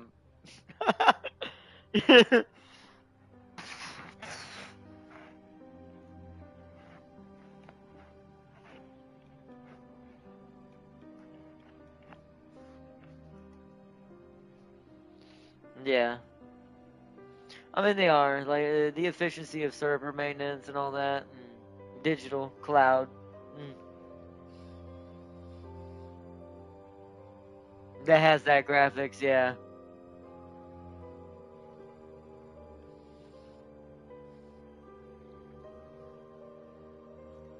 I'm definitely gonna. Yeah, it is literally Monster Hunter Horizon. Yeah, which I'm not against that. Once again, it's like I'm fine with this. I do think it's a little strange, but at the same time, it's one of these first times I'm like Sony actually made a smarter decision and found out which IP could actually pull this off. Because half the time they choose the wrong IPs. Like they did that with God of War when they tried to make it multiplayer. Yeah. Oh god, that one made me mad. That one pissed. The Ratchet and Clank one made me mad. The God of War one was half and half when they tried to make God of War like a Call of Duty hack and slash online game during that one. I forget which God of War did it. It was Ascension or something. But can't. I think it was that one. But it's like certain IPs can't do this. They really cannot switch over to the live service MMO type or Monster Hunter type or whatever the comparison may be from a single player game. But Horizon technically can because of what Horizon. Because one, you already see this in the background. When you're playing as Aloy while you're running through the world, you're already seeing other hunters doing this. So, and fighting T Rexes, pulling them down, different things, especially the deeper you get in the game with the more skilled hunters you start to come across. So, in realism, this makes it more believable that you could have a realistic side game that could exist independently but in the same universe as, oh, now you get to play all those hunters and live in the Horizon world as your own character and go on hunts for dino scrap and robo stuff, and it makes sense. So it's like, so I'll give Sony that. If there is something that's going to succeed for them in this fashion, this is probably their best chance. Now it doesn't mean it will. This is their best chance, but they could still ruin this all to hell completely. But we'll see. I am definitely going to keep an eye on it. I'm not going to judge it too harshly yet. Like I said, I don't judge things too harshly until I see more meat on the bone and see what it's going to become full of. And more like what the set in stone kind of more final product's probably going to be like, at least in the early days. So it's like I was saying when I was talking about free to plays earlier. So, and what Farseer said, what do you think the negatives to being a werewolf compared to a vampire should be? Well, daylight's going to be a problem. It's going to be the opposite for you that the vampire is going to have, because we can't let the werewolf. If werewolf players were added, I guess I'm trying to figure out how. Unless you had a serum to drink, and then it can only last probably I would say 30 minutes. It can't last an hour. That's too long. But I'm gonna do two things here. So for the werewolf, two things are gonna be more important: time management and alchemy. I think alchemy should be way more of a werewolf thing. Like, I actually think the werewolf should be better at alchemy, because realistically in lore, they should be. And the reason for this is because they're more human than the vampires are during the day. They have more human-like brains and thought processes. So some of these werewolves are going to be scientists. So this is more likely to produce kind of like the underworld effect, where they produce like serums that affect them and help them change on the fly, right? Where they can inject themselves with something and force the change. Now, however, in game terms, this would only be able to need to last 30 minutes. Because here's what it should be like. You see how it's about to be morning? So right now, as the sun comes up, you should turn into human. Just like the werewolves in the game do. Now you're probably like, well, this is gonna make me really weak. Well, no, here's where the difference in playing the werewolf be. You'll get to choose your human class on what style you want to build it as. Warrior, brute, rogue, or whatever. So that's what you'll be during the day. You'll be weaker, but you'll have more utility based on whatever class you've chosen to be, giving you versatility and using the potions to your advantage. And if you really need it, there should be a potion that for 15 to 30 minutes, like the werewolf potion I already have right now, instead maybe for the werewolves, instead of that giving them attack speed, that should turn them into a werewolf temporarily during the day, giving them the ability to fight in an emergency situation as a werewolf. Or if they're going to go fight a boss, they want to use all their strength they got. And it's daylight or something. And they're trying to mid-max or get ahead of the vampires who are going to do this during the day, right? It allows them to, they have to be more what they call utilitarian with the way they manage their stuff. But but their strategy overall will be different, and it'll be way more fun, I think. Plus, it'll give them a negative that if they do get ambushed at the wrong time during the day, this might pose some problems. And see, you're weaker in your day human forms than your. Well, that's what I was saying. You'll turn into whatever your class is during the day, but at night, just like that worker I have downstairs in the basement or in the hotel, you'll turn into your werewolf, your creature side. During the night, you'll have creature blood as a werewolf, and you'll get the max level of whatever your werewolf would be. And that's based on probably gear level for them too, because that would have to be a bit different too. So this is why a lot of this stuff, because of how complicated the changes would need to be, this is stuff that would either need to be in a complete overhaul, meaning like an engine change, when they decide to update this game, kind of like Stellaris does in droves when they finally decide, all right, this update's going to be a big one. We're going to change like the way planets are completely handled, managed, da da da da da. They do it all in one when they do it. That's why they wait to do those big updates more further apart when they're evolving new variants. Same thing with Warframe, like when the combat first changed, things like that. So these types of mechanic changes would have to be in a complete overhaul change when when they shift over the system to a new version. Especially if they're not going to make sequels like me and Tempting were saying, because that's going to be more expensive rather than overhauling the engine. Because don't let people fool you. An engine can be overhauled. It may be a little bit more work in some cases. And even then, I don't even know if you're a good coder at all. And I don't even mean like professional good coder, like a decent coder. I don't even know if that's true. It's like I think a lot of these companies kind of hid behind engine changes because they just didn't want to waste money on it, because everything's about greed and money with AAAs a lot of the time, instead of actual quality and production of product. I think that they tried to create excuses. Oh, it's more expensive to update the engine than it is to create a new one, when that's completely false.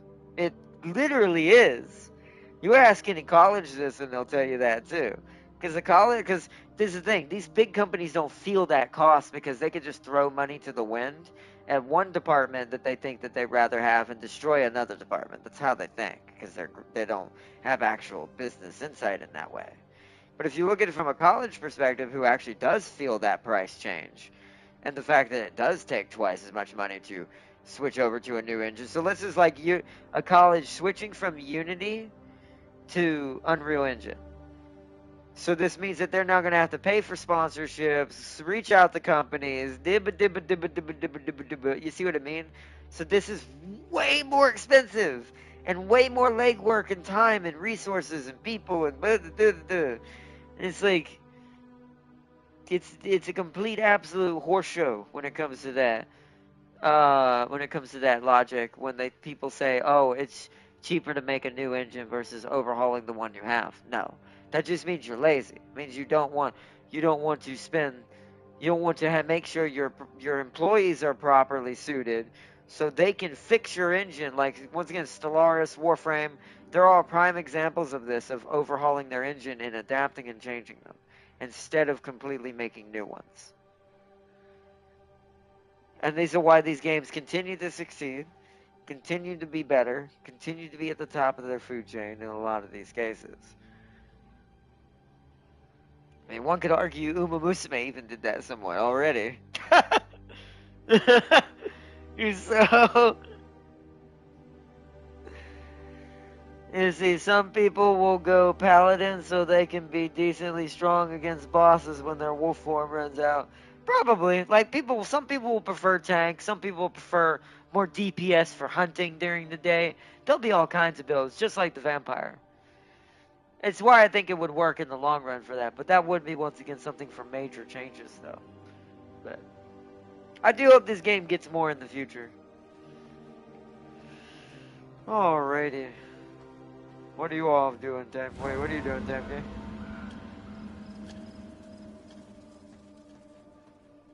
Oh, nice. Tam King been busy while I've been sitting here. We're gonna sit and throw. We're probably gonna wrap up the stream though on stream side though, chat, because it's getting late for Streamwise. It's almost 8 already, and I don't want to be on here too late tonight because I've got something very important that I'm doing tomorrow that I've got to talk about. Because like I told you, I'm trying to join my church, and my pastor's coming out tomorrow, and I'm gonna be talking with him about basically what I need to do and like the terms of joining the church and things like that. Because I want to become a member so I can start contributing and kind of being part of some of the board eventually down the road. Not immediately, because I'm going to be a newbie. I don't expect any of this, what I'm about to say right off, but eventually get down the road and be able to maybe help affect change and help with the church and its decisions and finding resources for it and things like that, because it needs it. The church I go to, it's done a lot for me in my life since I've met it and been a part of it and joined it. So, or joined it as just someone attending and enjoying going there every Sunday and being a part of everything in fellowship and stuff. It's rebirthed the lion fully. It's like that song I posted. The lion woke up different. It's because he finally stopped sleeping and stopped wrangling and wallowing in his own dumbass pride. And it's like, but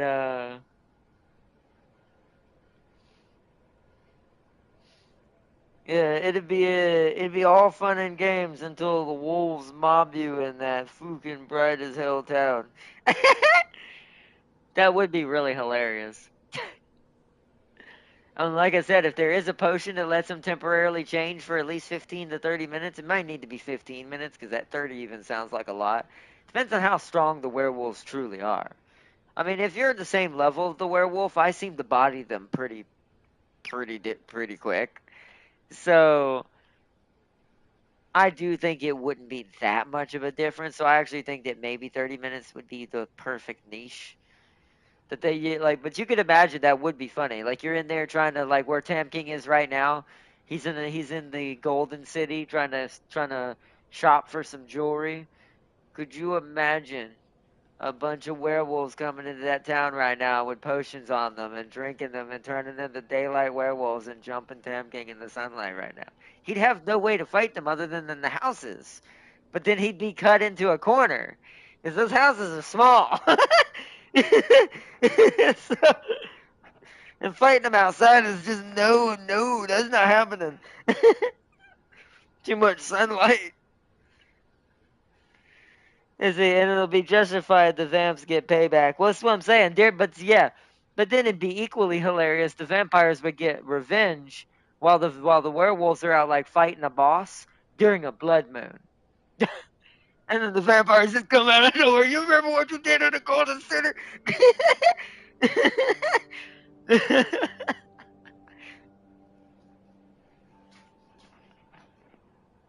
It literally becomes like Vampire the Masquerade, where you have the different clans just warring with each other in the cities of the forests and cities of who knows where.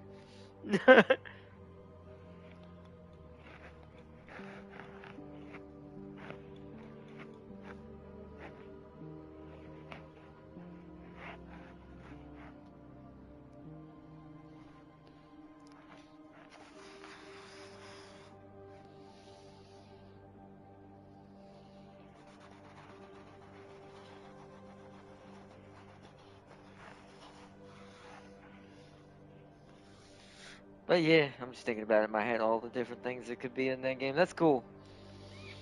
So many concepts for games, man. We've got that. Then there's the thing with the Predator game floating around in my head using Vampire the Masquerade mechanics, and I'm like,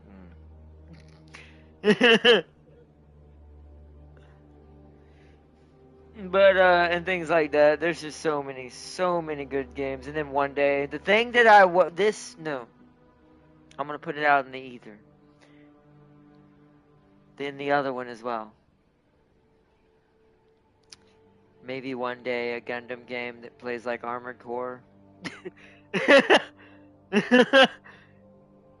it would seem more appropriate. Let's see, what else? Zone of the Enders in general. A strategy Alien versus Predator game. The list goes on, chat. Oh, man.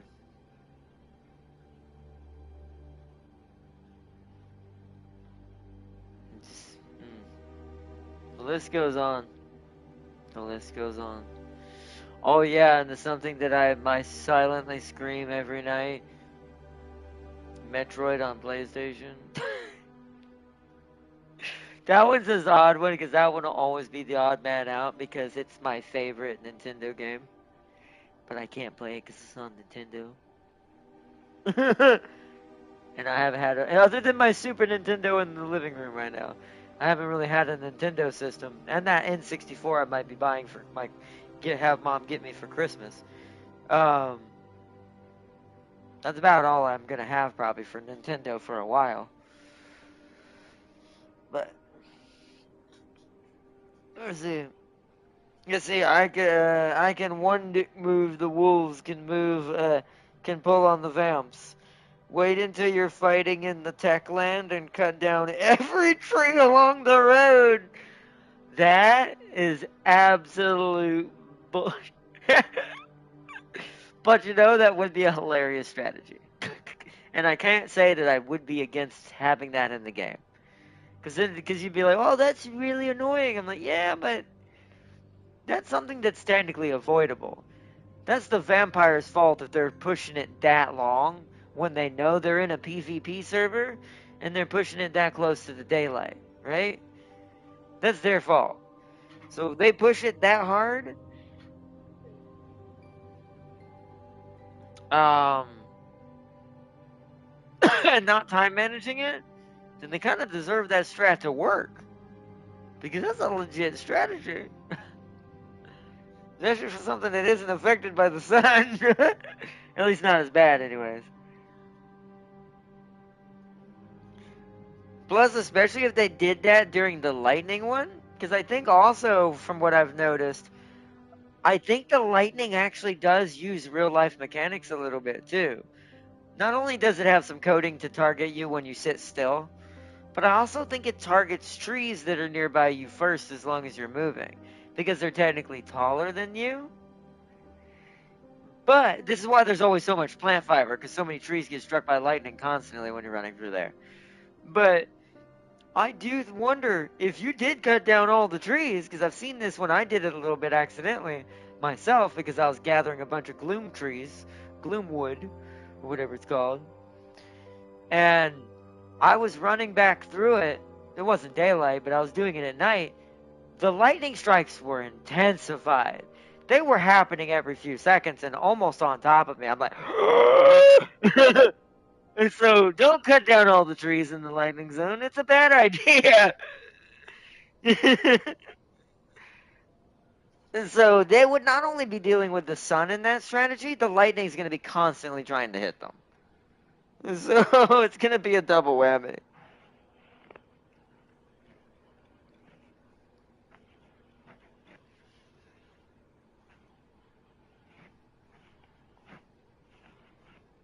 But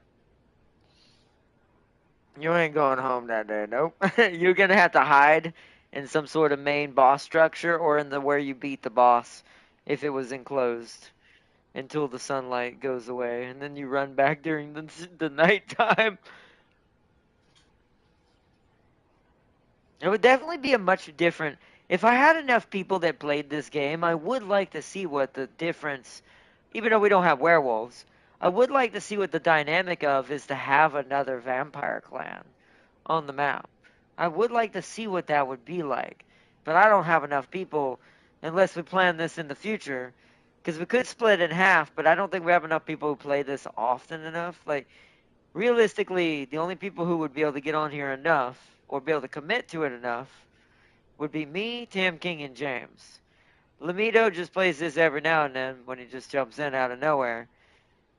Crispy plays it on his own for his own, but he'd probably be able to join in when he's available. So we'd have technically 4 people if we could get Crispy in here. Because I don't know if Lamido would be available enough for that, since he plays a lot of other games instead of this one. Mostly Phasmophobia. But which reminds me, we have to check that. We have to check something out in Phasmophobia very soon. We've already checked it out, me and Tam King, but I do like it. I do think there's a bit of bug going on right now, though, so I'm hoping it'll get patched soon, where there's a lighting issue that's redeveloped really bad. And it's more prevalent on the new map than it is anywhere else. So I think it's mostly the new map is broken, but I have seen it on the others as well. So, but we'll be checking out, huh? What the frick? You found the Golden River bass? I have never gotten one of those yet. I think it's only catchable over in that region over there too. That makes sense, because I think it's only caught in the Holy Land area, Silver Light Hills. Just I found out the swamp. Oh, let's check that out real quick, Chad, since he brought that back. Put it in the fish chest. Let me go down to the hotel. Let me see what its stats are. I've never gotten to compare one, so let me go check it. Also, y'all get to see the hotel's red color now. I added a bunch of red lights for everybody. Also, we have a mutant moose down here now for the 90% mutant DNA. Oh yeah, I wanted to check that out. So let's look at our werewolf here real quick. Wait. I can't feed that to the prisoners. What is that for?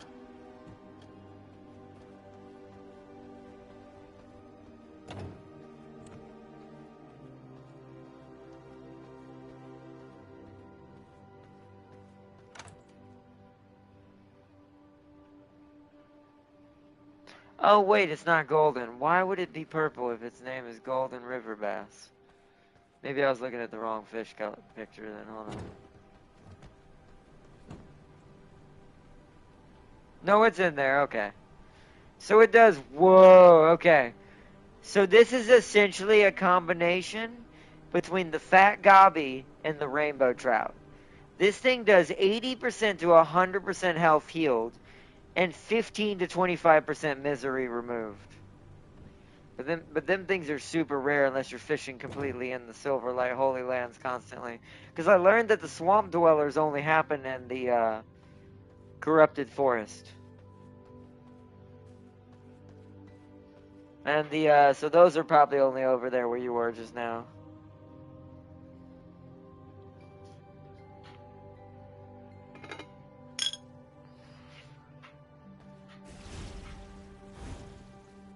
But let's sit back down in our throne for the night.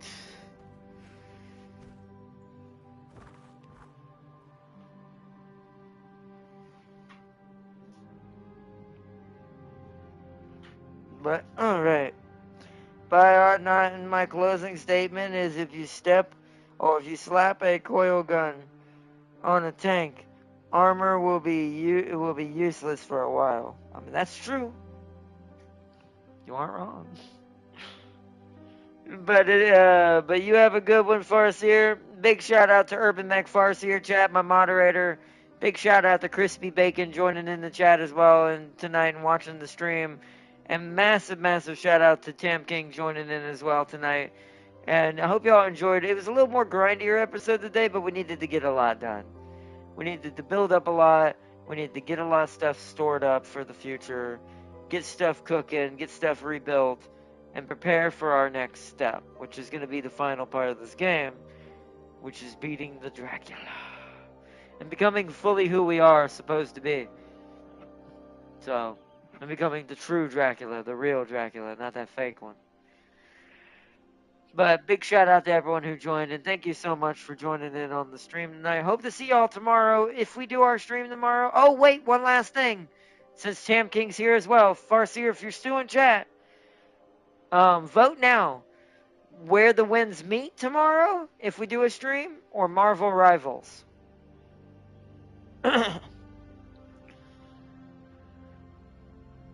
So I'll let Tam King, you think about it. Farseer, say pretty sure it'll be able to shoot through multiple vehicles at once, probably. So what do you think, Farseer? Where the Wind Meets tomorrow, if I get to do a stream, or Marvel Rivals? To check out the new character.